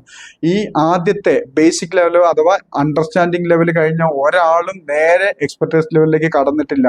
കാരണം ഈ പ്രോസസ്സ്, അതായത് ഒരു ബേസിക് നോളജ് ആർജിക്കുന്ന കാലം മുതൽ എക്സ്പെർട്ടൈസ് ലെവലിലേക്ക് എത്തുന്ന ഈ പ്രോസസ്സിന്റെ 10 to 20% മാത്രമേ ബേസിക് ലെവൽ അഥവാ അണ്ടർസ്റ്റാൻഡിങ് ലെവലും എക്സ്പെർട്ടൈസ് ലെവലും ഉള്ളൂ. ബാക്കി 80% ഭൂരിഭാഗവും ഇംപ്ലിമെന്റേഷൻ ലെവലിലൂടെയാണ് കടന്നു പോകുന്നത്. അതായത് നമ്മളവിടെ പ്രാക്ടിക്കൽ എക്സ്പീരിയൻസിലൂടെ കടന്നു പോകുമ്പോഴാണ് നമുക്ക് 80% സമയവും പോകുന്നത്. അപ്പം അത്രയധികം പ്രാധാന്യം ഇംപ്ലിമെന്റേഷൻ ലെവലിൽ കൊടുത്തു കഴിയുമ്പോൾ നമുക്ക് കിട്ടുന്ന ഒന്നാണ് എക്സ്പെർട്ടൈസ് ലെവൽ. ശരിക്കും സ്റ്റോക്ക് മാർക്കറ്റിൽ സക്സസ് ആവാനുള്ള സ്റ്റെപ്പ് എന്ന് പറഞ്ഞിട്ടുണ്ടെങ്കിൽ ഇൻവെസ്റ്റ്മെന്റിലൂടെ കിട്ടുന്ന പ്രോഫിറ്റുകൾ നമ്മൾ സ്വിംഗ് ട്രേഡിംഗ്, ഷോർട്ട് ടൈം ട്രേഡിങ്ങിന് മാറ്റണം. ആ സ്വിംഗ് ട്രേഡിംഗ്, ഷോർട്ട് ടൈം ട്രേഡിങ്ങിലൂടെ കിട്ടുന്ന പ്രോഫിറ്റ് മാത്രം ഇൻട്രാഡേക്ക് ഉപയോഗിക്കണം. ഇതാണ് അതിൻ്റെ ഒരു വഴി. അതായത് ഇൻവെസ്റ്റ്മെന്റിലാണ് നമ്മൾ ആദ്യം ഫോക്കസ് ചെയ്യേണ്ടത്, സ്കിൽഡ് ആവേണ്ടത്. അവിടുന്ന് കിട്ടുന്ന പ്രോഫിറ്റ് നമ്മൾ സ്വിംഗ് ട്രേഡിംഗ് അഥവാ ഷോർട്ട് ടൈം ട്രേഡിങ്ങിലേക്ക് മാറ്റുന്നു. അവിടുന്ന് കിട്ടുന്ന പ്രോഫിറ്റ് നമ്മൾ ഇൻട്രാഡേയിലേക്ക് മാറ്റുന്നു. ഇങ്ങനെ വരുമ്പോൾ ഇൻട്രാഡേയിൽ ഫെയിൽ ആയാലും നമുക്ക് ഒരു നഷ്ടം വരാൻ പോകുന്നില്ല. കാരണം ആൾറെഡി അപ്പോൾ ഇൻവെസ്റ്റ്മെന്റിൽ നിന്ന് സ്വിംഗ് ട്രേഡിൽ നിന്ന് വീണ്ടും പ്രോഫിറ്റ് വന്നുകൊണ്ടിരിക്കും. അപ്പോൾ നമ്മളെ സംബന്ധിച്ചിടത്തോളം ഈ സ്റ്റെപ്പിലൂടെ പോയിട്ടുണ്ടെങ്കിൽ സ്റ്റോക്ക് മാർക്കറ്റിൽ എക്സ്പെർട്ടൈസ് ലെവലിൽ എത്താം. ഒന്ന് ചിന്തിച്ച് നോക്കിയേ, എക്സ്പെർട്ടൈസ് ലെവലിൽ എത്തിയ ആർക്കെങ്കിലും ഈ ഫീൽഡിൽ നിന്ന് പിന്മാറേണ്ടി വരുമോ? മാറേണ്ടി വരുന്നവർ മുഴുവൻ, പിന്മാറിയിരിക്കുന്നത് മുഴുവൻ അണ്ടർസ്റ്റാൻഡിങ് ലെവൽ കഴിഞ്ഞാൽ പിന്നെ അവരൊക്കെ രാജാവാണ്, സിംഹമാണെന്നുള്ളൊരു ഭാവത്തിലാണ്. ബേസിക് പഠിച്ചു കഴിഞ്ഞാൽ പിന്നെ സ്റ്റോക്ക് മാർക്കറ്റ് എനിക്ക് കയ്യിൽ വഴങ്ങി. ഒരു മേഖലയിലും ബേസിക് പഠിച്ച കാലത്ത് ഒരാളും സക്സസ് ആയ ചരിത്രം ഉണ്ടായിട്ടില്ല, സ്റ്റോക്ക് മാർക്കറ്റിലും ഉണ്ടാകാൻ പോകുന്നില്ല. അപ്പോൾ ഈ സ്റ്റെപ്പിലൂടെ കടന്നു പോയി കഴിയുമ്പോൾ നമുക്ക് കിട്ടുന്ന ഒന്നാണ്. പിന്നീടാണ് സക്സസ് ആരംഭിക്കുന്നത്. അതുവരെ പ്രാക്ടീസ് മാത്രമേ ഉള്ളൂ. അപ്പോൾ നമ്മൾ മനസ്സിലാക്കേണ്ടത് അണ്ടർസ്റ്റാൻഡിങ് ലെവലിലും ഇംപ്ലിമെന്റേഷൻ ലെവലിലും, അതായത് ആദ്യ കാലഘട്ടങ്ങളിലൂടെ ഇവിടുന്ന് കിട്ടുന്ന വരുമാനമോ ഇവിടുന്ന് കിട്ടുന്ന പ്രോഫിറ്റിലോ ഒരിക്കലും നമ്മളുടെ കഴിവുകൊണ്ടാണെന്ന് തിരിച്ചറിയരുത്. ഇവിടുന്ന് വരുന്ന ലോസ് ലിമിറ്റ് ചെയ്യാൻ നമ്മൾ പഠിച്ചേ മതിയാകുമോ, നമ്മൾ പഠിക്കുന്നുണ്ട്. അപ്പോൾ വൈദഗ്ധ്യം നേടുന്നത് വരെ, എക്സ്പെർട്ടൈസ് ലെവലിൽ എത്തുന്നത് വരെ ചെറിയ ക്യാപിറ്റൽ മാത്രമേ ഉപയോഗിക്കാവൂ. ആ ക്യാപിറ്റൽ മുഴുവൻ നഷ്ടപ്പെട്ടാലും നിങ്ങൾക്കൊരിക്കലും മറ്റു രീതിയിൽ ബുദ്ധിമുട്ടില്ലാത്ത രീതിയിലുള്ള ചെറിയ ക്യാപിറ്റൽ മാത്രമേ ഉപയോഗിക്കാവൂ. ഈ കാലഘട്ടങ്ങളിലൂടെ ഞാൻ വീണ്ടും പറയുന്നു, ഈ എക്സ്പെർട്ടൈസ് ലെവലിൽ എത്തുന്നവരെ നിങ്ങൾ വരുമാനത്തിനായിട്ട് മറ്റ് മേഖലകളെ ആശ്രയിച്ചാലും തെറ്റില്ല. കാരണം വെച്ചിട്ടുണ്ടെങ്കിൽ എക്സ്പെർട്ടൈസ് ലെവലിൽ എത്തിക്കഴിഞ്ഞാൽ പിന്നെ നിങ്ങൾക്ക് വരുമാനത്തിന് മറ്റൊരു മേഖലയെ ആശ്രയിക്കേണ്ടി വരില്ല. ഈ എക്സ്പെർട്ടൈസ് ലെവലിൽ എത്തുന്നത് വരെ ഇവിടുന്നുള്ള വരുമാനം കൊണ്ട് ജീവിതം മുന്നോട്ട് കൊണ്ടുപോകാൻ ശ്രമിക്കരുത്. ആ സമയം വരെ മറ്റ് മേഖലകളിൽ നിന്ന് കിട്ടുന്ന ഇൻകം കൊണ്ട് വേണം ലൈഫ് മുന്നോട്ട് കൊണ്ടുപോകാൻ. ഇവിടെ സ്കിൽ ആർജിക്കുക. അപ്പോൾ ഉദാഹരണത്തിന് നിങ്ങൾക്കൊരു ഡോക്ടറായി മാറണം, നല്ല രീതിയിൽ പണം ഉണ്ടാക്കുന്ന ഒരു സ്പെഷ്യലിസ്റ്റ് ഡോക്ടറായി മാറണം എന്ന് ചിന്തിക്കുക. MBBS കഴിഞ്ഞ ഉടനെ നിങ്ങൾക്ക് വരുമാനം കിട്ടുന്നില്ല. പല വർഷം സീനിയർ ആയിട്ടുള്ള ഡോക്ടേഴ്സിന്റെ കീഴിൽ അവരുടെ കീഴിൽ തന്നെ വർക്ക് ചെയ്ത് എക്സ്പീരിയൻസ് ആർജിച്ച് പിന്നീട് സ്വതന്ത്രമായി പ്രാക്ടീസ് ചെയ്യുന്ന കാലഘട്ടത്തിലും വരുമാനമല്ല വരുന്നത്. സ്വതന്ത്രമായി പ്രാക്ടീസ് ചെയ്ത് അവിടെ നിങ്ങൾ നല്ലൊരു പേരും പ്രശസ്തിയും ആയി കഴിയുമ്പോൾ മാത്രമേ നിങ്ങളൊരു വരുമാനം നേടുന്ന വ്യക്തിയാവുന്നുള്ളൂ. അത് തന്നെയാണ് ഒരു ചാർട്ടേഡ് അക്കൗണ്ടന്റിന്റെ ലൈഫിലുള്ളത്, ഒരു വക്കീലിന്റെ ലൈഫിലുള്ളത്, ഒരു IT പ്രൊഫഷണലിന്റെ ലൈഫിലുള്ളത്. IT പ്രൊഫഷണൽ കുറച്ചുകൂടെ വ്യത്യാസം ഉണ്ടായിരിക്കാം. മറ്റ് പ്രൊഫഷണൽസിനെ സംബന്ധിച്ചിടത്തോളം പഠിച്ചിറങ്ങിയ ഉടനെ ഒന്നും വരുമാനം കിട്ടുന്ന കാലഘട്ടത്തിലല്ല.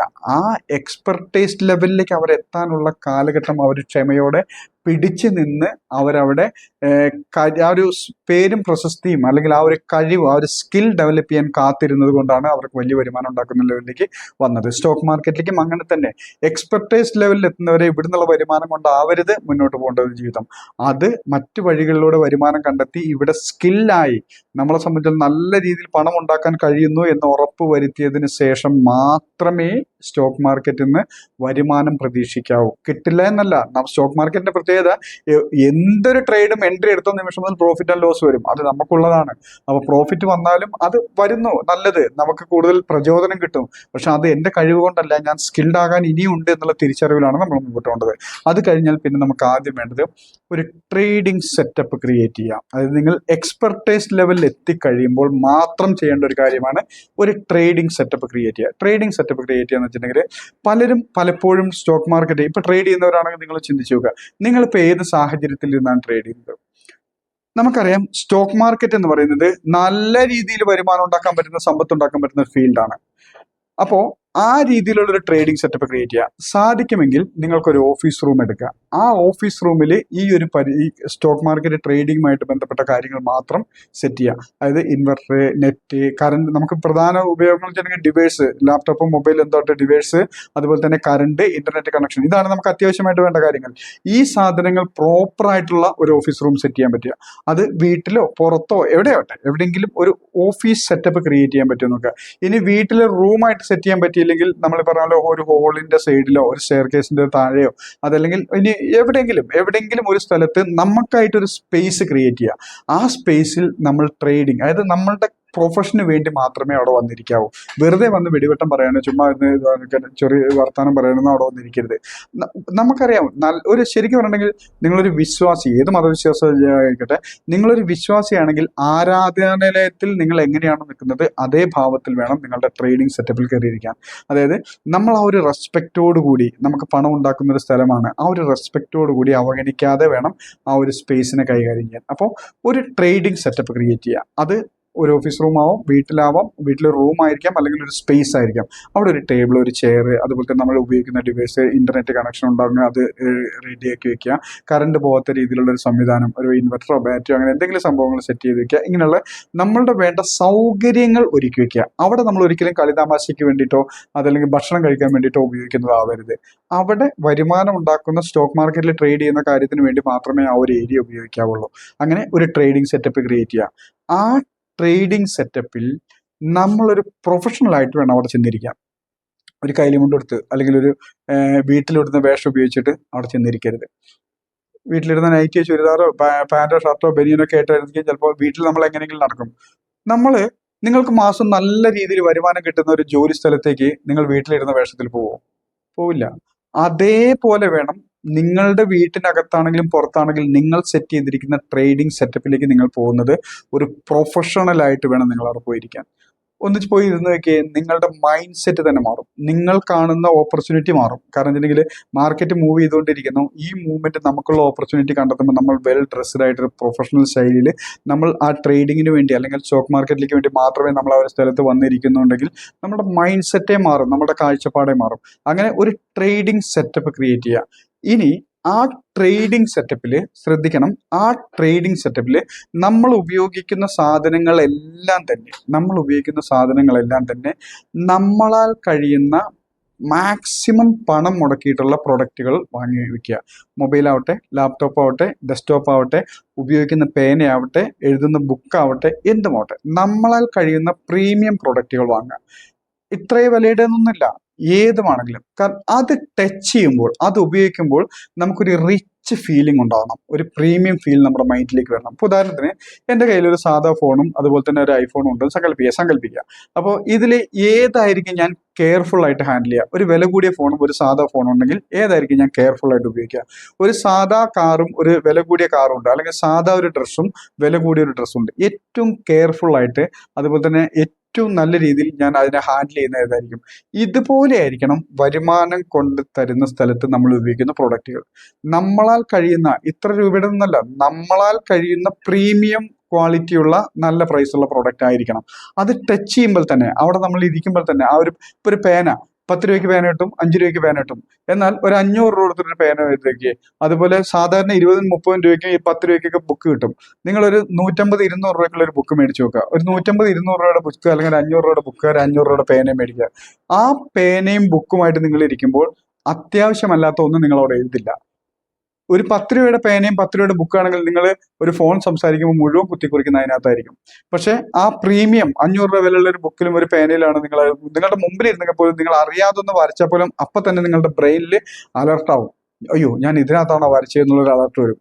ഇതുപോലെ ട്രേഡിംഗ് സെറ്റപ്പിൽ മാക്സിമം പ്രീമിയം അത് ടച്ച് ചെയ്യുമ്പോൾ നമുക്കൊരു ഫീൽ ചെയ്യണം, ഒരു റിച്ച്നെസ് ഫീൽ ചെയ്യണം. കാരണം പണം ഉണ്ടാക്കാനാണ് നമ്മൾ പറഞ്ഞത്. ആ റിച്ച് ഫീലിംഗ് നമ്മുടെ മൈൻഡിലേക്ക് വരണം. അപ്പോൾ ആ റിച്ച് ഫീലിംഗ് ഉണ്ടാക്കുന്ന ഒരു ട്രേഡിംഗ് സെറ്റപ്പ് ക്രിയേറ്റ് ചെയ്യുക. അതുപോലെ ഒരു പ്രൊഫഷണൽ ലുക്കിൽ വേണം അവിടെ വന്നിരിക്കാൻ. അതുപോലെ തന്നെ ഇനി അടുത്ത് പറയാൻ പോകുന്നത് നമ്മളുടെ ഡിമാറ്റ് അക്കൗണ്ടുകളെ കുറിച്ചാണ്. ഡിമാറ്റ് അക്കൗണ്ടുകളെ കുറിച്ച് പറയുമ്പോൾ ഒരു പ്രൊഫഷണൽ ട്രേഡർക്ക് മിനിമം 3 ഡിമാറ്റ് അക്കൗണ്ട് ആവശ്യമുണ്ട്. മിനിമം 3 ഡിമാറ്റ് അക്കൗണ്ട് ആവശ്യമുണ്ട്. എന്തിനെന്ന് വെച്ചിട്ടുണ്ടെങ്കിൽ, ഒന്നാമത്തത് അക്കൗണ്ട് എന്ന് വെച്ചിട്ടുണ്ടെങ്കിൽ ഒരു ട്രേഡിംഗ് അക്കൗണ്ട്. മിനിമം 3 അക്കൗണ്ട് എന്ന് പറയുമ്പോൾ 3 ബ്രോക്കറുടെ കീഴിലാവാം. ഒരു ബ്രോക്കറുടെ കീഴിൽ 3 പേരുടെ, ഇപ്പോൾ എൻ്റെ ആണെങ്കിൽ ഞാൻ വൈഫും മോൻ്റെ പേരിലൊക്കെ അക്കൗണ്ട് എടുത്തിട്ടുണ്ട്. അങ്ങനെ 3 പേരെ അയക്കാം. വ്യത്യസ്തമായിട്ടുള്ള 3 ബ്രോക്കറുടെ കീഴിലായിരിക്കും. ഏതുമാട്ടെ എന്തിനു വേണ്ടി അത് ഉപയോഗിക്കുന്നു വെച്ചിട്ടുണ്ടെങ്കിൽ, ഒന്നാമത്തെ അക്കൗണ്ട് ട്രേഡിംഗ് അക്കൗണ്ട് ആയിട്ട് കണക്കാക്കുക. അവിടെ ഇൻട്രാഡേയും ഡെറിവേറ്റീവ്സ് ട്രേഡിംഗ് മാത്രമേ ആ അക്കൗണ്ടിൽ യൂസ് ചെയ്യാവുള്ളൂ. അതായത് എപ്പോഴും നമ്മുടെ കൺമുമ്പിൽ, മാർക്കറ്റിന്റെ മുമ്പിൽ ഇരിക്കുമ്പോൾ എപ്പോഴും നമ്മുടെ കൺമുമ്പിൽ വേണ്ട ഒരു അക്കൗണ്ടാണ് ഡിമാറ്റ് അക്കൗണ്ട് എന്ന് പറയുന്നത്. അതായത് നമ്മുടെ ട്രേഡിംഗ് അക്കൗണ്ട് എന്ന് പറയുന്നത്. ആ ട്രേഡിംഗ് അക്കൗണ്ടിൽ ഇൻട്രാഡേ ട്രേഡുകളും ഫ്യൂച്ചർ ആൻഡ് ഓപ്ഷൻസ് അഥവാ ഡെറിവേറ്റീവ് ട്രേഡുകളും മാത്രമേ പാടുള്ളൂ. അവിടെ ഒരു ലിമിറ്റഡ് ക്യാപിറ്റൽ ഉപയോഗിക്കാവൂ. കാരണം നമുക്ക് റിസ്ക് എടുക്കാൻ പറ്റുന്ന ക്യാപിറ്റൽ മാത്രമേ ആ ഡിമാറ്റ് അക്കൗണ്ടിൽ ഉപയോഗിക്കാവൂ. രണ്ടാമത്തെ ഡിമാറ്റ് അക്കൗണ്ട് നമ്മുടെ ഇക്വിറ്റി അക്കൗണ്ട് എന്ന് പറയും. അതിനകത്ത് നമുക്ക് സ്വിംഗ് ട്രേഡിങ്ങിനും ഷോർട്ട് ടൈം ട്രേഡിങ്ങിനും ഇൻവെസ്റ്റ്മെന്റിനും വേണ്ട ഇക്വിറ്റി ട്രേഡുകൾ മാത്രം, അതായത് ഇക്വിറ്റി എന്താ നമ്മൾ കണ്ടു കഴിഞ്ഞാൽ ബേസിക്കലി ഇക്വിറ്റി ട്രേഡുകൾ മാത്രമേ അതിനകത്ത് എടുക്കാവുള്ളൂ. അത് ഇൻവെസ്റ്റ്മെന്റ് ആവും, സ്വിംഗ് ട്രേഡിംഗ് ആവും, ഷോർട്ട് ടൈം ട്രേഡ് ആവും. ഇൻട്രാഡേ അതിനകത്ത് എടുക്കരുത്. ഇക്വിറ്റി ട്രേഡുകൾ മാത്രമേ അതിനകത്ത് എടുക്കാവൂ. കാരണം ഈ നേരത്തെ പറഞ്ഞ ട്രേഡിംഗ് അക്കൗണ്ട്, ഇൻട്രാഡേയും ഫ്യൂച്ചർ ആൻഡ് ഓപ്ഷൻ ചെയ്യുന്ന ട്രേഡിംഗ് അക്കൗണ്ടിനെ സംബന്ധിച്ചിടത്തോളം നമ്മൾ എപ്പോഴും നമ്മുടെ കൺമുമ്പിൽ വേണം. പക്ഷെ ഈ ഇക്വിറ്റി അക്കൗണ്ട് എപ്പോഴൊന്നും വേണ്ട, വല്ലപ്പോഴും ഒന്ന് ഓപ്പൺ ചെയ്ത് നോക്കിയാൽ മതിയായിരിക്കും. ഇത് രണ്ടും മസ്റ്റ്. അതിന്റെ ഗുണം എന്താണെന്ന് വെച്ചിട്ടുണ്ടെങ്കിൽ, ഈ ഇക്വിറ്റി അക്കൗണ്ട് നമുക്ക് വലിയ റിസ്ക് ഉണ്ടാവില്ല. നമുക്ക് ഹോൾഡ് ചെയ്യാൻ പറ്റുന്ന എമൗണ്ട് ആയിരിക്കും. അവിടെ എത്ര ക്യാപിറ്റൽ വേണമെങ്കിലും നിങ്ങൾക്ക് ഉപയോഗിക്കാം. അവിടെ ലിമിറ്റ് ഒന്നുമില്ല. പക്ഷേ നമുക്കറിയാം, അപ്പോൾ അതിനെ കൃത്യമായിട്ട് പരിപാലിക്കാൻ നമുക്ക് പഠിക്കുന്നുണ്ട്, നമുക്കറിയാം. അപ്പോൾ ഈ ഇക്വിറ്റി അക്കൗണ്ടിൽ നമുക്കുണ്ടെങ്കിൽ നമുക്ക് വലിയ ടെൻഷൻ ഇല്ലാതെ ആ അക്കൗണ്ടിനെ ഹാൻഡിൽ ചെയ്യാൻ പറ്റും. അതുപോലെ അത് എന്തുമാത്രം റിട്ടേൺ തരുന്നുണ്ടെന്ന് നമുക്ക് മനസ്സിലാക്കാൻ പറ്റും. ഈ trading account, intraday future and option ചെയ്യുന്ന അക്കൗണ്ടിനെ സംബന്ധിച്ചിടത്തോളം അവിടെ നമ്മൾ എന്തുമാത്രം സ്കിൽഡ് ആയി എന്നുള്ളത് ആ അക്കൗണ്ട് നമുക്ക് കാണിച്ചു തരും. നമ്മൾ എന്തുമാത്രം വൈദഗ്ധ്യമുണ്ട് ഇൻട്രാഡേ ചെയ്യാനും ഫ്യൂച്ചർ ആൻഡ് ഓപ്ഷൻ ചെയ്യാനും നമുക്ക് എന്തുമാത്രം വൈദഗ്ധ്യം ഉണ്ടാവും എന്നുള്ളത് ആ അക്കൗണ്ട് നമുക്ക് കാണിച്ചു തരുന്നു. ഈ 2 അക്കൗണ്ടും കഴിഞ്ഞാൽ പിന്നെ മൂന്നാമത് വേണ്ടത് ഡ്രീം അക്കൗണ്ട്. ഇത് മൂന്നാമതൊരു അക്കൗണ്ടാണ്. ഇത് നേരത്തെ പറഞ്ഞ എക്സ്പെർട്ടൈസ് ലെവലിലേക്ക് എത്തിയതിന് ശേഷം മാത്രം തുടങ്ങേണ്ട ഒരു ഡിമാറ്റ് അക്കൗണ്ട്, ഡ്രീം അക്കൗണ്ട്. എന്താണ് ഡ്രീം അക്കൗണ്ട് എന്നുള്ളതാണ്. അവിടെ നമുക്ക് വേണ്ടത് ഒരു കാൽക്കുലേഷനാണ്. അതായത് നടക്കോ ഇല്ലേ എന്നുള്ളതല്ല, പരിശ്രമിക്കുക എന്നുള്ളതാണ് നമ്മുടെ ജോലി. പരിശ്രമിക്കുക. എത്ര കാലത്തിന് ശേഷമാണോ നിങ്ങൾ എക്സ്പെർട്ടൈസ് ലെവലിൽ എത്തുന്നത്, നിങ്ങൾക്കൊരു ഹോംവർക്കും കൂടെ തരാൻ പോവാണ്. എത്ര കാലത്തിന് ശേഷമാണോ നിങ്ങളൊരു എക്സ്പെർട്ടൈസ് ലെവലിൽ എത്തുന്നത്, ആ എക്സ്പെർട്ടൈസ് ലെവലിൽ എത്തിക്കഴിയുമ്പോൾ നിങ്ങൾ ഒരു ഡിമാറ്റ് അക്കൗണ്ടിൽ 25,000 രൂപ ക്യാപിറ്റൽ യൂസ് ചെയ്യുന്നു. ഒരു ഡിമാറ്റ് അക്കൗണ്ടിൽ 25,000 രൂപ ക്യാപിറ്റൽ യൂസ് ചെയ്യുന്നു. ഈ 25,000 രൂപ ഉപയോഗിച്ചിട്ട് നിങ്ങൾ ആത്മാർത്ഥമായിട്ട്, അതുപോലെ സീരിയസ് ആയിട്ട്, അതുപോലെ സിസ്റ്റമാറ്റിക് ആയിട്ട്, ഡിസിപ്ലിനോട് കൂടി ഈ 25,000 രൂപ ഉപയോഗിച്ചിട്ട് നിങ്ങൾ മാർക്കറ്റിലേക്ക് ഇറങ്ങിക്കഴിഞ്ഞിട്ടുണ്ടെങ്കിൽ ഒന്ന് ആത്മാർത്ഥമായിട്ട് ചിന്തിക്കുക. ഇപ്പോഴല്ല, തുടക്കത്തിലല്ല. നേരത്തെ പറഞ്ഞ നിങ്ങൾ എക്സ്പെർട്ടൈസ് ലെവൽ എത്തിയതിന് ശേഷം മാത്രം അതിനൊന്നോ രണ്ടോ മൂന്നോ അഞ്ചോ വർഷം എടുത്തോട്ടെ, എക്സ്പെർട്ടൈസ് ലെവൽ എത്തിയതിനു ശേഷം ഈ ഡ്രീം അക്കൗണ്ടിൽ 25,000 രൂപ ക്യാപിറ്റൽ ഉപയോഗിച്ചുകൊണ്ട് നിങ്ങൾ ഒരു മാസം നിങ്ങൾക്ക് എത്ര ശതമാനം ഗ്രോത്ത് ഉണ്ടാക്കാൻ പറ്റുമെന്നാണ് നിങ്ങൾ വിശ്വസിക്കുന്നത്? ട്രേഡ് ചെയ്യുന്നവർക്കാണെങ്കിൽ അറിയാം, 25,000 രൂപ ഉപയോഗിച്ചിട്ട് സ്റ്റോക്ക് മാർക്കറ്റിൽ നമ്മൾ ട്രേഡിങ്ങിനായിട്ട് ഇറങ്ങിക്കഴിഞ്ഞിട്ടുണ്ടെങ്കിൽ ഒരു 10%, 10%, അതായത് 2,500 രൂപ പ്രോഫിറ്റ് നേടാനായിട്ട് എത്ര സമയം എടുക്കുമെന്ന് തന്നെ ചോദിക്കേണ്ടുള്ളൂ. ഒരു മാസം 10% ഗ്രോത്ത് ഉണ്ടാക്കുക എന്ന് പറഞ്ഞിട്ടുണ്ടെങ്കിൽ സ്റ്റോക്ക് മാർക്കറ്റിൽ ഒരു സ്കിൽഡ് ആയിട്ടുള്ള, അതുപോലെ തന്നെ ഡിസിപ്ലിൻ ആയിട്ടുള്ള, സ്കിൽഡ് ആയിട്ടുള്ള ഒരു ട്രേഡറെ സംബന്ധിച്ചിടത്തോളം വളരെ ഈസി ആയിട്ടുള്ള കാര്യമാണ്. അപ്പോൾ ഇപ്പൊ പറഞ്ഞു വരുന്നത് ഡ്രീം അക്കൗണ്ടിന്റെ ഇമ്പോർട്ടൻസ് എന്താണെന്നാണ് പറഞ്ഞു വരുന്നത്. ഈ 25,000 രൂപ വെച്ചിട്ട് നിങ്ങൾ ഒരു ഡിമാറ്റ് അക്കൗണ്ടിൽ മാസം 10% ഗ്രോത്ത് ഉണ്ടാക്കാൻ ശ്രമിക്കുന്നു. മാസം 10%. ഈ ചില സമയത്തൊക്കെ നമുക്ക് ഈസി ആയിട്ട് 10% ഏൺ ചെയ്യാൻ പറ്റും. ഈ 10% ഗ്രോത്ത് കിട്ടിക്കഴിയുമ്പോൾ ആ ഡിമാറ്റ് അക്കൗണ്ടിലെ ആ മാസത്തെ ട്രേഡിംഗ് അവസാനിപ്പിക്കുന്നു. ഇപ്പൊ നേരത്തെ പറഞ്ഞ പോലെ തന്നെ ഉദാഹരണം എന്നെ സംബന്ധിച്ചോളം ഇപ്പോൾ ഈ മാസം, ഇതിപ്പോ ജൂലൈ പകുതിയായി, ഞാൻ ജൂലൈ തുടക്കത്തിൽ തന്നെ നമ്മളെ സംബന്ധിച്ചിടത്തോളം ഈ 25,000 രൂപ ഉപയോഗിച്ചിട്ട് ഞാനൊരു 10% ഗ്രോത്ത്, അതായത് 2,500 രൂപ പ്രോഫിറ്റ് കിട്ടിക്കഴിഞ്ഞപ്പോൾ എന്റെ ഡ്രീം അക്കൗണ്ട് ഞാൻ അവിടെ ക്ലോസ് ചെയ്യുന്നു. അത് ചിലപ്പോൾ 1-2 ദിവസങ്ങൾക്കുള്ളിൽ കിട്ടും, ചിലപ്പോൾ 1-2 ആഴ്ചകൾക്കുള്ളിൽ, ചിലപ്പോൾ 10-15 ദിവസം എടുത്തു എന്ന് വരാം. എത്ര ദിവസം എടുത്താലും ശരി, ഈ ഡ്രീം അക്കൗണ്ടിൽ സിസ്റ്റമാറ്റിക് ആയിട്ട് ഡിസിപ്ലിനോട് കൂടി മാത്രമേ ട്രേഡ് എടുക്കാവൂ. നമ്മളുടെ ക്യാപിറ്റൽ എപ്പോഴാണോ 10% പ്രോഫിറ്റ് ഏൺ ചെയ്യുന്നത് ആ നിമിഷം അവിടെ അവസാനിപ്പിക്കുക. ഇങ്ങനെ ഒരു 120, അതായത് 120 മാസം, 10 വർഷം, അത്രയും വേണ്ട, 112 മാസം നിങ്ങൾ കണ്ടിന്യൂ ചെയ്തു പോയാൽ, അതായത് ഈ മാസം 25,000 രൂപ ക്യാപിറ്റൽ, 2,500 രൂപ പ്രോഫിറ്റ് എടുത്ത് ഞാൻ അവസാനിപ്പിച്ചു. അപ്പൊ അടുത്ത മാസത്തേക്ക് 22,000 പ്ലസ് 2,500, 25,000 പ്ലസ് 2,500, 27,500, അതിന്റെ 10%ആണ് അടുത്ത മാസത്തേക്ക് ഗ്രോത്ത്. അപ്പോൾ 27,500ന്റെ 10% എന്ന് പറയുമ്പോഴേക്ക് 2,750 ആയി. അപ്പോൾ അതും കൂടെ ക്യാപിറ്റലിനോട് ചേർക്കുന്നു, ആ പ്രോഫിറ്റും കൂടെ ക്യാപിറ്റലിനോട് ചേർക്കുന്നു. അപ്പോൾ അടുത്ത മാസത്തേക്ക് 27,500 പ്ലസ് 2,750. ഇങ്ങനെ ഓരോ മാസവും ക്യാപിറ്റലും അതിന്റെ 10% ഗ്രോത്തും കൂടെ ക്യാപിറ്റലിനോട് ചേർത്ത് അങ്ങനെ പോവുകയാണെങ്കിൽ 112 മാസം കൊണ്ട്, അതായത് 10% പ്രോഫിറ്റ് നേടാനായിട്ട് 1-2 വർഷം നമ്മൾ സ്കിൽഡ്, അതായത് ആ ഒരു വൈദഗ്ധ്യം നേടാനായിട്ട് 1-2-3 വർഷം പ്രാക്ടീസ് ചെയ്താൽ പോലും കുഴപ്പമില്ല.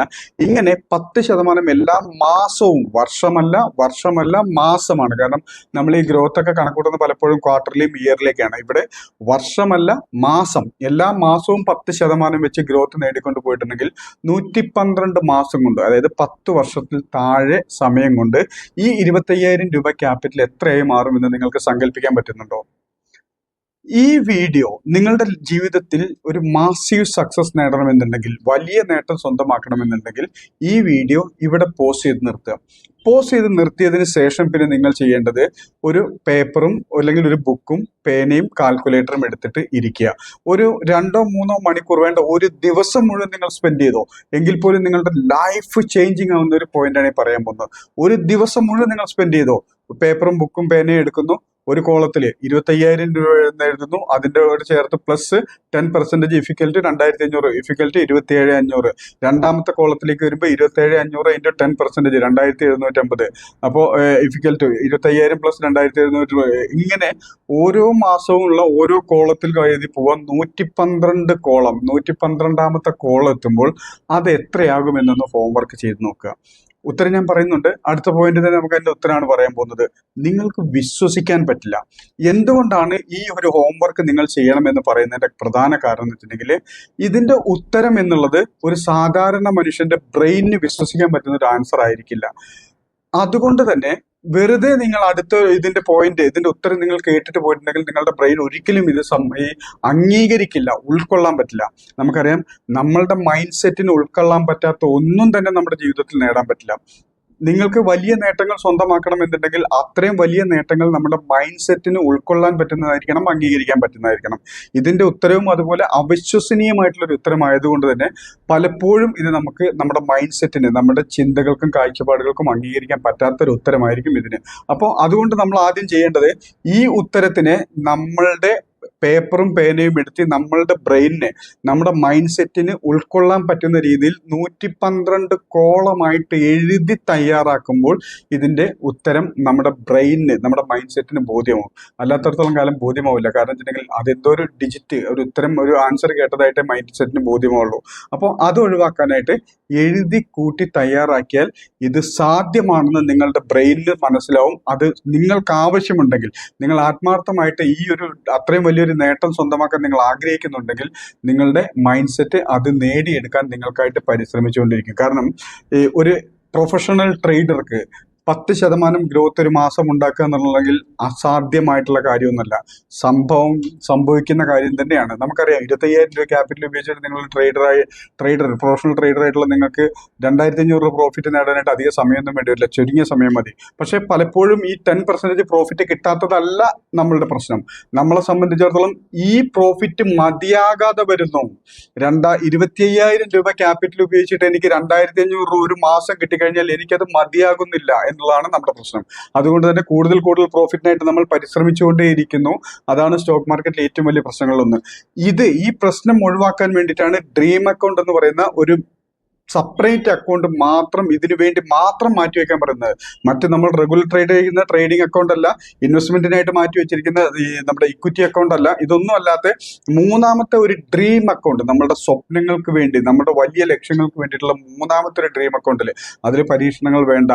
10% ഗ്രോത്ത് ഒരു മാസം മതി. അങ്ങനെ 25,000 രൂപ 112 മാസം അഥവാ 10 വർഷത്തിൽ താഴെ സമയം എടുത്തു കഴിഞ്ഞിട്ടുണ്ടെങ്കിൽ എത്രയാകുമെന്ന് ഉത്തരം നിങ്ങൾ കേൾക്കണോ? ഇത് നിങ്ങൾ ഉത്തരം കേൾക്കുന്നതിന് മുമ്പേ നിങ്ങൾ ആദ്യം പേപ്പറും ബുക്കും പേനയും വെച്ച് നിങ്ങൾ സ്വയം കാൽക്കുലേറ്റ് ചെയ്യണം. കാൽക്കുലേറ്റ് ചെയ്ത് കഴിയുമ്പോൾ എല്ലാവർക്കും ഉത്തരം ഒന്ന് തന്നെ കിട്ടുള്ളൂ. കണക്കിൽ ആരെയും ഒന്നും പറ്റിക്കാനൊന്നും പറ്റില്ല. ആരൊക്കെ കൂട്ടി നോക്കിയാലും, അല്ലെങ്കിൽ കൂട്ടി നോക്കുന്ന ഭാഗത്ത് എന്തെങ്കിലും മിസ്റ്റേക്ക് ഉണ്ടാവണം. ആരൊക്കെ കൂട്ടി നോക്കിയാലും ശരി, നമുക്ക് ഉത്തരം ഒന്ന് തന്നെ ആയിരിക്കും കിട്ടാൻ പോകുന്നത്. അതായത് 25,000 ഇൻറ്റു 10% ഒരു മാസം പ്രോഫിറ്റ്. രണ്ടാമത്തെ മാസം ആകുമ്പോഴേക്കും അതിന്റെ ക്യാപിറ്റൽ അപ്പോൾ 27,500 ആവുന്നു. രണ്ടാമത്തെ മാസം 27,000ന്റെ 10% പ്രോഫിറ്റ് വേണ്ടത്. അപ്പോൾ 2,250 രൂപ പ്രോഫിറ്റ്. അപ്പോൾ 27,000 പ്ലസ് ഈ 2,250 രൂപ പ്രോഫിറ്റും കൂടെ ആഡ് ചെയ്തിട്ടായിരിക്കണം അടുത്ത മാസത്തെ ക്യാപിറ്റൽ. അതിന്റെ 10% അടുത്ത മാസം വേണ്ടത്. അങ്ങനെ ഓരോ മാസവും ഇത് ഇൻക്രീസ് ചെയ്ത് പോയിക്കൊണ്ടേയിരിക്കും. ഈ ഉത്തരം ഈ 112 മാസം കഴിയുമ്പോഴേക്കും, അഥവാ 10 വർഷത്തിലുള്ള താഴെയുള്ള സമയം കൊണ്ട് ഈ 25,000 എന്നുള്ളത് 100 കോടി രൂപയ്ക്ക് മുകളിലായി മാറും. 100 കോടി രൂപയ്ക്ക് മുകളിലായി മാറും. ജസ്റ്റ് ഒന്ന് കാണിച്ചു തരാം നിങ്ങൾക്ക്. ജസ്റ്റ് ഒന്ന് ബോധ്യം വരാൻ വേണ്ടി മാത്രമാണ് ഇത് കാണിക്കുന്നത്. ഒരു കാരണവശാലും ഇത് നിങ്ങളെ ബോധിപ്പിക്കാൻ വേണ്ടി മാത്രമാണ്, അല്ലാതെ മറ്റൊന്നിനും വേണ്ടിയിട്ടല്ല. നോക്കുക, ഇവിടെ നമുക്കറിയാം ഈ ജേണി ആരംഭിക്കുന്ന മന്ത് 1 ക്യാപിറ്റൽ 25,000, 10% ഗ്രോത്ത് 2,500, 27,500 ഇവിടെ അതിന്റെ ആൻസർ വരുന്നത്. രണ്ടാമത്തെ മാസം 27,500, 10%, 2,750, 30,250. മൂന്നാമത്തെ മാസം 30,250 ക്യാപിറ്റൽ, 10%, അതിന്റെ 3,025 രൂപ പ്രോഫിറ്റ്. അങ്ങനെ 33,275 ആയി. ഇങ്ങനെ 10ാമത്തെ മാസം എത്തുമ്പോഴേക്ക് ക്യാപിറ്റൽ 58,948 ആയി. ഈ ക്യാപിറ്റൽ 25,000 രൂപ ക്യാപിറ്റൽ 1 ലക്ഷത്തിലേക്ക് എത്താനായിട്ട് 15 മാസം, 15ാമത്തെ മാസമാണ് അത് 1,04,000 എത്തുന്നത്.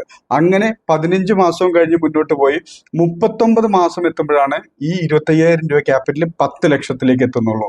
അതിനുശേഷം വീണ്ടും മുന്നോട്ട് പോയി 63, അതായത് മൊത്തം 112 മാസത്തിന്റെ ആവശ്യമുള്ളൂ. ഇവിടെ 63 മാസം, അതായത് ഏകദേശം അതിന്റെ പകുതി എത്തുമ്പോൾ പോലും ഈ 1,25,000 എന്നുള്ളത് ഏകദേശം 1 കോടി രൂപയായിട്ടേ മാറുന്നുള്ളൂ. അപ്പൊ ചിന്തിക്കും, പകുതി സമയം കൊണ്ട് 1 കോടിയല്ലേ ആയിട്ടുള്ളൂ, പിന്നെ എങ്ങനെ ഇത് 100 കോടിയിലേക്ക് എത്തും?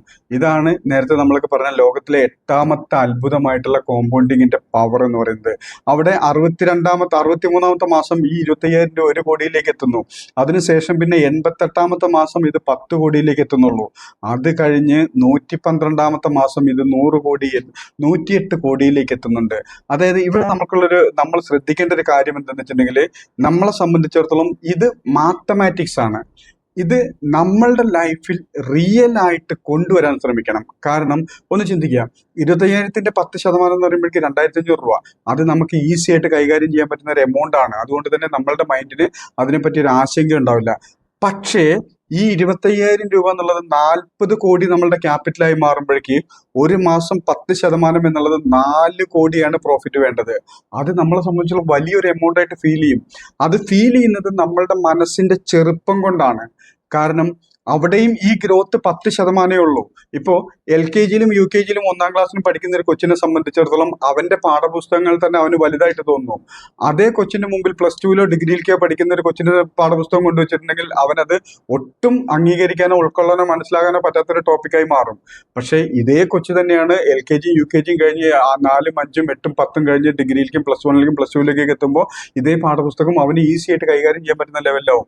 അതുകൊണ്ടാണ് നേരത്തെ മണി മൈൻഡ് സെറ്റിന്റെ ഭാഗത്ത് പറഞ്ഞത്, നമ്മളുടെ പണം സ്വീകരിക്കാനുള്ള മൈൻഡ് സെറ്റിന്റെ ശേഷിയെ വർദ്ധിപ്പിച്ചെങ്കിലേ ഈ നേട്ടങ്ങളിലേക്ക് നമുക്ക് എത്താൻ പറ്റുള്ളൂ. മണി മൈൻഡ് സെറ്റില് പണം സ്വീകരിക്കാനുള്ള മനസ്സിന്റെ ശേഷിയെ വർദ്ധിപ്പിക്കുമ്പോഴാണ് 100 കോടിയും 1000 കോടിയും ലക്ഷം കോടികളിലേക്കൊക്കെ നമുക്ക് എത്തിപ്പെടാൻ പറ്റുള്ളൂ. 100 കോടി 1000 കോടിയൊക്കെ നേടുന്ന ഒരുപാട് ആളുകൾ നമുക്ക് ചുറ്റിലുണ്ട്. എന്തുകൊണ്ട് നമുക്കത് സാധിക്കുന്നില്ല എന്ന് വെച്ചിട്ടുണ്ടെങ്കിൽ ഈ എമൗണ്ട് നമ്മളെ ഭയപ്പെടുത്തുന്നതാണ്. വലിയ എമൗണ്ടുകൾ 100 കോടി 1000 കോടി എന്നൊക്കെ പറയുമ്പോൾ നമ്മളെ ഭയപ്പെടുത്തുന്ന എമൗണ്ടുകളായി മാറുന്നു. ഈ ഭയമുള്ള സാധനം നമ്മളുടെ കൂടെ ഒരിക്കലും നിൽക്കില്ല. ഭയമുള്ളതിൻ്റെ ഒപ്പം ജീവിക്കാൻ നമുക്കും കഴിയില്ല. അതുകൊണ്ടാണ് പണത്തിനെ ഭയപ്പെടരുത്, വലിയ രീതിയിൽ പണം സ്വീകരിക്കാനുള്ള ശേഷി വർദ്ധിപ്പിക്കണം എന്ന് പറയുന്നത്. അപ്പോൾ ഈ സ്റ്റെപ്പിലൂടെ കടന്നു പോകുമ്പോൾ നിങ്ങളൊരു എക്സ്പെർട്ടൈസ് ലെവലിൽ എത്തിയിട്ട് 25,000 രൂപ ക്യാപിറ്റൽ ഉപയോഗിച്ചിട്ട് നിങ്ങൾ 10% ഗ്രോത്ത് നേടി പോകുമ്പോൾ നിങ്ങൾ സ്വയം ഇംപ്രൂവ് ചെയ്യാൻ പഠിക്കണം. കാരണം നേരത്തെ പറഞ്ഞ പോലെ തന്നെ 2.5 ലക്ഷം രൂപയാണ് എൻ്റെ ക്യാപിറ്റൽ എങ്കിൽ 10% പ്രോഫിറ്റ് എന്ന് പറയുമ്പോഴേക്ക് 25,000 രൂപ പ്രോഫിറ്റ് മതി. അത് സാധാരണ ഏതൊരു ട്രേഡർക്കും ഈസി ആയിട്ട് അച്ചീവ് ചെയ്യാൻ പറ്റുന്ന സാധനമാണ്. ഇത് തന്നെ നേരത്തെ പറഞ്ഞ 40 കോടിയാണ് എൻ്റെ ക്യാപിറ്റലായി മാറുമ്പോൾ 4 കോടിയാണ് ഒരു മാസത്തേക്ക് വേണ്ട പ്രോഫിറ്റ്. അത് നമ്മളുടെ മൈൻഡിന് വലിയൊരു തുകയായിട്ട് ഫീൽ ചെയ്യുന്നു. സംഭവം രണ്ടും സെയിമാ. 2.5 ലക്ഷത്തിന്റെ 10% തന്നെയാണ് 25,000. അതേ 40 കോടിയുടെ 10%മാണ് 4 കോടി. പക്ഷേ ഈ എമൗണ്ടിന്റെ വലിപ്പം നമ്മളുടെ മൈൻഡിന്, നമ്മളുടെ ബ്രെയിനിന് താങ്ങാൻ പറ്റുന്നില്ല എന്നുള്ളതാണ് പ്രശ്നം. അല്ലാതെ നേടാൻ പറ്റാത്തതൊന്നുമല്ല, താങ്ങാൻ പറ്റുന്നില്ല. അപ്പൊ അതനുസരിച്ച് ഓരോ കാലഘട്ടം കഴിയുമ്പോഴും നമ്മൾ സെൽഫ് ഇംപ്രൂവ്മെന്റ് നടത്തിക്കൊണ്ടേയിരിക്കണം. നമ്മൾ സ്വയം വലുതായിക്കൊണ്ടേയിരിക്കണം. ഇപ്പോൾ നമുക്ക് നമ്മുടെ ജീവിതത്തിലേക്ക് തിരിഞ്ഞു നോക്കിയാൽ മതി. ഒരു കാലത്തൊക്കെ നമുക്ക് 1000 രൂപ എന്ന് പറയുന്നത് വലുതായിരിക്കാം. ഇപ്പൊ 10,000 രൂപ സാധാരണമായിട്ട് മാറിയിട്ടുണ്ടാവും. ഇത് തന്നെ 1 ലക്ഷം രൂപ സാധാരണമായിട്ട് മാറും. ഇത് തന്നെ 10 ലക്ഷം രൂപയും 10 കോടിയും 100 കോടിയും സാധാരണമായിട്ട് വരുന്ന ഒരു കാലത്തിലേക്ക് നമ്മൾ സ്വയം വളരണം. ഈ ഇംപ്രൂവ്മെന്റ് ഉണ്ടെങ്കിൽ മാത്രമേ വലിയ വലിയ ലക്ഷ്യങ്ങളും ആഗ്രഹങ്ങളൊക്കെ നേടിയെടുക്കാൻ പറ്റൂ. അപ്പോൾ സ്റ്റോക്ക് മാർക്കറ്റിൽ ഇനിയിപ്പോൾ ഏത് പ്രൊഫഷനിലേക്ക് എടുത്താലും ശരി, കാൽക്കുലേഷൻ എന്ന് പറയുന്നത് 10% ഗ്രോത്ത് നേടിപ്പോയിട്ടുണ്ടെങ്കിൽ 25,000 രൂപ ക്യാപിറ്റൽ ഉപയോഗിച്ചിട്ടുണ്ടെങ്കിൽ 112 മാസം 10 വർഷത്തിനുള്ളിൽ ഇത് നമുക്ക് 100 കോടിയിലേക്ക് എത്തിക്കാൻ പറ്റും. ആ യാത്രക്കിടയിൽ ഇനി ശ്രദ്ധിച്ചു കേൾക്കണം. ആ യാത്രക്കിടയിൽ 25,000-ൽ നിന്ന് 100 കോടിയിലേക്കുള്ള 10 വർഷ കാലാവധിക്കുള്ള ഈ യാത്രക്കിടയിൽ അതിന്റെ പകുതിയെങ്കിലും നേടാൻ പറ്റിയാൽ നമ്മുടെ ലൈഫിൽ വലിയൊരു അച്ചീവ്മെന്റ് അല്ലേ? പകുതിയെങ്കിലും. അതായത് നമ്മൾക്ക് പലപ്പോഴും ലോസ് വന്നേക്കാം, അതുപോലെ തന്നെ നമുക്ക് കൺട്രോളിൽ നിൽക്കാതെ വന്നേക്കാം, നമുക്ക് ചിലപ്പോൾ അങ്ങനെ പലതും സംഭവിച്ചേക്കാം. എങ്കിൽ പോലും ഈ ടാർഗറ്റ് വെച്ചുകൊണ്ട് നമ്മൾ മുന്നോട്ട് പോകുമ്പോൾ പകുതിയെങ്കിലും നേടാൻ പറ്റിയാൽ നമ്മുടെ ലൈഫിൽ വലിയൊരു അച്ചീവ്മെന്റ് ആണ്. കാരണം 10 വർഷം കൊണ്ട് 50 കോടി ഏൺ ചെയ്യാനുള്ള ഒരു വഴിയായിട്ടായിരിക്കും മാറുന്നത്. അപ്പോൾ നിങ്ങൾ സ്റ്റോക്ക് മാർക്കറ്റ് എന്ന ഫീൽഡിൽ നിന്നും പ്രൊഫഷണലായിട്ട് ഇറങ്ങിയതിന് ശേഷം ഈ ഫീൽഡ് പറ്റുന്നല്ല എന്ന് പറഞ്ഞ് പിന്മാറിപ്പോയാൽ പോലും ഒരു ഡ്രീം അക്കൗണ്ട് നിങ്ങളുടെ ജീവിതത്തിൽ ഉണ്ടായിരിക്കണം. 25,000 രൂപ മാത്രം ക്യാപിറ്റൽ ഉപയോഗിച്ചുകൊണ്ട് വല്ലപ്പോഴൊക്കെ ട്രേഡ് ചെയ്തിട്ട് മാർക്കറ്റ് സമയം കിട്ടുമ്പോൾ മാത്രം ട്രേഡ് ചെയ്തിട്ട് അതല്ലെങ്കിൽ ഷോർട്ട് ടൈം ഇൻവെസ്റ്റ്മെന്റ് ചെയ്തുകൊണ്ട് അല്ലെങ്കിൽ ഷോർട്ട് ടൈം ട്രേഡ് ചെയ്തുകൊണ്ട് 10% ഗ്രോത്ത് നേടിക്കൊണ്ട് പോയിട്ടുണ്ടെങ്കിൽ ആ അക്കൗണ്ട് നിങ്ങൾക്ക് ഒരു 10 വർഷത്തിനുള്ളിൽ 100 കോടിയിലേക്ക് എത്തിക്കാനുള്ള സാധ്യതയുണ്ട്. ഒന്നുകൂടെ ചോദിക്കുകയാണ്, നിങ്ങൾ ഇനി ഇത് സാധ്യമാണോ ഇല്ല എന്നുള്ളതിലേക്കാണ് വരുന്നത്. നിങ്ങൾ ഒരു കാര്യത്തിനായിട്ട്, നിങ്ങൾ എന്തെങ്കിലും ഒരു കാര്യത്തിനായിട്ട് ആത്മാർത്ഥമായിട്ട് പരിശ്രമിച്ചിട്ടുണ്ടെങ്കിൽ എത്ര ശതമാനം സക്സസ് ആകാൻ നിങ്ങൾക്ക് കഴിവുണ്ടെന്നാണ് നിങ്ങൾ വിശ്വസിക്കുന്നത്? ഉദാഹരണം, എന്തെങ്കിലും ഒരു കാര്യം നിങ്ങളുടെ ജീവിതത്തിൽ നിങ്ങൾക്ക് ഇമ്പോർട്ടൻ്റ് എന്ന് തോന്നുന്ന എന്തെങ്കിലും ഒരു കാര്യത്തിനായിട്ട് നിങ്ങൾ ആത്മാർത്ഥമായിട്ട് പരിശ്രമിച്ചിട്ടുണ്ടെങ്കിൽ എത്ര ശതമാനം സക്സസ് ആകാൻ പറ്റുമെന്നാണ് നിങ്ങൾ വിശ്വസിക്കുന്നത്? നമുക്കറിയാം, പലരും പറയും 100%, 70%, 80% എന്നൊക്കെ. അതുകൊണ്ടാണ് പറഞ്ഞത് 50%മെങ്കിലും നിങ്ങളുടെ പരിശ്രമം ഫലം കണ്ടിട്ടുണ്ടെങ്കിൽ, പകുതിയെങ്കിലും നിങ്ങളുടെ പരിശ്രമം ഫലം കണ്ടിട്ടുണ്ടെങ്കിൽ ഈ ഗ്രോത്ത് 25,000 രൂപ ക്യാപിറ്റൽ എന്നുള്ള ഗ്രോത്ത് 10 വർഷം കൊണ്ട് 50 കോടിയെങ്കിലും ഏൺ ചെയ്യാൻ നമുക്ക് പറ്റും. അപ്പോൾ ഈ എന്തൊക്കെ വിട്ടുകളഞ്ഞാലും ജീവിതത്തിൽ ഈ ഒരു ഡ്രീം അക്കൗണ്ടിനെ വിട്ടുകളയരുത്. ഇത് നിങ്ങളുടെ ലൈഫ് ചേഞ്ച് ആക്കുന്ന ഒരു കാഴ്ചപ്പാടായിരിക്കും. അപ്പോൾ ഈ ഒരു ടോപ്പിക്ക് ഇവിടെ അവസാനിപ്പിക്കുകയാണ്. ഇനി നമ്മൾ ടെക്നിക്കൽ ലെവലിലേക്കാണ് കടക്കാൻ പോകുന്നത്.